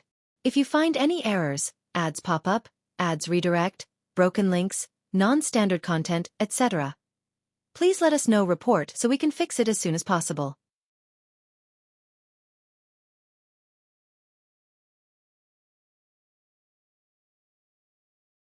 Chapter 1269. The other foundations. While dividing her mind into two to continue listening to the sermon, Wu Hong continued to deduce a better way to achieve the status of immeasurable emperor. In less than a second, her mind calculated 1 trillion possibilities, deducing countless ways for her plan. However, she did not like the solution she came up with until the last one. This method is feasible, but it takes too long. Her main issue was she did not have much time for that bastard to catch up to her, so it would be pointless to delay even more with a method that takes so long. Wu Hong frowned until an idea flashed. How about I ask him? She narrowed her eyes. It will reveal much about him depending on what he answers. So, she waited until the person after Immortal Venerable Six Swords finished their sermon to ask Wang Wei. She told him everything, including her deduction of the importance of the foundation at the half-step transcendent realm. Meanwhile, Wang Wei looked at her with his mouth agape. He took a deep breath to calm down. Let me see if I get this correctly. You were inspired to improve your foundation to prevent me from beating you, no, rightfully get my revenge. But now, you're asking me how to prevent fulfilling my lifelong dream? How you summarize the situation makes it much more dramatic than it actually is. But it is this dramatic, Wang Wei said. In my life, there is only one opponent I've never beaten, and it's you. And you expect me to help you continue beating me? He did not hide his frustration, pain, and suffering. You're such a drama king, Wu Hong rolled her eyes. So, what idea do you have? Wang Wei grunted as he caressed his temple. She definitely spied on me somehow. Should I bring it up? Forget it. There is no point in fighting for something like that. Well, you can't use the causality-free clone, that's obviously a big pit. Wu Hong did not mention the downside of this method in detail, but Wang Wei could see it. He could deduce how many suckers suffered under this method. A few of them probably thought they were clever and tried to use reincarnation to better hide their clone by giving them a recognized identity. However, that is another suicide move. They might be lucky if they successfully hide that clone from the Yama Kings, but if they do not, then they are screwed. If any of these bastards have ever offended the Yama King or even gained their hostility for any reason, they can kiss that clone goodbye. And even if the Yama Kings don't do anything to it personally, they can just secretly release the news to the enemies of the original owner. But that's not the worst of it. Even if they could hide it from the Yama Kings, could they hide it from the Samsara Cardinal? So, sending a causality-free clone through reincarnation is like sending your weakness to a higher being. However, as bad as the causality-free clone is to people like us, it's a great method to create pawns at a higher level, Wang Wei commented. If he were on the level of the cardinals, he would spread these clones everywhere as pawns to do his bidding. Indeed, Wu Hong agreed. At that level it's probably way easier to make those clones. More importantly, the backlash from them getting out of control probably serves no significant threat. They can probably use these clones to lure people into trying to create backlash for them. You still haven't answered my question, Wu Hong continued. Your best bet is to leave the primordial timeline, Wang Wei answered. There won't be much backlash, and if you can find a timeline where I haven't become an immeasurable emperor, then you'll be set. The myriad origin realms. Why didn't I think of that? Wu Hong muttered. The Myriad Origin Realm, also known as the Infinite Trichiliocosm, was a place of endless wonders, and the rules were indeed less restricted, making it an excellent place for Wu Hong's work. Wang Wei was not surprised she did not think about it. He had noticed the paragons in the primordial timeline were isolationist, mostly ignoring the endless wonders and benefits of the multiverse. He doesn't know whether this results from a sense of superiority for being in the primordial timeline or because Grand Dao has secretly been doing things in the shadows or something else, but it is there. Thank you for your help, Wu Hong said brightly. Such an answer might appear small, but she knew how important it was. Throughout her long life, Wang Wei was not the first man who caught her attention. A few suitors have aroused her attention, but they all failed for one reason or another. The primary fault is that they usually envy her strength and talent. These people wanted to bring her down instead of climbing to the same level as her. They didn't want an equal partner. They wanted a submissive wife. Specifically, they wanted to turn Wu Hong, with all her prestige, power and glory, into a submissive wife. No problem, Wang Wei said as he closed his eyes. No, I cannot let this go on. I refuse to be a wife-dominated emperor for my entire life. I must be on top once in my life by my own strength. Let's see. Since she can improve her foundation, I can do it too. Where to begin? Since there is the 10 Supremacy Foundation, why can't there be things like 11 Limit Foundation, 12 Complete Foundation, and 13 Transcendent Foundation? And, I'm semi-satisfied with these names, but if you have better suggestions, I'm open to them. Numerous inspirations flashed into Wang Wei's mind. It's ridiculous to expect a mortal to have the strength of an Empyrean or Paragon. However, they can have second, first, and eternal tier strengths. And the number seems to match perfectly. 10 Supremacy corresponded to the third-class Emperor, and 13 Transcendent Foundation correlated to the Eternal Emperor. Yes.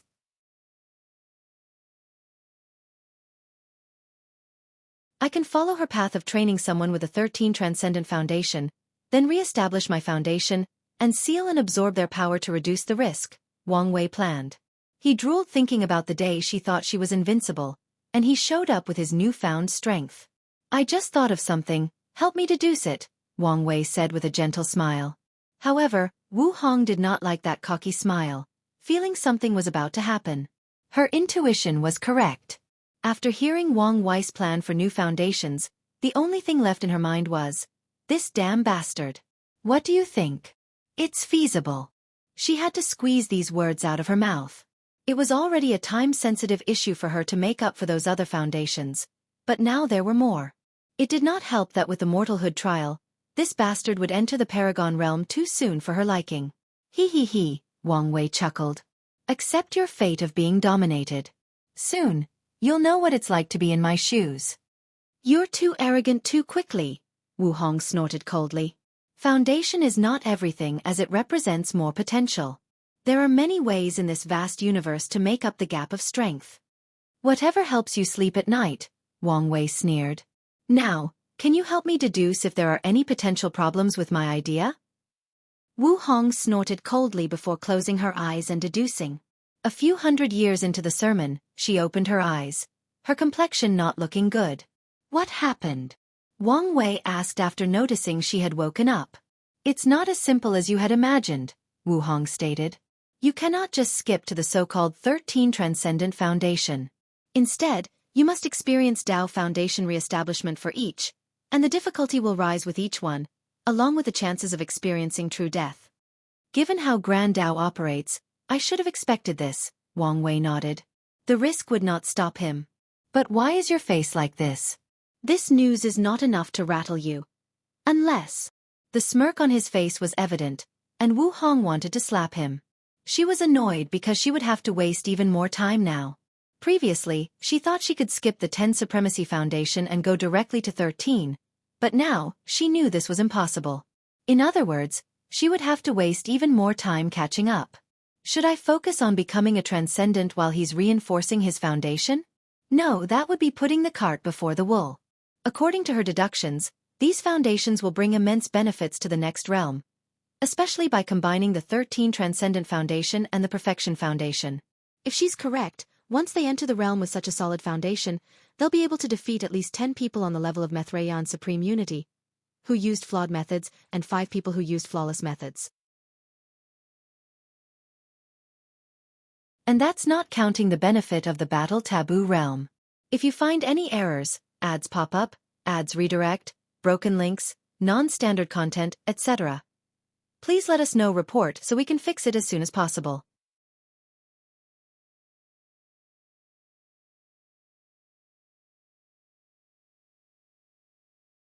Chapter 1270 Interruption. Maybe I should take time to create or find some devastating secret techniques that increase battle strength, Wu Hong thought.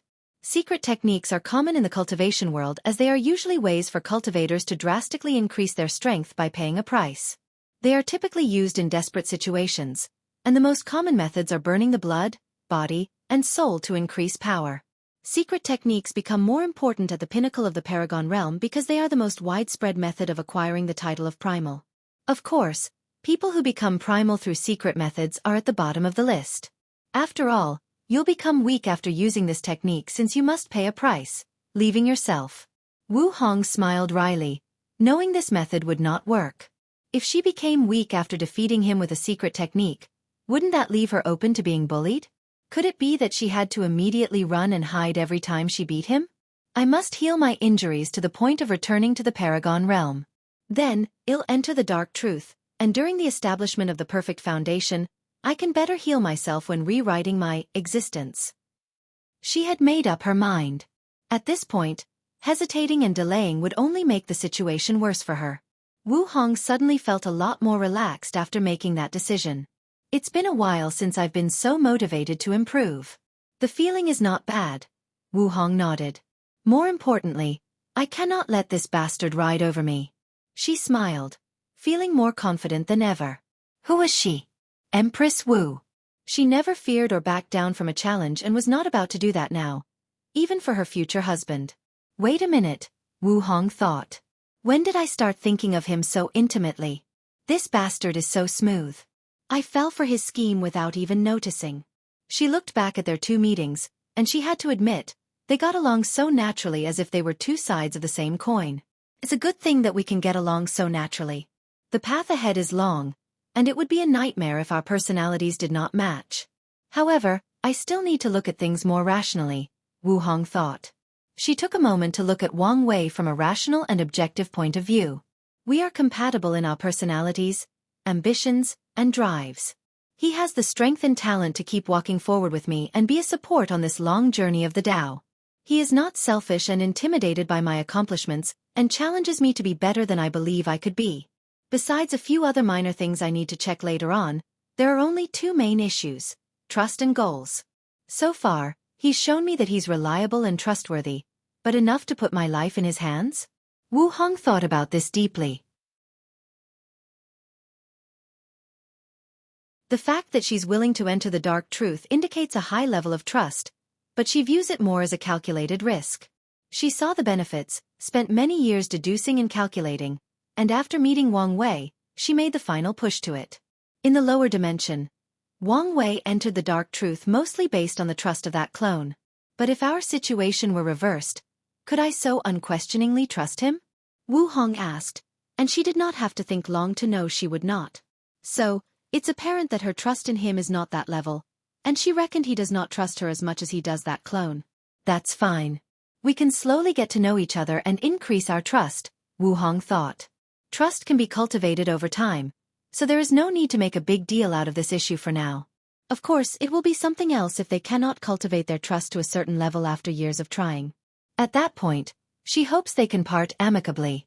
Finally, it's the issue of goals, Wu Hong continued. Wang Wei is obsessed with achieving absolute freedom, and she has her goals that she would not give up for anything. For people at their level of Tao heart, it's impossible to give up their grand pursuit of the Tao for something that is both fleeting and eternal as love. Here comes the issue. What should they do if their pursuit/goal clashes with their relationship? Should they give up their dream and focus on the relationship? Should one person sacrifice for the other? Or should they go their separate ways? Even worse, what if they have no choice but to become enemies? As previously stated, with Wu Hong and Wang Wei's Tao heart, they can't give up their goals, let alone sacrifice them for each other. So, they must come up with an agreement on how that would proceed. He previously had this conversation with that clone, but we must have it again, Wu Hong thought. She always felt that the clone was a little too in love or too emotional, which is fair if she comes from the future and has known him for far longer. As such, that conversation was too easy by her standards. These types of conversations are the kind that make or break a relationship. They can establish the foundation for a partnership that lasts for eternity. So there must be a much higher level of rationality than the clone used. It's good that we have a clear plan to proceed to the next stage of our relationship, Wu Hong thought. She had certain expectations but kept them under control to avoid being too disappointed when they were not met. As she said to him before, she looked forward to him bringing more color to her slightly dull life, but she was also happy with continuing with how things were. Wu Hong closed her eyes to focus on the sermon. Time passed, and the two did not speak much, with a few words in between. All the Tier 10 swiftly finished their sermon, and it was soon the turn of Tier 11. 6 preached, but something occurred when Sun Junyao was about to choose the 7th. She paused with a deep frown, making people wonder what had happened. So close. Why couldn't he have waited? Sun Junyao thought. She was about to choose Wang Wei's booth for the following sermon, but she received a message from one of her ladies that the special guest refused to wait any longer and demanded she see him. Sun Junyao was not happy. She planned to learn what kind of person that fated love was through the sermon, and in the third part of the celebration, she would propose they play a game of civilization chess and choose 3 people to be her opponent, and Wang Wei would be the third. Now, everything was ruined. Why did I expect any better from these people? Sun Junyao thought as she regained her composure. My deepest apologies, fellow Taoists, but I must leave early. What? People did not hide their shock and confusion. It's only temporary, but something urgent has come up, Sun Junyao explained. Once I return, I promise to sing a wonderful piece for all of you as an apology. Lady Sun, there is no need to apologize. We understand. Yes, take all the time you need. It is your celebration, and we are guests, so we don't mind waiting. These degenerates were happy. The last time any public record of Lady Sun's voice was recorded was when someone accidentally recorded a small part and sold it at an unknown auction. An Empyrean literally sold his sect to get it, turning over all lands, treasures and resources, and even the disciples and elders became slaves. The terrifying part is this price was low due to the fact it was too late when the news spread. I'm glad you can all be so understanding, but I will keep my word. Sun Junyao said. In the meantime, enjoy a dance from our palace's most talented lady. She slowly left the stadium, giving these people one last gift. Once she was out of sight, the announcer, a beautiful middle-aged woman with a strict no-nonsense appearance, awaited her. Is everything all right? Sun Junyao asked. So far we have found no issue. Very well, she nodded before heading to a secret room of the palace. Palace Lord, do you maybe want to change clothes? The announcer reminded Sun Junyao, making her pause and look at her clothes. That would indeed make the guest feel more special, she thought, and with a snap of her finger, her dress changed to a more casual, intimate, red and black. She also changed her hairstyle to be semi-formal. That's perfect. Let's go. Second floor. Wang Wei squinted his eyes after seeing Sun Junyo's departure. Are things about to start, or is this just a small prelude? He wanted to see what Sun Junyao was doing, but this palace was a potent treasure, and the formations were not a joke, rendering his powers useless. If you find any errors, ads pop up, ads redirect, broken links, non-standard content, etc., please let us know. Report so we can fix it as soon as possible.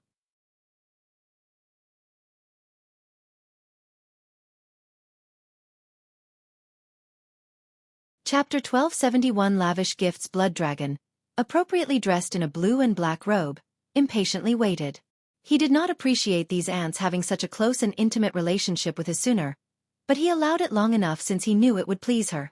However, he had allowed it to go long enough, and now was time for them to get to know each other. As for the so-called recompensation song, these people can only dream about it as long he's here. How could he allow these ants to share the joy of listening to his woman sing? Blood Dragon sneered. He suddenly sensed she was approaching, so he quickly condensed a mirror before him and checked his appearance. He found a small stain on his horn and swiftly wiped it. Then, Blood Dragon put on his brightest smile. Yower, it's good to see you. Blood Dragon's eyes shine after seeing her new dress.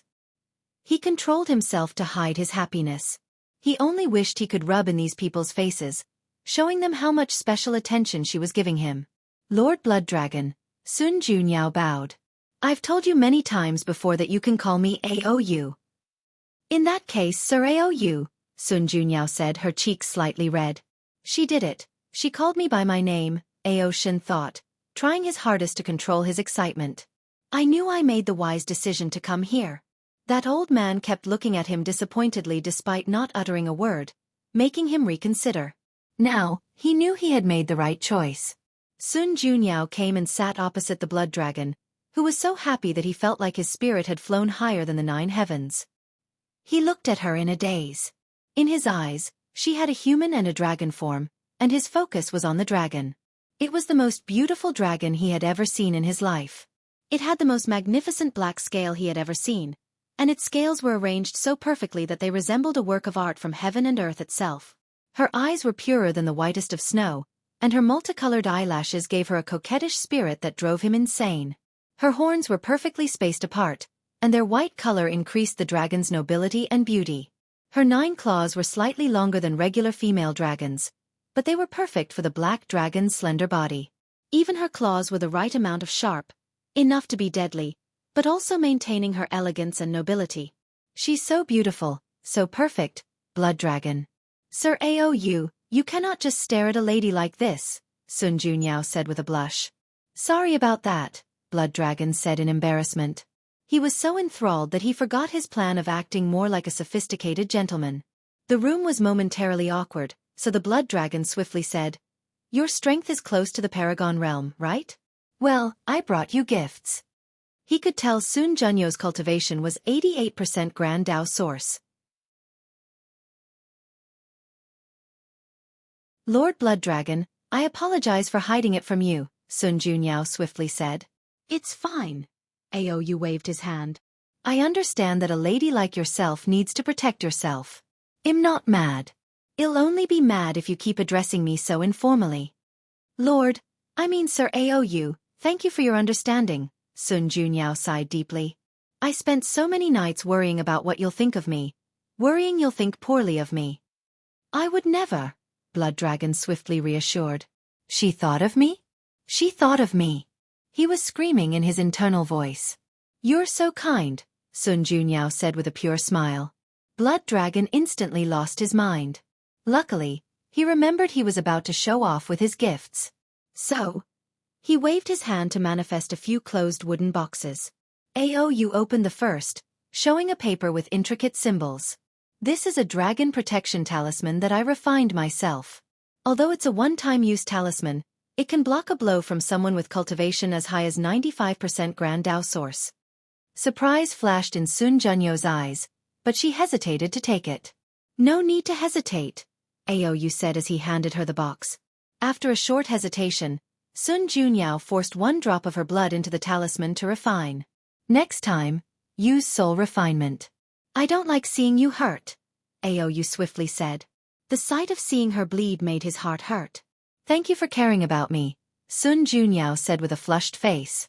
Aou suddenly felt invigorated. He opened another box with a pill that released 9 colors. The 9-colored Een pill, Sun Junyao said in surprise. This pill belongs to the category of Tier 11 pills, which are valuable because only paragons can refine them. Exactly. With it, you can break the bottlenecks of nurturing a paragon's soul in quality and quantity, Aou nodded. There are many bottlenecks to reach the paragon realm, and the soul has too. Sir, this is too precious. Nothing is too precious for you, Blood Dragon said. And this is not the end. He opened another box. Mother Lightning Branch, Sun Junyao said in surprise, as this was a Tier 12 material and another rare kind. Correct. Using it should reduce the terrifying effect of the immemorial tribulation. Blood Dragon has never forgotten the fear he experienced during his Paragon tribulation. Despite spending years of preparation, he barely survived. This is the Infinite Samsara Pill. It should temper your Dao heart to a sufficient level to deal with the time-washing heart tribulation. However, be careful, as you may get lost in the infinite samsara and never wake up. This is a rare white luck good fortune stone refined from the luck of countless Empyrean. Don't worry, and there is no backlash. This is a Dao pushing pill. Aou sighed after introducing this pill.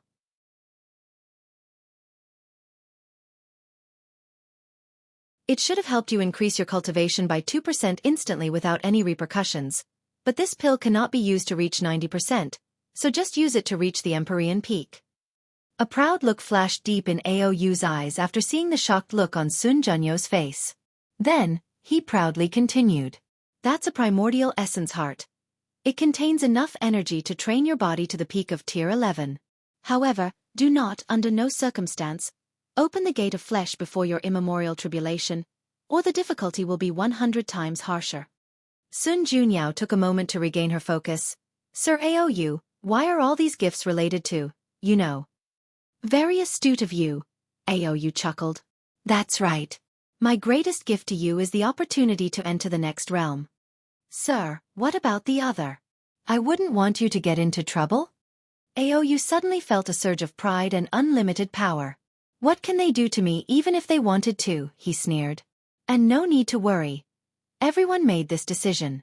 The frontier situation is not ideal, and we need more powerhouses so everyone gets a quota.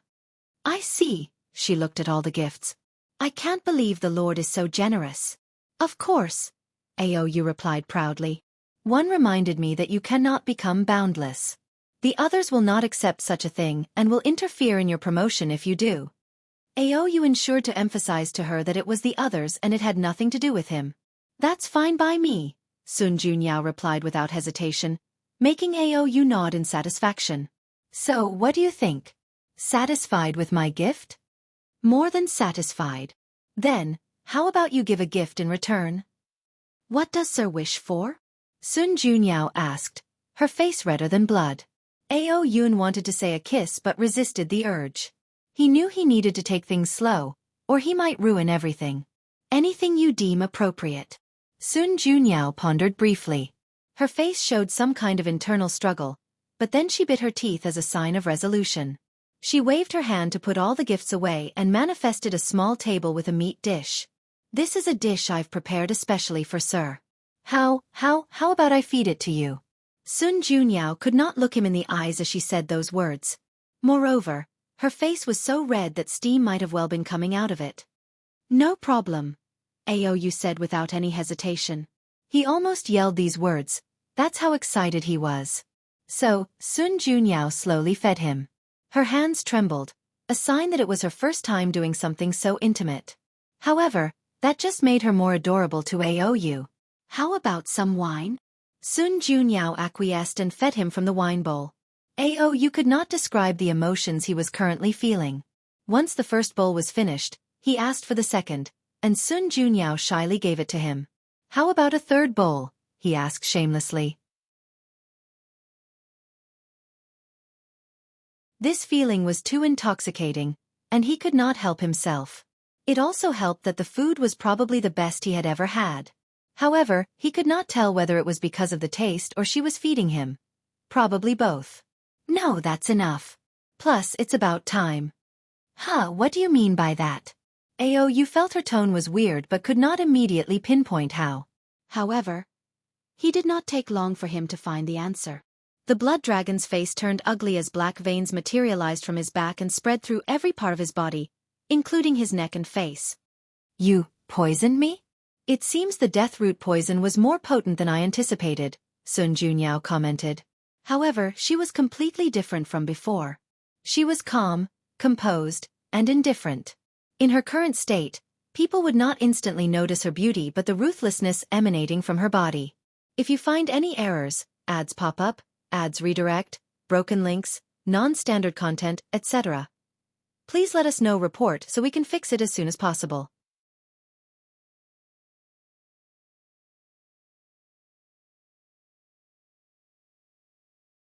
Chapter 1272. Not just one death. Sun Junyao calmly looked at the dying blood dragon. She was a master at reading emotions, so she could tell from his eyes that he was still in disbelief that she would betray him. She shook her head.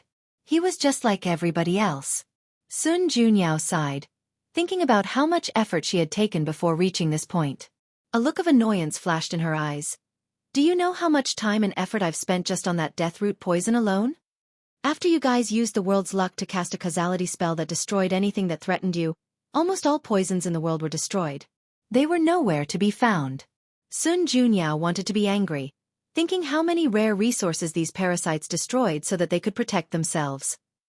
The only place with such poison was those top lineages, Sun Junyao continued. But they were sealed or did not want you to use an excuse to plunder their sex, so they refused any of my attempts to get my hands on one. As fate would have it, I found that destroyed deathroot and wanted to revive it. However, you people kill all poison masters, alchemists, or spiritual herb planters capable of such a feat. Sun Junyao looked at him with pity. Fate is truly against you. There happens to be a talented poison cultivator in the lawless zone with the skills to revive and even improve on it. The next step was to get you into ingesting it without noticing. For this part, I would like you to meet one of the greatest contributors. Sun Junyao clapped her hands, and a middle-aged man with streaks of white hair on the side of his hair walked in. His body naturally emanated a scent of spices. He looked at Blood Dragon with unrestrained hatred. Remember him? Sun Junyao asked. You probably do, since he's the only gift from you that I've ever accepted. Well, I have to thank you. Without all his excellent food, I would never have such a rapid cultivation speed. More importantly, this plan today would have never succeeded. He integrated the death root into your food so perfectly that your body would not detect it as a poison. Instead, it will see it as a nourishing substance. Sun Junyao then pointed at the palace's ceiling to manifest an array.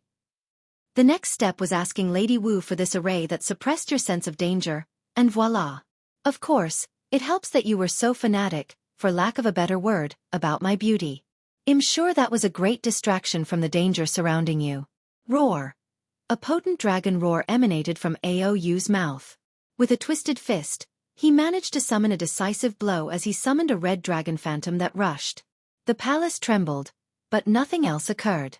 A shield appeared before Sun Junyao and the cook named Chen Shu. Weren't you paying attention to the banquet? Sun Junyao asked. Lady Wu granted me a protective talisman. How can someone like you break something she made? Know your place, little reptile. Aou's eyes turned red. Nothing dragons hate more than being called lizards, snakes, or reptiles. He stared at Sun Junyao. Oh, so many emotions, including some vile things you think you're going to do to me once you get out of this situation, she commented. However, more than anything else, you wish to know why I'm doing this. Am I correct? She asked him. I'm going to take that as a yes, Sun Junyao nodded. I'll tell you. Lady Sun, I think we should activate the poison and accelerate his death, Chen Shu said. Is that your way of saying I'm speaking too much? She asked him. I wouldn't dare. You don't understand, Sun Junyao continued. I've been planning this for so long and had to keep it a secret to ensure nothing was leaked. Now is my chance to show off. How can I let it go so easily? She focused on Aou. To answer your questions, there are many reasons why I did this, including all the atrocities you've committed, how you, parasites, have blocked the way forward, revenge for my cook, and revenge for scheming against my apprentice and turning him into a waste. However, none of those are my primary objective. For those, I only have two. Firstly, you killed my second apprentice. Aou looked at her confusedly. He did no such thing. It was an accident, but I don't know if that makes it worse or better, Sun Junyao continued. I once met this blind little beggar boy and surprisingly discovered he could not see me.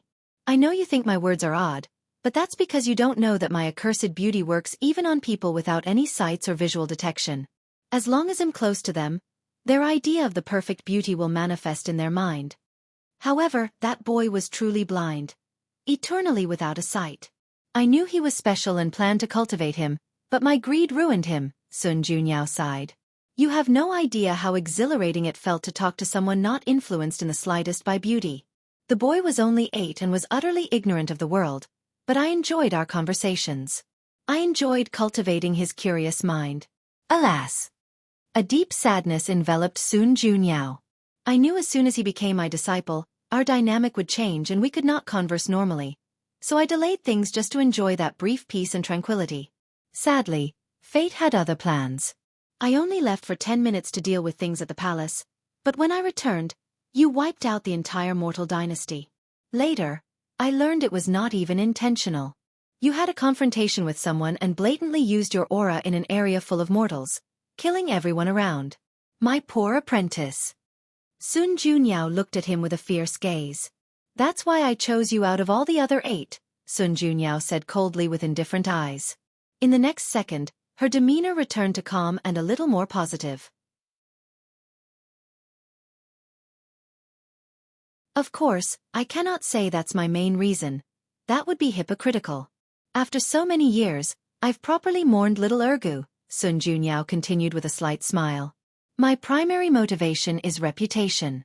I'm tired of people seeing me as nothing but a beautiful vase, someone whose only value is their face. What better way to change my reputation than to kill a paragon and, more importantly, be the one to start the end of this era? A hint of brilliance and madness flashed in Sun Junyo's eyes. After killing you, my name will forever be transcribed in the annals of history. From now on, people will not know me as Sun Junyao, the most beautiful woman in the world. They'll know me as Sun Junyao, the Paragon Slayer, the herald of end of this terrible era. You won't succeed. Oh, but I will. Blood Dragon fell to the ground. His soul scattered, and his body turned into this black ash that dispersed a few seconds later. You should leave since the next part might be dangerous, Sun Junyao ordered. Are you sure you don't need my help? Chen Shu asked. Don't worry. It'll be fine. I've rehearsed this for so many years that I'm prepared for most variables. As you wish. Chen Shu disappeared from the room, and a few seconds later, Blood Dragon reappeared in the room. The process of returning from limbo was slightly disoriented, but he soon realized what had happened. Real-life talisman, he said with gritted teeth. Exactly, Sun Junyao nodded with a smile. I figure, given how many resources you've leached from the world, there should be a few third-rank longevity resources. Blood Dragon quickly calmed down. Now that I'm not poisoned, do you think you have a chance? He did not hide his sneer. Then why don't you attack me? Sun Junyao asked, calmly waiting for him to make a move. However, even after more than 5 seconds, the dragon only looked at her while secretly analyzing the surroundings with his divine sense. Truly a coward, Sun Junyao uttered while shaking her head. I often wondered how people like you survived the time-washing heart tribulation. I guess that's not fair. Maybe in your prime, you had a pure and courageous heart to pursue the Tao, but after becoming thieves that stole the world's power, you indulged yourselves in power politics and thought only about how to preserve your power by keeping everyone else down. Sun Junyao was genuinely disappointed. All right, since you want take action, I will. She raised her hand to snap her fingers. Blood Dragon reacted. The difference between their strength was astronomical, so all of Sun Junyo's actions were in slow motion in his eyes. He raised his hand to release a devastating blood magic. However, as soon as he mobilized his power, Blood Dragon fell to his knees, holding his heart. You? Wondering how I knew about your bloodline curse. Well, let's just say you're not keeping as secret as you think, and many of the dragons under your control would do anything to get in my favor, she replied with a smile. If you find any errors, ads pop up, ads redirect, broken links, non-standard content, etc., please let us know. Report so we can fix it as soon as possible.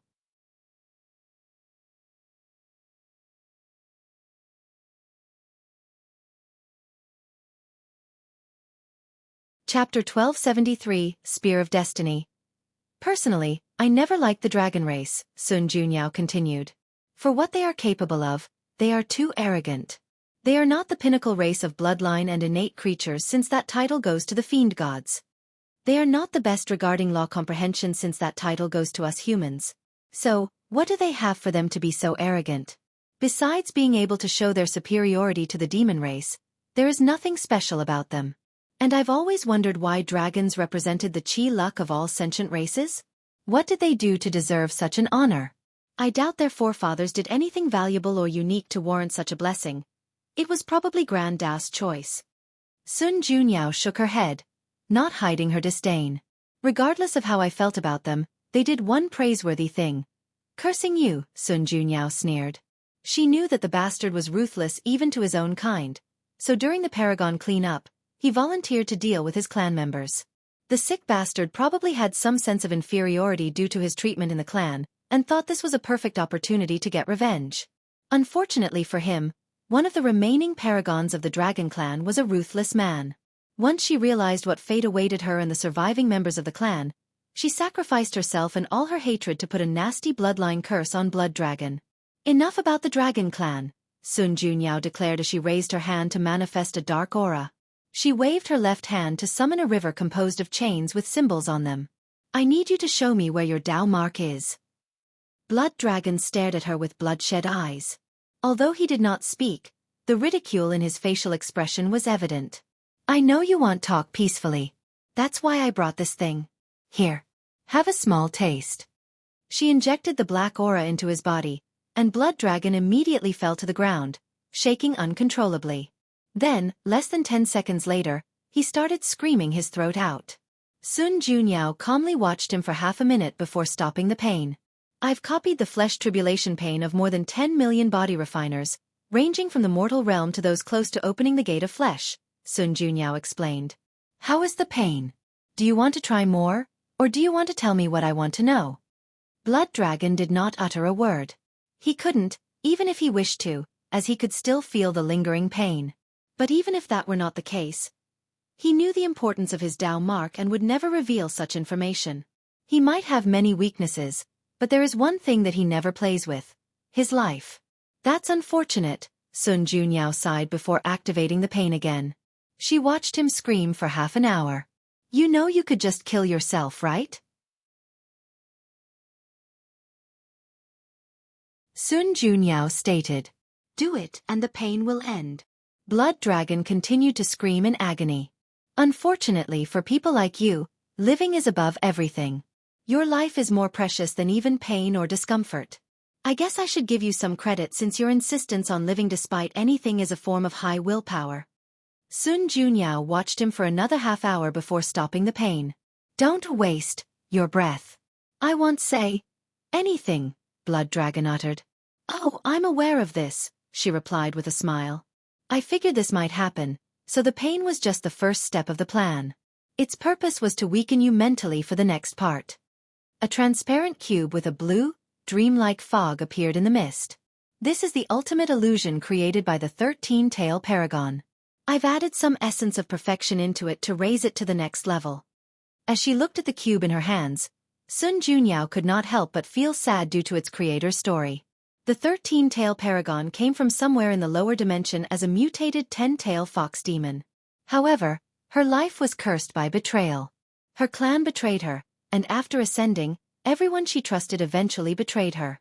Disillusioned by the world, she lived in isolation to protect her heart. Sadly, fate had other plans. A wounded man landed in her place of isolation, and out of the kindness of her heart, she saved him. Then, they slowly got to know each other, and her frozen heart slowly melted. Unfortunately, destiny has already written her life as a tragedy. In the Paragon realm, her Dao companion, the man she saved, betrayed her. Sun Junyao never discovered why, but she knew the third-tail paragon was injured. Before dying, she cast the ultimate illusion, putting the love of her life into a world of lust in which his essence would slowly be drained. This death was slow and devastating, but simultaneously, he never felt a single thing. Until the last primordial yang energy in his body was sucked dry, and his body and soul scattered, that man never felt an ounce of pain. Unfortunately, the 13-tail paragon also did not make it. She did not succumb to her injury but was tired of life after that betrayal, so she removed her Dao mark and scattered it between heaven and earth. Sun Junyao took a moment to compose herself before activating the illusion. She was lucky to find this thing still active in a secret realm and almost died. That secret realm is one of the few instances where her perfection saved her life as it awakened her from that eternal illusion. As expected, Blood Dragon was immediately laughing like an idiot. Sun Junyao did not blame him since she knew he was currently experiencing all the fantasies he had about her without remembering the fact she had just tried to kill him. She controlled the illusion so that he revealed the location of his mark. Blood Dragon subconsciously resisted, but he eventually revealed the information after a slow and steady approach. Excellent, Sun Junyao thought before memorizing the location and putting her Dao will on the mark so she could erase it later. This is a perfect opportunity to get information out of him. Should I? No, I've already wasted so much time. She activated the curse to its full power. Boom! Blood Dragon exploded into a pool of blood that scattered everywhere. His soul also disintegrated. Sun Junyao was the only clean thing in the room since a barrier protecting her blocked the stain. She then waited, and a few seconds later, the Blood Dragon returned. "No!" roared Blood Dragon, his voice full of anger and agony. He did not expect the opponent to have more than one real-life talisman. How could she have gathered so much? They've been ensuring these things are extinct for countless Yuan epochs.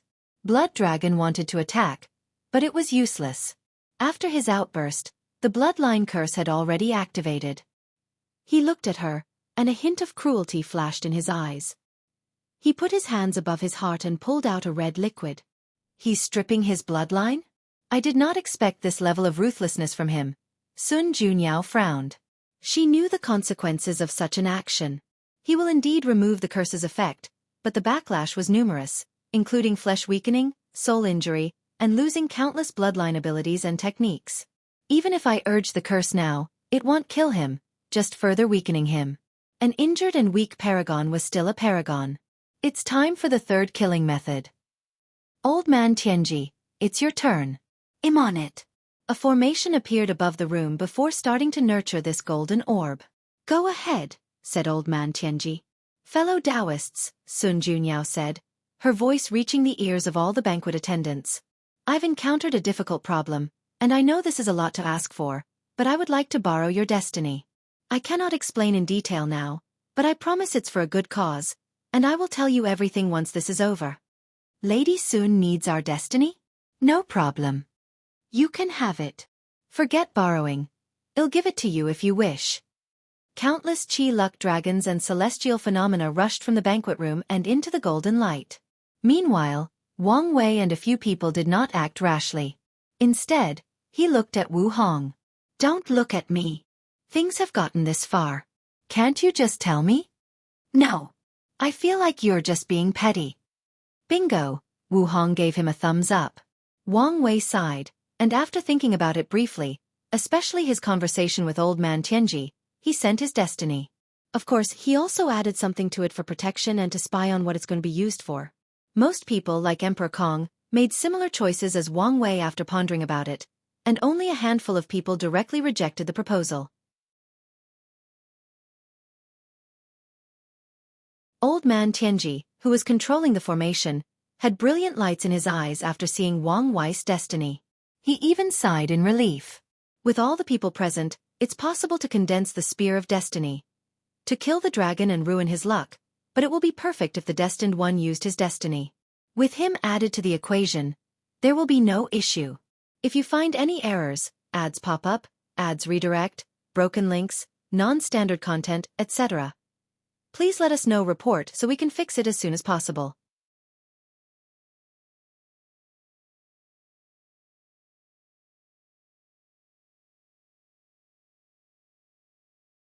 Chapter 1274 The Last Life. Sun Junyao calmly glanced at the golden spear manifesting above the sky and nodded.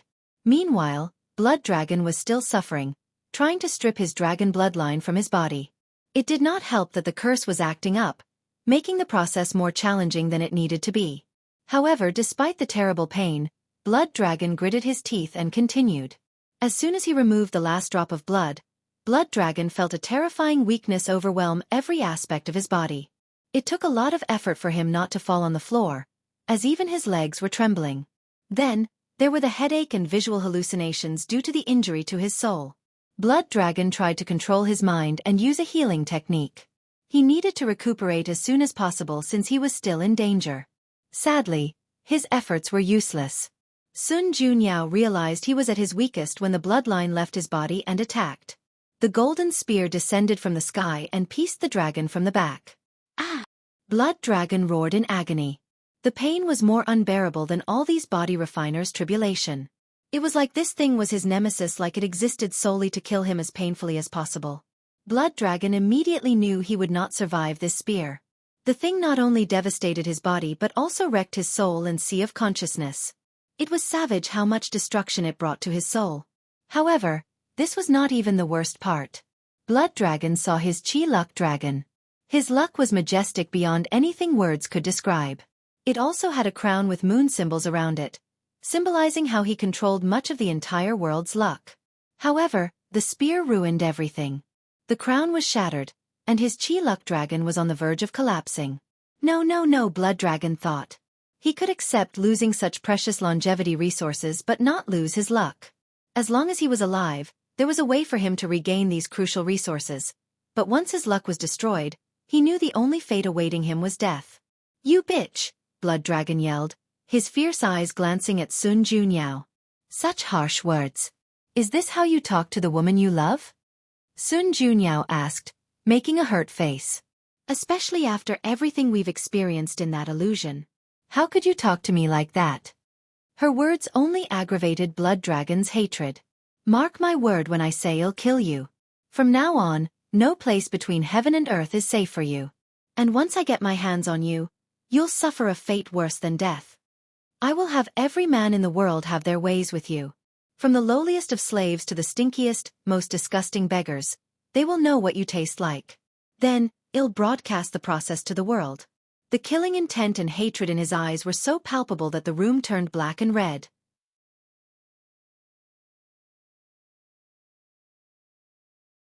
"Yes," said Sun Junyao, not affected in the least by those words. "Here it is, your true self. The disgusting being that sees me as nothing as a sex object. I've always been tired of you people acting like gentlemen when what you want is so evident to me. It's riveting when the mask is removed, and I get to confront your true self." She had a bright smile on her face. She snapped her finger, and the spear rushed out of Blood Dragon's body. As the proud dragon rapidly disintegrated between heaven and earth, his eyes never left her sight. It was like he was trying to curse her with his eyes. "So, this was a red banquet?" Wang Wei said, genuinely shocked. "Something like that," Wu Hong nodded. "I did not think she had it in her," Wang Wei said. He guessed she would play a prominent role, but he honestly expected the event to evolve around him. He was not being narcissistic, but his destiny meant he was a trouble magnet. 9 times out of 10, it's related to him once trouble starts and he's around.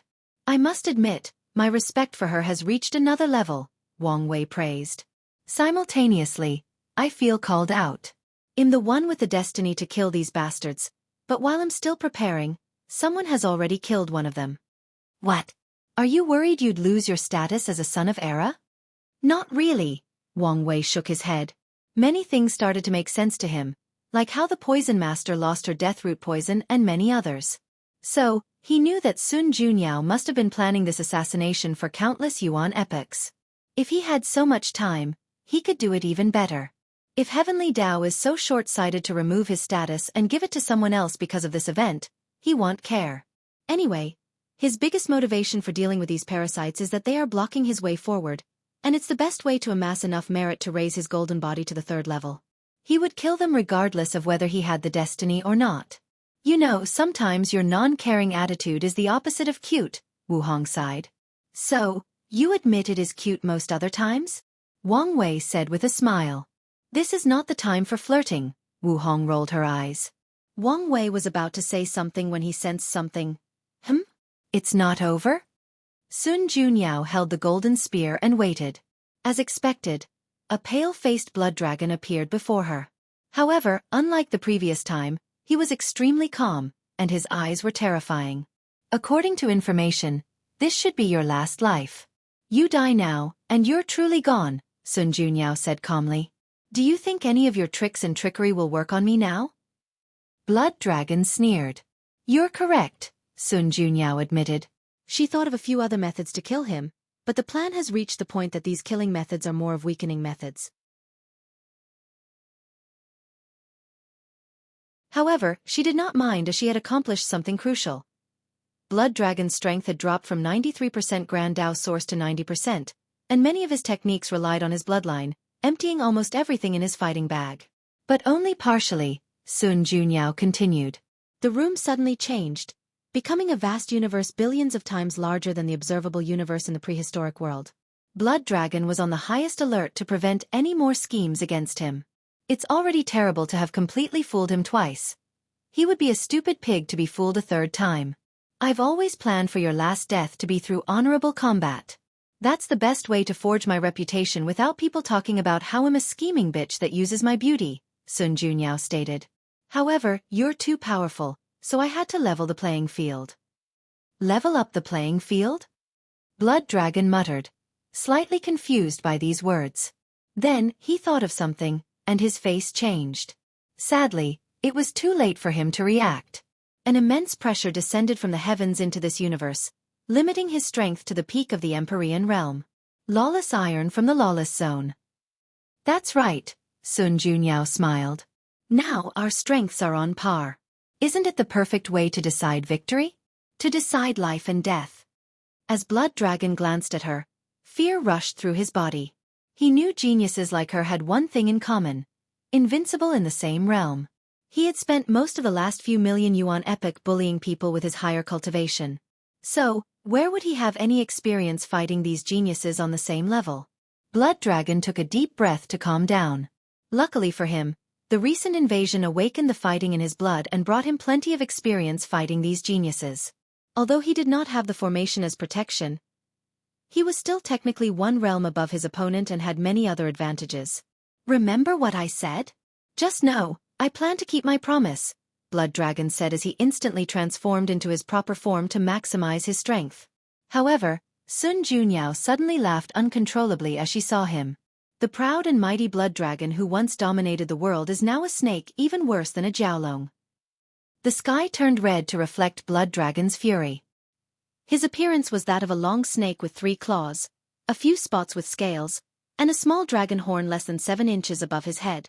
And whose fault is that? He roared. He opened his mouth to fire a beam of corrosive blood. The beam destroyed trillions of galaxies as they rushed toward their target. However, Sun Junyao was extremely calm. She pointed to the golden spear and said, "Copy Dao activate."